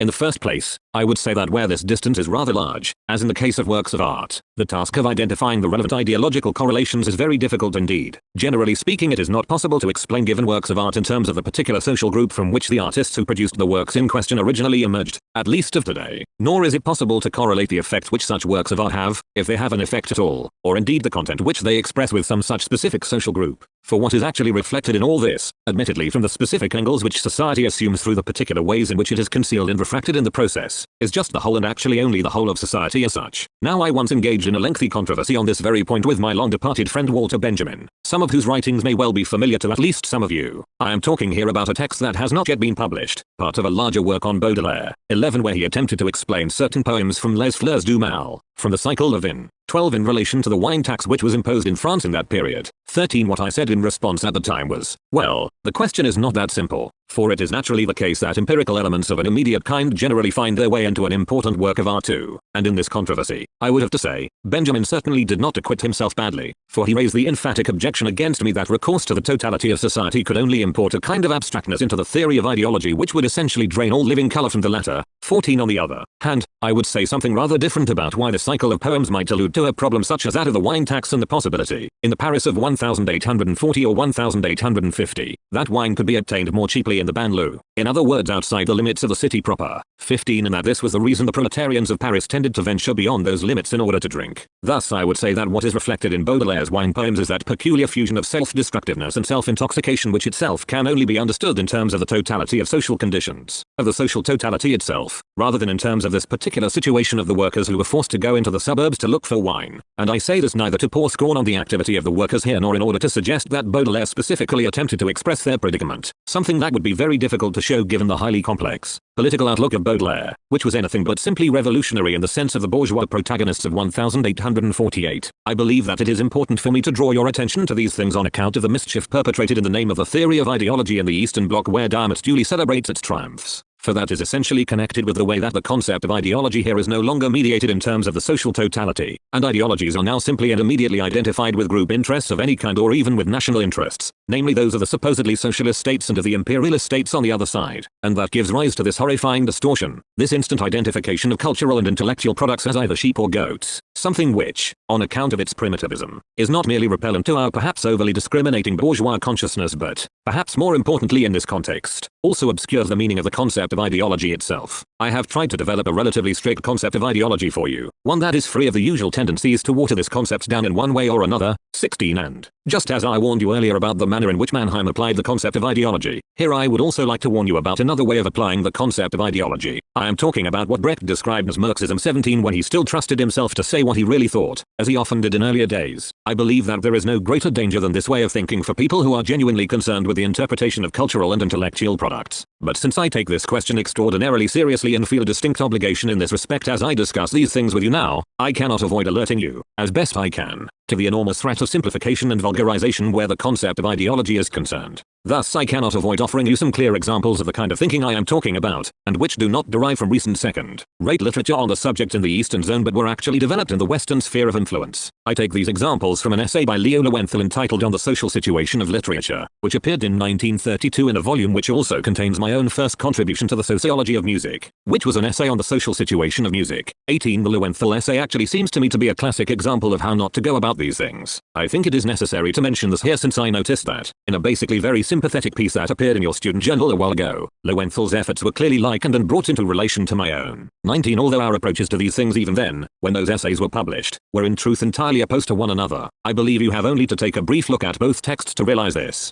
To begin with, I would just like to read you a couple of sentences from this essay, on the social situation of literature, to show you just something of the problems and difficulties I have been talking about. Thus in the essay we read, other class relations come to light once we compare the function of the framing narrative in Storm and Mayer respectively. 20. He is referring to Conrad Ferdinand and Mayer here. 21. Then we read, this principle of artistic composition possesses an opposite meaning in the two writers. It allows Storm to assume an attitude of resignation, a kind of retrospective renunciation. He is the weary petit bourgeois rentier for whom the world in which he could mean something has effectively collapsed. Time has passed. The only foothold in life which the present still has to offer is one of recollection. The transfiguring function of such recollection is also clearly revealed by the specific technique Storm deploys in handling his images, where memory is only capable of reproducing fragments of the past, specifically those which do not relate directly to the dismal reality of the present and thus need not fall victim to a process of psychological repression. 22. Now in the first place, what I would like to say, even if we accept that the kind of consciousness that finds expression in Storm really is that of a petit bourgeois rentier, 23, which strikes me as a rather arbitrary assumption that can hardly be justified on the basis of the texts themselves, is that such a consciousness, and thereby the conscious awareness of the impotence of the bourgeois individual, is not simply to be rejected out of hand but should be recognized as a true consciousness of the position of those condemned to impotence in their private individual existence, and thus as something anti-ideological in character. We will thereby already discover something eminently critical in the grief and melancholy that we do indeed encounter in the highly significant novellas of Theodore Storm, but in adopting this abstract schema and regarding the petit bourgeois merely as something already condemned to death, in thereby devaluing something which in a particularly impressive way really expresses the impotence of bourgeois reality, the negativity of bourgeois individualism, we simply turn the blind optimism of the proletariat into the criterion for a genuine work of art. This treats any work of art as good as long as it expresses the triumph of the newly emergent class, whereas anything that expresses suffering and negativity, anything which lends voice or expression to the true state of things, is specifically devalued. Now this attitude already basically implies the schema of the kind of thinking we subsequently find in Diamond, which would have us believe that everything that is weary, decadent, alienated from life, everything that does not already stand on the side of the big battalions, is thereby already condemned as backward and obsolete. On the other hand, we find that abstract and quite vacuous glorifications of a proletariat which is threatened by saboteurs, yet manages to discover and dispatch these saboteurs and then undertakes to achieve even higher levels of livestock or potato production, is supposed to represent not merely a higher form of life but a higher form of literature as well. With this kind of straightforwardly correlating approach to ideology, even when it is still pursued in a relatively academic and respectable way, so to speak, you can basically see how it already clearly prefigures that regression of consciousness which has become so widespread today. But there is something else at work here too. For Storm is specifically being reproached for the way the process of 24 recollection in his work involves a certain highly selective principle of literary composition, for the way that only those specific moments or aspects emerge which have carefully been selected or emphasized by the author for a very particular purpose.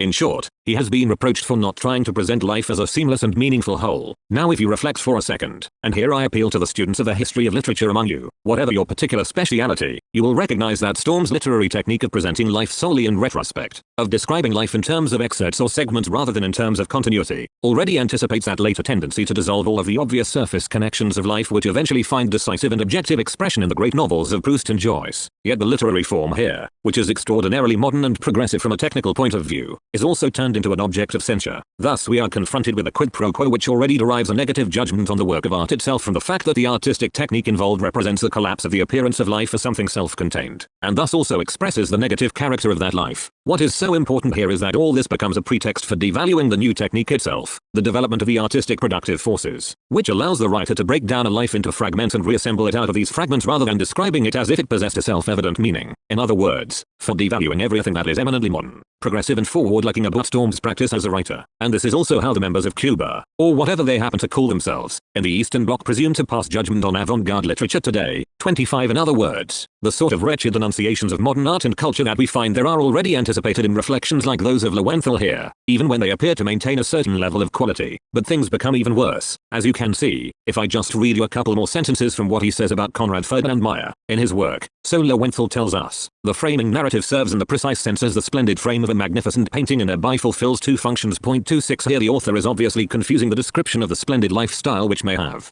prevailed at the court of the Borgias or other dissolute potentates with the splendid form of the work of art itself. You can already see here that typical blindness to the genuine value of a work, that lack of attention to the specific substance and quality of a work of art, which later found its way into the kind of vulgar Marxist approach we talked about and has become so widespread there today. These two functions are thus supposed to point to the worthiness, as he puts it, of the subject matter, and to emphasize the important singular aspects over against the indifferent multiplicity of surface appearances. 27. What we are dealing with here, to put it bluntly, is an attempt to correlate Theodore Storm with the world of the petit bourgeois and Conrad Ferdinand Mayer with the world of the haute bourgeoisie, on the schema of the parlor and the drawing room respectively. Storm is petit bourgeois because he talks so much about the cozy parlor room, and Mayer is haute bourgeois because he talks so much about magnificent Renaissance interiors, if not exactly about bourgeois drawing rooms. Now I would just point out that this class condition kind of reaction, which is so concerned with what is grand and splendid, is generally more likely to be encountered among the maidservants than among the members of the haute bourgeoisie themselves. I do not know whether I am as familiar with the upper classes as Herr Lowenthal, but as far as my own perhaps more modest experience goes, I think the upper classes were generally more drawn to Nut Harmson and so called literature of the native land, 28, or perhaps with the world of fishermen, 29, and figures of this kind, whereas the maidservants would prefer to read about the life of the upper classes. Thus there is a tremendous naivety about this kind of attempt to correlate ideology and social position, which effectively inverts the actual class relations and the actual social consequences of these relations. But I would certainly not wish you to misunderstand me here, for I have no desire to impugn the lyrical artistry of Conrad Ferdinand Mayer or the very beautiful and refined prose which he has bequeathed to us, yet to proceed in the way I have indicated, to note that one author published his pieces in a very stylish journal while the other allowed his writings to appear with Westermann. 30. And to infer the specific class significance of both writers from this, seems to me to be the crudest possible simplification of the relationship between base and superstructure, between society and culture.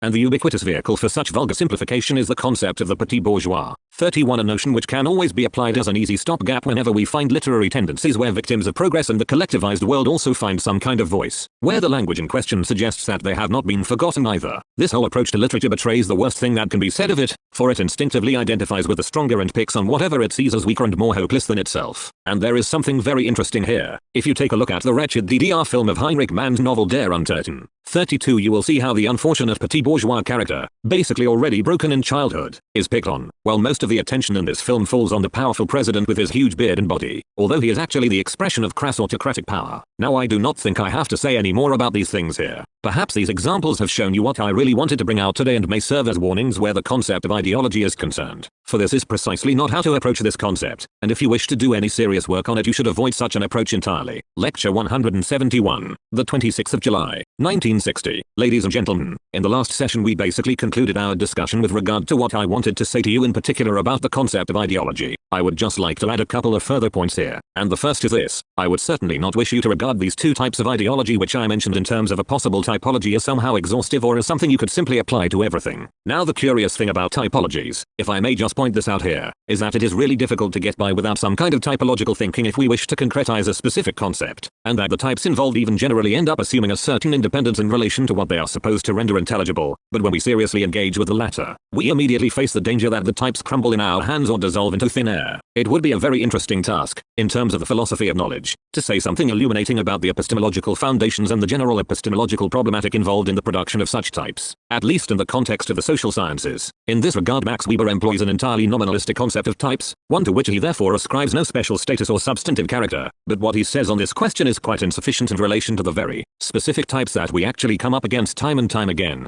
To any serious treatment of the problem of typologies would really have to unfold and explore the following antinomy. We generally find that typical structures do reveal a certain substantial character, and also a certain theoretical justification, and cannot therefore be regarded as merely heuristic devices, while, on the other hand, they also threaten to dissolve on account of the problem of so-called intermediate cases and transitional phenomena. I imagine I hardly need to add here that any meaningful typology must also be indexed historically. Thus, if we are thinking of a typology of drama, we should not proceed as if everything basically stood on the same level and thus compare ancient comedy, the comedy of character, and Shakespearean comedy simply as various types of the comic. For the task would be to show how philosophical historical structures enter into the formation of the type in each case. In material terms I would just like to say that, in addition to those two types of legitimating ideology and complementary ideology, as I described them, we should really also add the type of ideology that one might call obfuscatory ideology in the emphatic sense, although you may find it rather difficult in practice to separate obfuscatory ideologies clearly from legitimating ideologies. A typical expression of obfuscatory ideology would be the frequently encountered claim that human beings are actually unequal and that therefore the inequality of property is anthropologically grounded in essential characteristics of nature itself. Thus it is said that, even if there were some drastic currency reform in Germany and everyone had to start off with exactly the same salary, we would still end up with Herr Flick 3 on one side and the famous last unemployed person on the other, and this is supposed to prove the ominous inequality of nature. Yet that is just an obfuscatory ideology to conceal the fact that, even on such a day as that, some human beings enter the labor process and the process of exchange with more to call on than the conscientious work of their own hands, and that control over the means of production proves more decisive than any formal rights to earn money. That would be a good example of an obfuscatory ideology in the strong sense, since I have already already alluded to the difficulty of strictly distinguishing such an obfuscatory ideology from a legitimating ideology. I would just like to emphasize that, where concept formation in the sciences is concerned, our concepts can really meaningfully be formulated only by reference to their extremes. They should be maintained in their extreme formulation but cannot be maintained at all when they are already framed in such a way as to incorporate so-called transitional phenomena. Thus, if we want to capture the difference between plant and animal, it is better to talk about a palm tree and an elephant. I do not believe they are particularly related to each other in Heine's poem, but they do seem to go very well together, than about bacilli and bacteria, for example, where we already need a microscope and a good deal of specialist knowledge to determine in this context what is vegetable and what is animal. It may be quite important to stress this here when we consider the prevailing tendency I have already mentioned, namely the tendency to turn positivism into an ideology itself and discredit every kind of theory by simply appealing to the facts. For we see this combined with the desire to disqualify every firmly determined concept and thus every form of theory by drawing attention to whatever transitional phenomena or whatever limiting cases we can find that cannot be accommodated entirely within the concept in question. Thus I remember a philosophical seminar many years ago now when we were exploring the phenomenology of particular concepts, and we identified the concept of landscape in phenomenological terms as a part of the Earth's surface as seen from the specific perspective of someone who synthesizes and subsumes the scene in question. And one rather willful student who always liked to stand apart, as it says in Goethe 5, objected and said, but then what are we to say about lunar landscapes? In other words, one can take a cheap pleasure in discrediting theoretical ideas by invoking transitional cases of this kind and showing that an extreme example of some phenomenon or other cannot readily be accommodated in a given concept. In truth, however, concepts must be developed in such a way that they organize, from a central theoretical perspective, the mass of phenomena which are subsumed under them, thus within the continuum that, in a sense, any actual thing really represents. It can never be the task of a concept to include every possible detail in a totally clear and unambiguous way, for that only sabotages thinking by expecting or demanding too much of the concept of a concept. The other thing that I wanted to say here by way of supplementing our earlier remarks, although I have already mentioned it in passing 6, is that the historical dynamics of the concept of ideology seem to suggest that ideologies themselves are becoming ever more abstract. That is, that the dominant ideologies of today involve infinitely less specific positive content than was formerly the case. Thus the concept of man, which has become one of the most decisive theoretical vehicles of this development today, 7, is already infinitely thinner and more abstract than the principal ideological concept deployed by the National Socialists, namely that of race or blood, and I think we can expect that this attenuation of ideological substance will become more and more conspicuous in future. For you must remember that, in spite of the ever-increasing concentration and centralization of power and capital in modern society, the potential pressure that weighs on the masses who show increasing levels of awareness, even if the political structures leave them very little room to express this or allow them to do so only indirectly, is so great that one can expect less of them in ideological terms than was once the case. If you just recall Sir Robert Filmer's theory 8 that we mentioned earlier, which traces the differences of the fundamental social groups or estates all the way back to the will of God, since such differences were supposedly inherited from the descendants of the very first human beings, it is obvious that we can no longer invoke things of this kind where people today are concerned, even in the context of totalitarian states. In this regard, it is particularly interesting to note that the National Socialists, while they certainly espoused an elitist theory which emphatically scorned the bourgeois concept of equality, in no way endorsed a theory that expressly privileges a specific minority, for their own concept of the elite, as Karl Mannheim once acutely pointed out, 9 is itself a plebiscitary concept of the elite. In other words, the elite the Nazis were talking about is simply the majority, namely all those who did not have Jewish grandmothers, so that one was allowed to feel like the chosen people over against a tiny minority of the general population. The reason for this, of course, is that, had the Nazis openly and widely declared, as quite a few of them must have thought, that it was really only blonde people with the right size of skull who make up this elite, while brown-haired people with larger heads are regarded as less than human, they would probably have encountered such serious difficulties that they would never have proved as successful as they did. Thus the pressure I mentioned just now, which inevitably leads to a relatively abstract production of ideology for which I offered you a rather grotesque example, although less grotesque ones could easily be found, may increase so much that it generates that abstractness and attenuation of ideologies I was referring to earlier. This is a change of consciousness which, as I have already remarked, amounts in a way to the end or the obsolescence of ideology. Of course, I do not mean this in the sense that the unveiled truth finally takes the place of ideology. On the contrary, what I mean is just that, as we experience this in the East today, naked and immediate domination now simply joins hands with a lie in order to impose a certain situation on people and hammer it home to them as something both inescapable and legitimate, even though they are not actually expected to accept what the ideology offers them as if it were a genuine explanation or rational principle. I believe that these structural changes in the concept of ideology cannot be seen in terms of intellectual and cultural history in the same way as the transition from the classical concept of ideology to what I call the total concept of ideology. They are dependent on fundamental structural changes in society which would have emphatically to be taken into account in any attempt to produce something like a theory of ideology appropriate to our current situation. Now, ladies and gentlemen, although we have been able to carry out only part of the program that I originally set for myself, as so often happens with such lecture courses,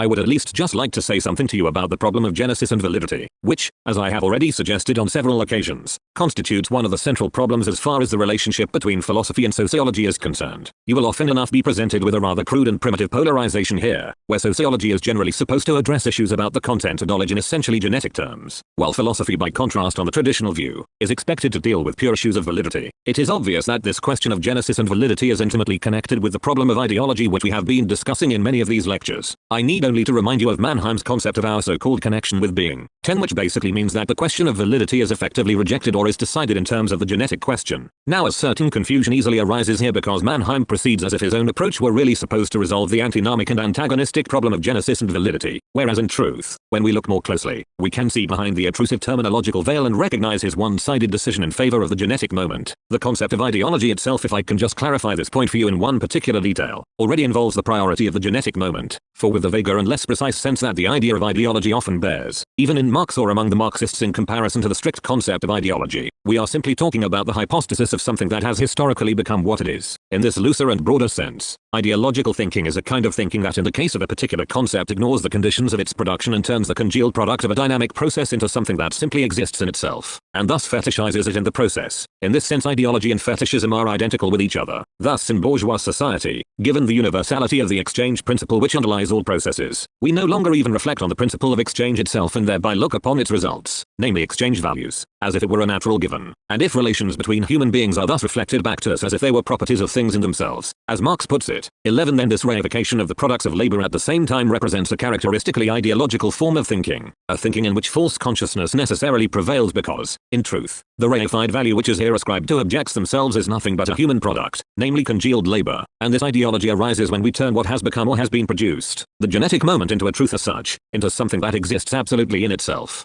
This may suffice to show you just how intimately the problem of genesis and validity is actually connected with the problem of ideology, and I believe we could probably go so far as to claim that, to a certain extent, all of the efforts which philosophy and also sociology have taken upon themselves in order to clarify and articulate the relationship between genesis and validity basically arose from their argument with the concept of ideology, and that the tendency of both philosophy and sociology to ward off the concept of ideology wherever possible has played a truly decisive role here. Now, I believe, ladies and gentlemen, that it is important you should be clear from the start about something essential to the positions we are talking about here, namely the position which appears to regard all truth, all that is binding, all that claims to possess reality, in a genetic way as something mediated, something that has become, and the position which maintains that there are pure forms or kinds of validity, and this is that both approaches are characterized by their dichotomous character, in other words, by the fact that they present themselves as simple alternatives. This way of formulating the problem of genesis and validity already forces us to respond to the question as follows. Well, either there is no truth, for if truth is conditioned by certain processes, then it enjoys no absolute validity, or it does enjoy absolute validity, in which case the processes through which it has been brought forth are irrelevant. Here, ladies and gentlemen, if I may speak once again in a pedagogical vein, I would expressly warn you to beware of such alternatives which are aimed at you like a pistol in order to force a decision, as the charming phrase has it. Thus you are told, come on, either you believe in values, validity, truth, or you believe in becoming, process, mediation, genesis, but you should not allow these alternatives to be imposed on you. On the contrary, if I may go back and draw on the results of an earlier lecture course here 12, I hope you have learned that what really matters to the scientific or philosophical consciousness, and I disdain to distinguish between the two, is precisely not to let such alternatives be foisted upon you, for the task is to reflect on these very alternatives and recognize them as nothing but the expression of the reified consciousness I have been talking about. For this consciousness of the world is wonderfully clear and everything runs very smoothly. On one side you have the people with their eternal values, preoccupied with validity or pure being, who look down contemptuously, on the other side, on all the pernicious relativists and historicists, on the corrosive thinkers so concerned with change and process, and in the opposite corner you have the people who consider themselves as enlightened and claim that everything turns on the question of genesis, on tracing things back, on identifying the origin, and the idea of validity is nothing but mythology, and in comparison with those who insist on the concept of truth, they see themselves as terrifically enlightened and progressive, although both parties to the dispute fail to see that the concepts which in each case they themselves deploy in a sense intrinsically presuppose the opposed position, and that is the key thing you should realize here, rather than believing, as Mannheim claimed, that you have somehow already solved the problem of validity if you insist on taking up the perspective of genesis only in a unilateral way, and, God knows, that is just what he does. But the important thing for you is to realize that this bifurcation, this alternative, which is forced upon you, is rigidly framed in advance, like the box to be ticked for rival political parties which you might easily find on a questionnaire. This is precisely the kind of thinking you need to be on guard against, and you should summon all the autonomous thought you can in order to see through it. Now I claim that validity is not something pure which is conceivable independently of questions of genesis. On the other hand, the sociological position that genesis is just validity, the idea behind what we call the total concept of ideology, is not defensible either. Thus everything comes down to mediation. But when I say mediation here, I must also warn you about a misunderstanding that it is always easy to fall into, and perhaps especially easy to fall into here since we have not really been able to unfold the philosophical problematic of the problem of mediation here on account of the specific thematic focus of these lectures. When I speak of mediation, I am not talking about a middle way, about an approach that would acknowledge the right that is due to genesis and validity in each case. To a certain extent we might say that the sociology of knowledge which was developed by Max Scheler did represent a theory of mediation somewhat along those lines, although, as you will all know, he still basically came down rather one-sidedly on behalf of the theory of validity. He argued that the issue of genesis, or the genetic perspective, prevails within the order of being, so to speak, which is also where we deal with ideologies, with the psychology of interests, with everything like that. And here he even provided entire lists which correlated particular cultural and intellectual forms with particular social factors and conditions. But then he goes on to claim, as if by decree, that in the intellectual realm as such, in the realm of ideas, and here he was a good Husserlian, everything is quite different and enjoys a validity which holds quite independently of any specific social conditions. 13. Now I believe it is fairly clear that this type of solution, which simply appeals to two orders of justification or levels of connection, is quite inadequate, for basically all it does is to treat the problem in question, namely, how genesis and validity come together or relate to each other, as its own solution. In other words, this approach just says, there you are, on the one side you have genesis, on the other side you have validity, and they basically have nothing to do with each other. Now this is nothing but the hypostasis of the scientific division of labor. Thus the issue of genesis is referred to the factual sciences, especially to the historical and sociological disciplines, while the question of validity becomes an exclusive matter for the discipline of philosophy, which has itself through the division of labor now effectively been divorced from the substantive content of the other disciplines. We fail to see that this actually exposes us to a really quite rudimentary objection, for if certain types of ideas are intrinsically coordinated or connected with a ruling class and the interests of that class, it is far from evident how at the same time we can continue to regard these ideas as subsisting in themselves as absolute or in the Platonic sense, just as ontology, which Scheler certainly qualified yet never entirely abandoned, has always wanted to do. This problem was never really solved by Scheler, and he believed that he could somehow avoid it by arguing on the one hand this and on the other hand that. 14. Thus the answer is not the kind of mediation which just accepts there is genesis on the one hand and validity on the other, and then seeks to balance out or accommodate both perspectives. For where the philosophical concept of mediation is concerned, and I believe this is fundamental for any genuine understanding of dialectical method, and something one must really already learn from Hegel if one wants to understand the whole approach that is adopted here, we need to see that the problem of mediation lies in the concept itself, which is to be conceived as essentially mediating in character.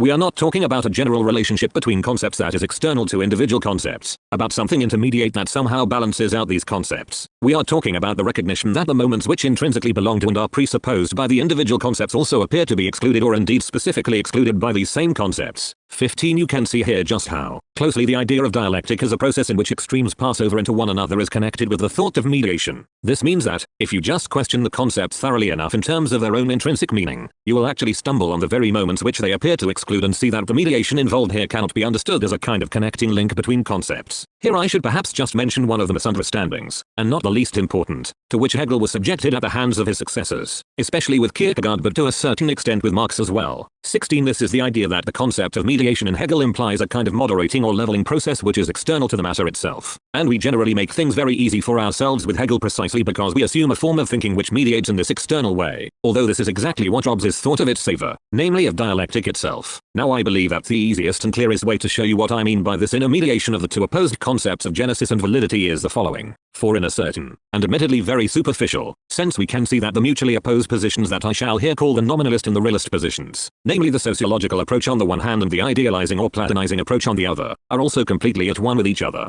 for they both share the view that truth and history have nothing essentially to do with each other, that truth and history are external to each other. One might also put this by saying that truth has its history, that truth advances and becomes more adequate, as it were, or that in and through its changing historical phases the concept of truth and the inner composition of truth undergo change. But the two categories do not really come together, for truth still finds itself as something fixed and congealed, or, let me repeat, something like that lies within history and encounters history only as external to itself, and the whole difference, where this reified and external way of opposing concepts to one another is concerned, is simply that one party comes down on the side of truth, which is supposed to contrast with history and to have nothing essentially to do with it, while the other comes down on the side of history, which is supposed to have nothing essentially to do with truth. But the really important thing is for you to get beyond this rigid antithesis altogether. We could perhaps express this, and I am no longer sure whether this formulation originally comes from Benjamin or from me, though I imagine that we came up with it together at some point 17 by saying it is not just that truth exists within history, which is a commonplace, but that history itself inhabits truth. In other words, the concept of truth itself and the concept of judgment itself in its innermost meaning and not in any merely external sense already refers to history. It is only once you fully grasp this, I believe, that you will be able to get beyond the dichotomous conception of genesis and validity. Now it is quite true, heaven knows, that I have often criticized Edmund Husserl, 18, but in a certain sense he also deserves the greatest credit, for although, as you all know, he began by defending the idea of pure validity in contrast to issues of genesis in the most emphatic possible way, 19, he still found himself compelled, through the immanent demands of his own thought, to concede that there are, as Husserl puts it, genetic meaning implications involved in acts of judgment, implications which he nonetheless interpreted in a traditional Kantian manner as problems of constitution. 20, in other words, he later retreated from his famous thesis regarding the validity of propositions in themselves independently of their origin and now claimed that it was part of their meaning that we can follow them back to their origin. But then he looked for this origin in universal reason, in other words, in the transcendental structure of the mind itself, which he attempted in turn to distinguish and split off from anything that factically exists. I believe I should really say something more here about this thesis of the genetic meaning implications, about this claim that the genetic moment is inextricably involved in the truth itself. But then again, perhaps that is unnecessary at this point, since I imagine I may already have said enough in our earlier discussion of ideology when I emphasized that the concept of ideology itself, if it is to possess any meaning, actually presupposes the concept of truth, that it is intrinsically contradictory, and an utterly meaningless undertaking, to speak about ideology in an emphatic sense, and thus about what is supposedly the simply conditioned character of knowledge, unless we possess a concept of truth itself in this regard. For if I say that a thought or idea is simply conditioned, or can be understood only in terms of its simply conditioned character, and thus lacks any truth moment whatsoever, I thereby deny that the concept in question has truth, or I relativize the truth claim that it raises. But that is only possible if one possesses a concept of truth that is not exhausted in the process. That is a concept of truth against which a notion such as simply conditioned or absolute can be measured. In other words, without a concept of validity it is quite impossible to grasp the concept of any conditioned truth. I am basically just repeating this from an earlier lecture 21 and importing it into this one.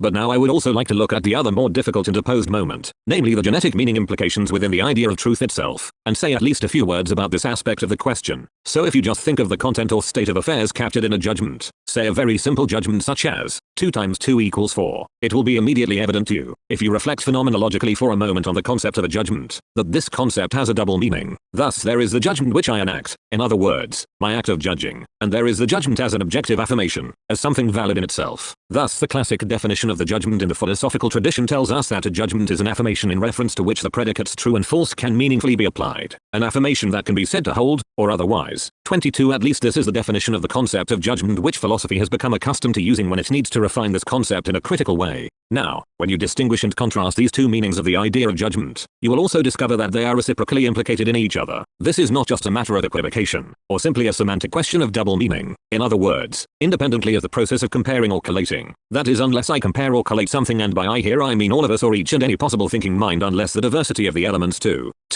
and 4 is brought together, without the moment of synthesis, if you like, without a genetic moment unless a process is actually performed here, then a proposition such as 2 times 2 equals 4 has no valid justification. If I do not bring 2 and 4 together, if I do not synthesize these elements, then no statement regarding their synthesis, that is this synthetic judgment itself, is even possible. On the other hand, however, if nothing answers to this, or if I may put this tautologically, if 2 times 2 does not really equal 4, then I cannot for my own part accomplish the synthesis that expresses this. You might object that I have committed a logical blunder here, for in saying that 2 times 2 really equals 4 it looks as if I had once again simply turned the affirmation back into something merely objective, whereas before I specifically said that it presupposes synthesis as its subjective condition. Well, ladies and gentlemen, I have indeed committed this mistake, but the mistake does not lie with me. The mistake really lies in the circumstance that the matter itself is internally constituted in such a way that it is not possible for me to express one of these aspects or moments unless I also presuppose the other. Thus the judgment is true only if the state of affairs which it expresses answers to the judgment in question, but the state of affairs is only present or available when I pronounce the judgment. Thus both of these moments, and here you can see what I am driving at, are mediated through each other. One cannot be thought without the other, and any attempt to isolate one of these moments alone inevitably discovers that I am thereby arbitrarily hypostasizing or absolutizing that aspect or moment. Or it discovers that, if I think thoroughly consistently enough about one aspect or moment, I end up thinking about the other as well. But the great difficulty which arises here, and this is the difficulty of all dialectical thinking, is that although both of these moments are reciprocally related to one another, and neither can exist without the other, they are by no means simply the same. 4. When I make a judgment, I aim at something objective which is other than my judgment, other than my act of judging. But then again, when I inquire into the validity of the judgment itself, I am also required to consider the subjective moment, namely that act of judging. Thus there is a synthesis of subjective and objective aspects or moments which cannot be separated from one another but which nonetheless cannot be collapsed into a simple identity with one another. Now I believe that, if you have understood this, then you will also have understood what I mean when I speak of Genesis as something already implied in the meaning of judgment and validity itself. And the conclusion that should be drawn here is simply that, once this subjective moment has been brought into the field of validity itself, we find that history as a whole has also been brought into the question as a condition of truth. Just as we find in turn that something such as history is not even possible unless the concept of validity or truth itself is posited as well. And that is essentially what I wanted to get over to you, at a relatively high level of philosophical abstraction, where the question of resolving the problem of validity in Genesis is concerned. So I think we should just try in the next session to give somewhat more concrete form to these considerations, and thus address the social aspects of this problem in closer detail. Thank you all for your attention. Lecture 18, the 28th of July, 1960. Ladies and gentlemen, perhaps I should begin by reminding you that the idea that I was trying to recommend to you during our last few sessions was not the thought that Genesis should enjoy some kind of priority over validity, or that the demands of validity should somehow be diminished. For what I actually wanted was to enable you to see through this rigid antithesis between Genesis and validity itself as an expression of reification, and to understand that these two concepts are not simply opposed to each other after all. It is perhaps necessary to emphasize this because there is a subtle point at issue here which can easily give rise to misunderstanding. For by relativizing this antithesis, which appears so obvious to our usual, traditional way of thinking, we may simply seem to be endorsing relativism.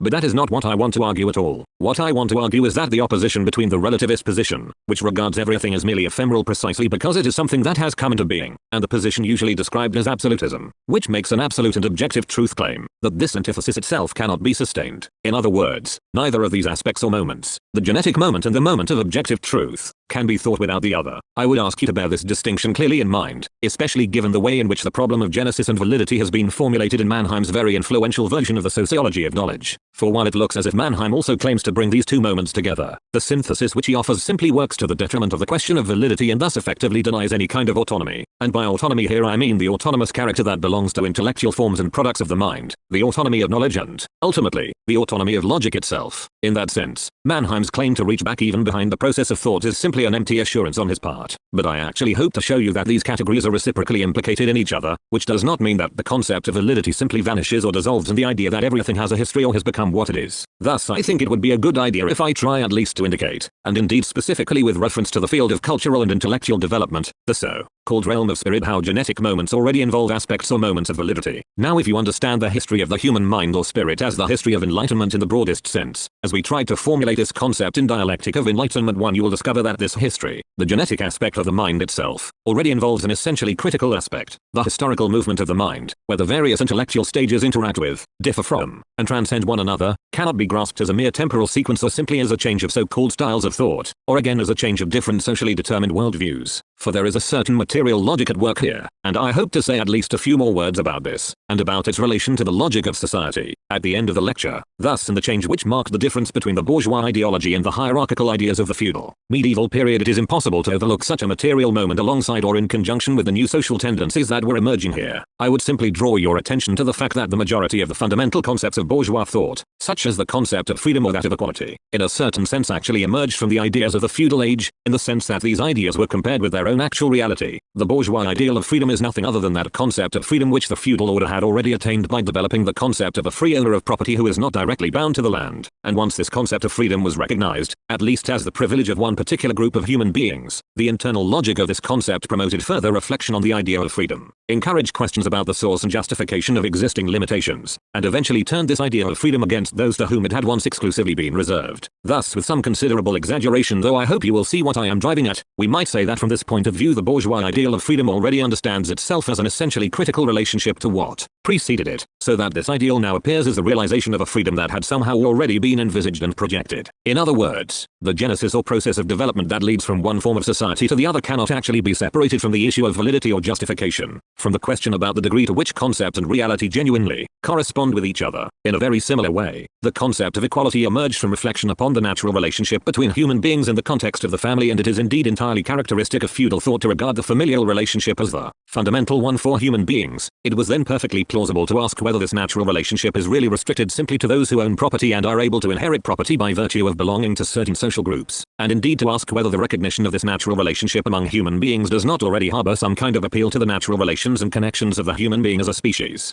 In other words, we may ask, to put this very paradoxically, whether an appeal to the concept of equality is not ultimately implicit precisely in our fundamental connection to nature and our relations of kinship. For the relationship to nature as a whole in which human beings find themselves, so far as we are capable conceiving it, pertains of course to the species itself rather than to any particular group, and this theme came to be explored ever more strongly in the context of the early bourgeois struggle against the remnants of feudal ideology. You will recall what I undertook to show you in the last session, or at least managed to outline for you in a rather summary fashion. For a detailed presentation of the argument I must refer you to the discussion in the Metacritique of Epistemology 2. I showed that genetic moments are already implicit in the question of validity and went on to argue that, by virtue of such critical moments, and critique always involves a reference to truth, to the genuine relation between judgment and thing, to adequatio reat cogitatione 3, it is equally impossible to separate genetic moments from the claim to validity or justification. It follows from this that the two categories of genesis and validity, and I can present this to you here only in terms of models, are not actually opposed to each other in the rigid way that is so often suggested. Rather, and I would like to put this carefully here, the claim is that genetic connections cannot be thought of without reference to concerns about validity, while, at the same time, the categories of validity already involve and contain the question of genesis as their own meaning. There is no truth which, as truth that appears to us, has not come to be. On the other hand, there is nothing pertaining to the mind or spirit, whatever it may be, which qua judgment whether directly or indirectly, could shirk the question of its truth, of its own validity or justification. Now there is a very deeply rooted habit of thought which recoils from this thesis, a habit of thought which was already objectively and fatally challenged by Hegel's theory of universal mediation. For although it only became an explicit target of philosophical critique in Nietzsche,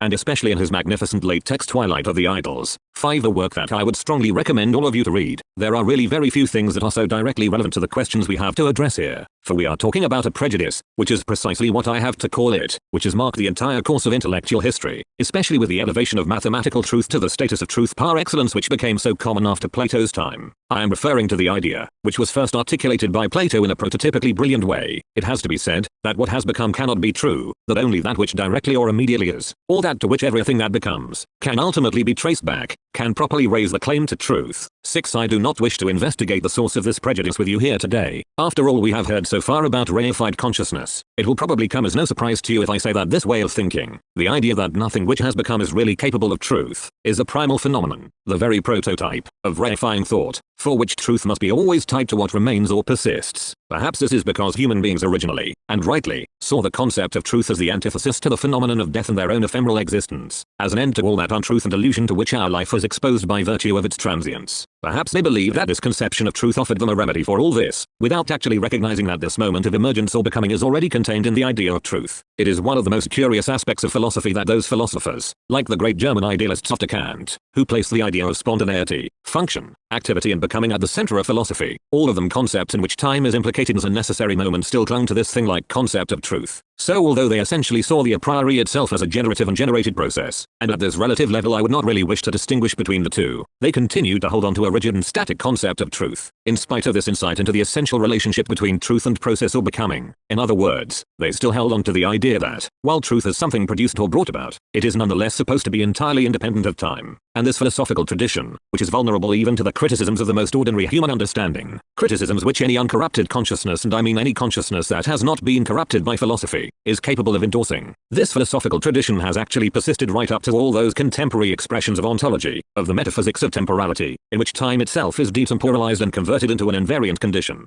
Now this condition as such is indifferent to history, so that the aspect of becoming, of what has become, and thus of facticity itself, is just re-ontologized, and thereby forfeits that relation to movement and mutability which belongs to its innermost meaning. This is the really important thing, it seems to me, where the liberation of consciousness is concerned. In short, you must relinquish the belief that the truth cannot have become. But in order to avoid the danger of remaining too abstract here in the usual non-dialectical sense of the word, I would just like to illustrate what I mean with a particular example, although I fear it is certainly one I have already used on other occasions. Thus it is quite possible to show, and you will forgive me if I turn to art here, that what we call great autonomous art originally arose from an art that served all sorts of more or less external purposes. We can also show, for example, that the great tradition of free instrumental music originated in Gebrauchs music, namely the kind of music that was used for various celebratory or accompanying purposes in the courts of absolutist monarchy. Richard Wagner once observed, and I think correctly in this case, he was surely thinking of the minor rather confected products of Mozart, of which there are certainly a number of examples, that with these pieces he could not help thinking of the clatter of dishes coming in and out at the great banquets of princes and archbishops,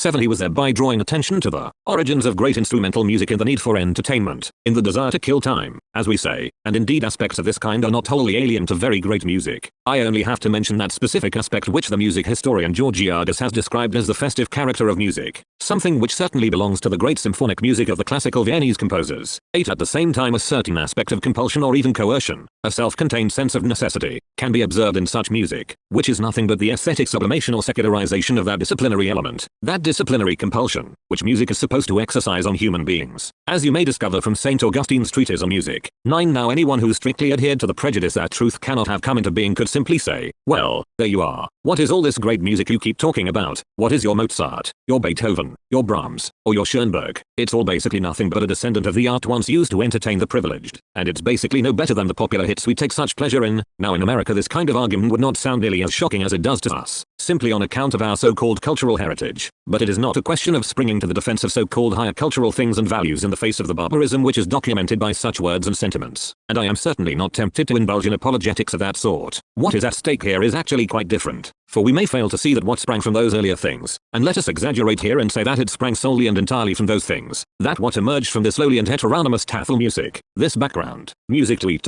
eventually turned into the symphonies and late quartets of Beethoven, and these works not only speak the language of humanity, not only represent the most consummate expression of the ideal of humanity that has ever been achieved in artistic form, but are also structures which have developed an autonomous logic, a wholeness, and an internal coherence which down to the subtlest details can stand comparison with the logic of philosophy, and you know that I am thinking specifically of Hegel here. 10. In other words, the high quality of this great music, and in order not to complicate things unnecessarily I am taking here about music from the classical tradition around 1800 certainly did arise from this lowly, dependent, heteronymous material that we mentioned before, but it contains within itself, in the language of its own forms and structures, everything that points beyond that origin, and there clings to it that same emphatic concept of truth which was articulated by the great modern philosophical tradition, and to which we also rightly appeal when confronted by the question of Genesis. You can already see from this that a truth can in fact have become, that the idea of truth itself is something which has arisen, something which has been laboriously achieved, and I believe that the power of truth, that which compels us to hold on to the idea of truth, lies in this element of emergence, this process of becoming, in which it seeks to find expression, in stark contrast to any conception of truth which looks upon it as simply rigid, fixed and given.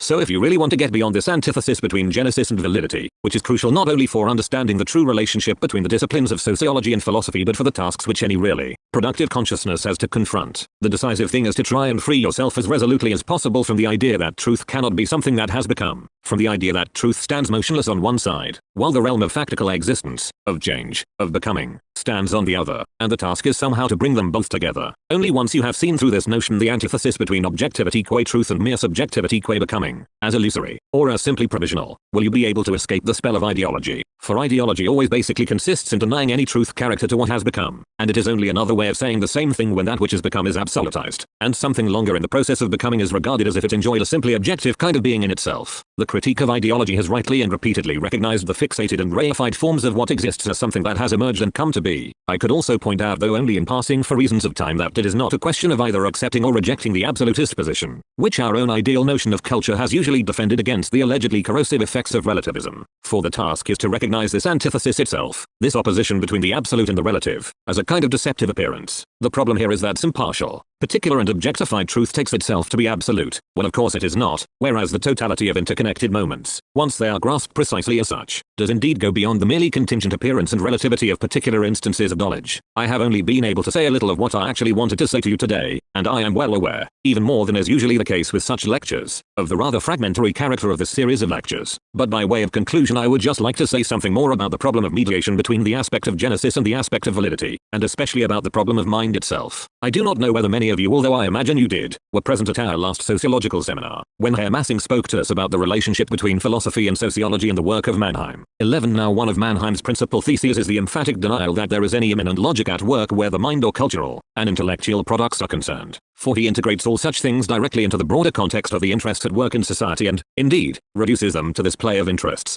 12. This view of Mannheim's is too superficial, thus I would just point out to you that, in the field we are directly concerned with here, that of philosophy, there are entire complexes of ideas which extend over generations and reveal something like an internal logical connection with one another as self contained motivational and argumentational structure as Mannheim himself would incorrectly express it. Thus, to give an example that will be familiar to all of you, there is just such a connection that runs from Bacon's empiricist program, through the materialism of Hobbes, to the first methodical self-reflection of epistemology in Locke, and ultimately ends up with the subjectivist position of Berkeley and the extreme nominalist skepticism of Hume. Here you can see very clearly how problems that are thrown up in one philosophy are addressed and resolved in another. And believe me when I say that it is not only in philosophy that we can find motivational connections of this kind, for they are evident in every intellectual and cultural field, certainly in art, and I would even think in religion as well, if you consider the whole problem of demythologization in religion generally. Now just try for a moment to imagine the situation of Plato and Aristotle. Plato was criticized by Aristotle in much the same imminent way we have just mentioned. In other words, Aristotle examined Plato's theory of ideas and honed in on certain serious intellectual errors with a directness of which we would be incapable today, burdened as we are with so much historical knowledge. And when Americans, for example, approach certain cultural and intellectual things with the same directness, and bluntly ask about their truth or falsity, we easily shrink back in horror, without realizing that in a sense such naivety does greater honor to the mind than the kind of respect for the cultural and intellectual achievements of the past which is so respectful that it dispenses with the question concerning truth altogether. Thus assume that there is indeed a substantive and critical relationship between the metaphysics of Aristotle and that of Plato. At the same time it is impossible to deny that the two philosophers also represent different social standpoints or, as I would prefer to say, different stages of the general tendency of social development. In Plato we find a highly conservative form of thought which arises in the context of the dissolution of Greek democracy during, and especially after, the Peloponnesian War and undertakes to restore the formerly binding values of Greek religion in a way that is compatible with critical consciousness, and thus in the shape of a purely spiritual and demythologized philosophy. In Aristotle, by contrast, we already find something more like reason in a bourgeois sense, a sense of equity and fairness, even an appeal to reason as a universal standard, in a way that is quite close to Stoicism, a notion of ordinary everyday understanding, a tendency to mediate between opposed positions, however you want to put it. Now you might well ask, how does all this fit together? And with this I should like to bring things to a close, since it bears directly on the answer to the most central question of all as far as the relationship between philosophy and society is concerned. For there is, after all, something quite remarkable here. It looks as if there were some kind of pre-established harmony between the logic of the matter, the purely philosophical critique of the Platonic charismus at the hands of Aristotle's mediating ontology, and the move from a conservative metaphysics to a moderately enlightened, almost bourgeois and scientific mentality. 13 Again we might ask, how does this all fit together? The problem cannot possibly be solved on the basis of Mannheim's theory because he does not even recognize the problem of an immanent logic of the matter itself. Whereas I would say that the real task of a sociology of knowledge would precisely be to grasp the immanent logic of the matter in social terms as well, to see how we come socially to something like the formation of an autonomous intellectual sphere, rather than simply trying to deny such a logic even when it stares us in the face, or to make sense of these motivational connections by trying to coordinate with one another in external and more or less arbitrary ways. Now, if we are to remain faithful to our own principles here, the mediation we are seeking cannot be found in some third term. It can be found only at the heart of the matter itself. In other words, society already lies within the shape of the problem itself. In Plato, the ideas are objective essences that are supposed to govern and regulate society, as this was concretized in his discussion of the state, in other words, in Plato's Republic, but they are faced by a subjective reason that is supposed to grasp these ideas. 14 And this expresses the contradiction of a society which has certainly developed and emancipated the concept of reason but, in the course of doing so, forfeited the objectively binding character of truth itself, on which reason had indeed once been modeled. Now assume, and here I must speak in more formal terms than I generally like to do so that you can go off on your holidays with this fundamental thought, that society and all its implications is really already bound up in the very shape of the problem that Aristotle inherited from his teacher Plato. Then to pursue this problematic, and to address everything that remained unresolved, unclarified and contradictory there in a serious intellectual way, would also be to realize, albeit unconsciously, the social tendency that is implicit in a thesis such as the Platonic one regarding the objective and independent existence of the ideas chorus, xoris, and the non-being, meon, Greek letter mu Greek letter nu, of the empirical world. 15 Yet a problem that inherited from Plato is not an absolutely self-contained one, for neither should we reify intellectual problems by imagining that the solutions we are trying to find for them are already simply and immediately inscribed in those problems. For if we really want to resolve these problems, we discover that we are thrown back on our own spontaneity and subjectivity. In a sense the problem lies waiting in the matter itself, but it also lies waiting for us, and without the requisite intellectual activity on our part it cannot be picked up in the first place. But insofar as subjects are inevitably required to resolve the hidden or implicit problem, and therewith actual living social human beings, it is clear that society in turn also leaves its mark on these problems. For the human beings which these problems intrinsically require if they are to be resolved are the same human beings who belong in turn to a social totality, who are pre-formed through the categories of this social totality which they bring to the problems.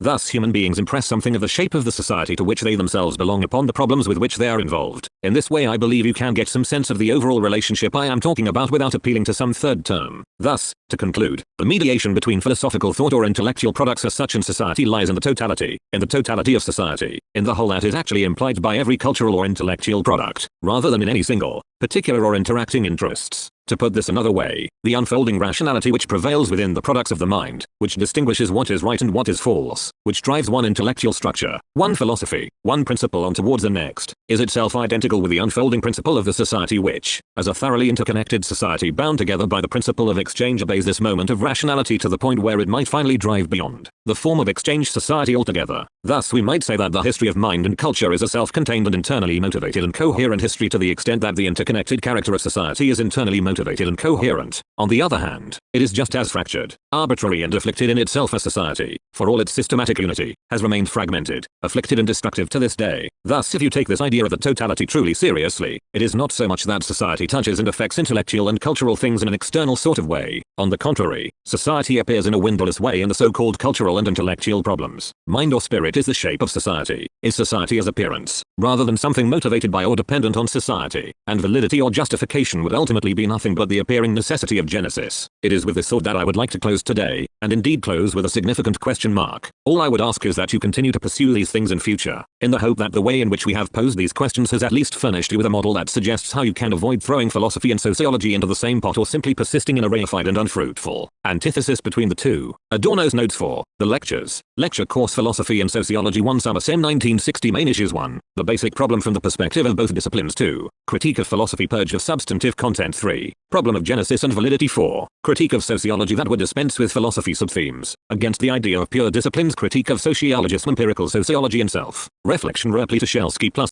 editors afterward. In the context of the series of Nachgelesen Schriften which is published by the Theodore W. Adorno Archive in Frankfurt, since 2003 under the general editorship of Christoph Gard and Henri Lonitz. The lecture course Philosophy and Sociology, given in the summer semester of 1960 at the Johann Wolfgang Goethe University in Frankfurt, is the first of 3 courses which Adorno dedicated specifically to the relationship between philosophy and sociology. It would be followed by the lecture course Philosophical Element of a Theory of Society in the summer semester of 1964 and the lecture course Introduction to Sociology in the summer semester of 1968. Although Adorno never entertained any illusions about the fundamental separation between these two disciplines which had already transpired, he does not simply accept this separation as a given. On the contrary, he directly challenges the prejudice that, with philosophy and sociology, we are essentially dealing with two at least disparate, if not downright irreconcilable, spheres of thought. The present lecture course, therefore, does not attempt to offer an introduction to philosophy as well as an introduction to sociology. Rather, it tries to unfold something about the conflict, the problematic, that has historically prevailed in the relation between the two fields of philosophy and sociology, and which is becoming even stronger at the present time, and indeed from both of the sides involved. After Adorno has presented a general historical account of the origins of sociology as a science, here he basically follows the account provided by Hans Barth in his book Truth and Ideology, which had also furnished the material basis for the discussion in the sociological excursus. He pauses in lecture 8 and turns directly to the theory of ideology as a sphere where philosophy and sociology are both equally involved. Saint sociology here clearly finds itself confronted with philosophical questions, while at the same time it makes certain demands on the understanding and sometimes even the explanation of philosophical questions. In this section of the lecture course Adorno presents his listeners with that critique of sociology and its object, namely society, which in more elaborated form would feed into his subsequent publications, from the introduction to Emile Durkheim and the lecture Late Capitalism or Industrial Society. Insofar as the concept of ideology also presupposes the concept of truth, we are immediately confronted with the question whether truth, with which knowledge is essentially concerned, is something that has only come to be historically or is given in a timeless way. In other words, we are confronted by the problem of genesis and validity, which constitutes one of the central problems as far as the relationship between philosophy and sociology is concerned. You will often enough be presented with a rather crude and primitive polarization here, where sociology is generally supposed to address issues about the content of knowledge in essentially genetic terms, while philosophy by contrast, on the traditional view, is expected to deal with pure issues of validity, against the dominant view in sociology, which sees this as a problem where we simply have to decide for one of these alternatives, namely for the priority of the genetic aspect. Adorno tells his listeners that genesis and validity are always reciprocally mediated, that neither can be conceived independently of the other. Here he takes up the thesis of Walter Benjamin that it is not just that truth exists within history, which is a commonplace, but that history itself inhabits truth. In other words, the concept of truth itself and the concept of judgment itself in its innermost meaning and not in any merely external sense already refers to history. It is only once you fully grasp this, I believe, that you'll be able to get beyond the dichotomous conception of genesis and validity. Adorno reveals how a one-sided appeal to the genetic aspect which shows how the social social has come to be as it is, an appeal which no longer admits the concept of valid or binding truth, is just as much a function of a reified and disempowered consciousness as is the epistemological absolutism that insists on the eternal and immutable character of truth. Adorno delivered these lectures twice a week, on Tuesdays and Thursdays between 4 and 5 p.m., on the basis of notes outlining the subject of each lecture. The lectures were tape recorded and then transcribed for Adorno's own use. The present edition of this lecture course is based on 221 pages of transcripts of the tape recordings which are kept in the Theodore W.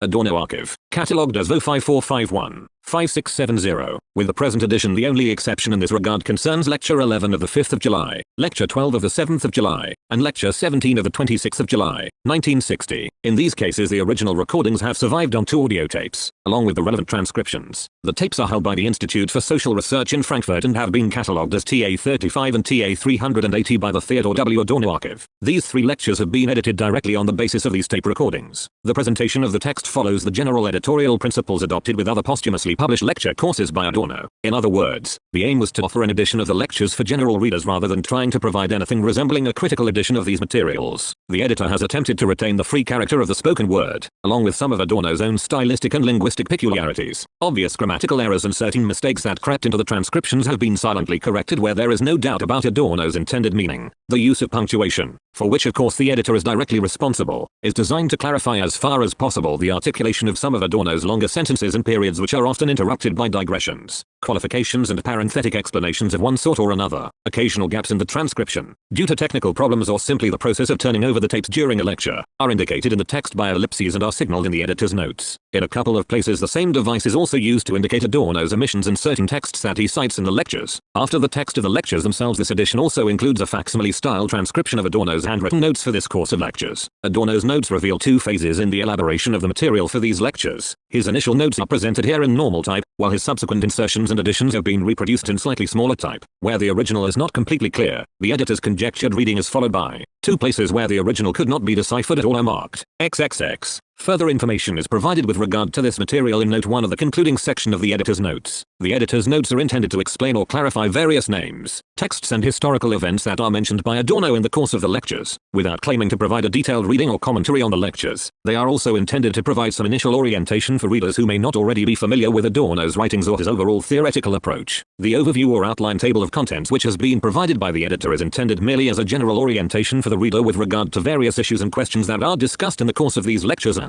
is not meant to suggest some principle of organization or even overall systematic structure that the lectures do not possess. The editor would like to thank all those who have assisted the preparation of this edition by providing important information of various kinds. Heine von Allemann, Andreas Arndt, Amalia Barbosa, Manuel Baumbach, Simon Duckheim, Simone Faxer, Hans-Helmut Gander, Regula Giuliani, Christoph Hesse, Oliver Koenig, Martin Korber, Beata Cotter, Klaus Lichtblau, Michael Marzer, Otwin Massing, Stephen Roper, Nicole J. Sum, Hans-Ernst Schiller, Michael Schwartz, Christa Sonnenfeld, Thomas Welt, Martina Worthmuthel and Christoph Zierman. Editor's notes. Lecture 1 Ton W. Adorno was appointed Assistant Professor of Philosophy and Sociology in the Faculty of Philosophy at the University of Frankfurt in 1953. 4 years later he became full professor, a position which he held until his death in 1969. 2 Max Horkheimer had been Professor of Social Philosophy at the University of Frankfurt between 1930 and 1933. After his return from exile in the USA he held the post of Professor of Philosophy and Sociology from 1949 until 1959. 3 In his lecture course Introduction to Sociology delivered in the summer semester of 1968, however, Adorno specifically says that the career prospects for sociologists are not good. He continues, it would be highly misleading to gloss over this fact, and far from improving. As might have been expected, these prospects have actually got worse. One reason is a slow but steady increase in the number of graduates. The other is that, in the current economic situation, the profession's ability to absorb sociology graduates has declined.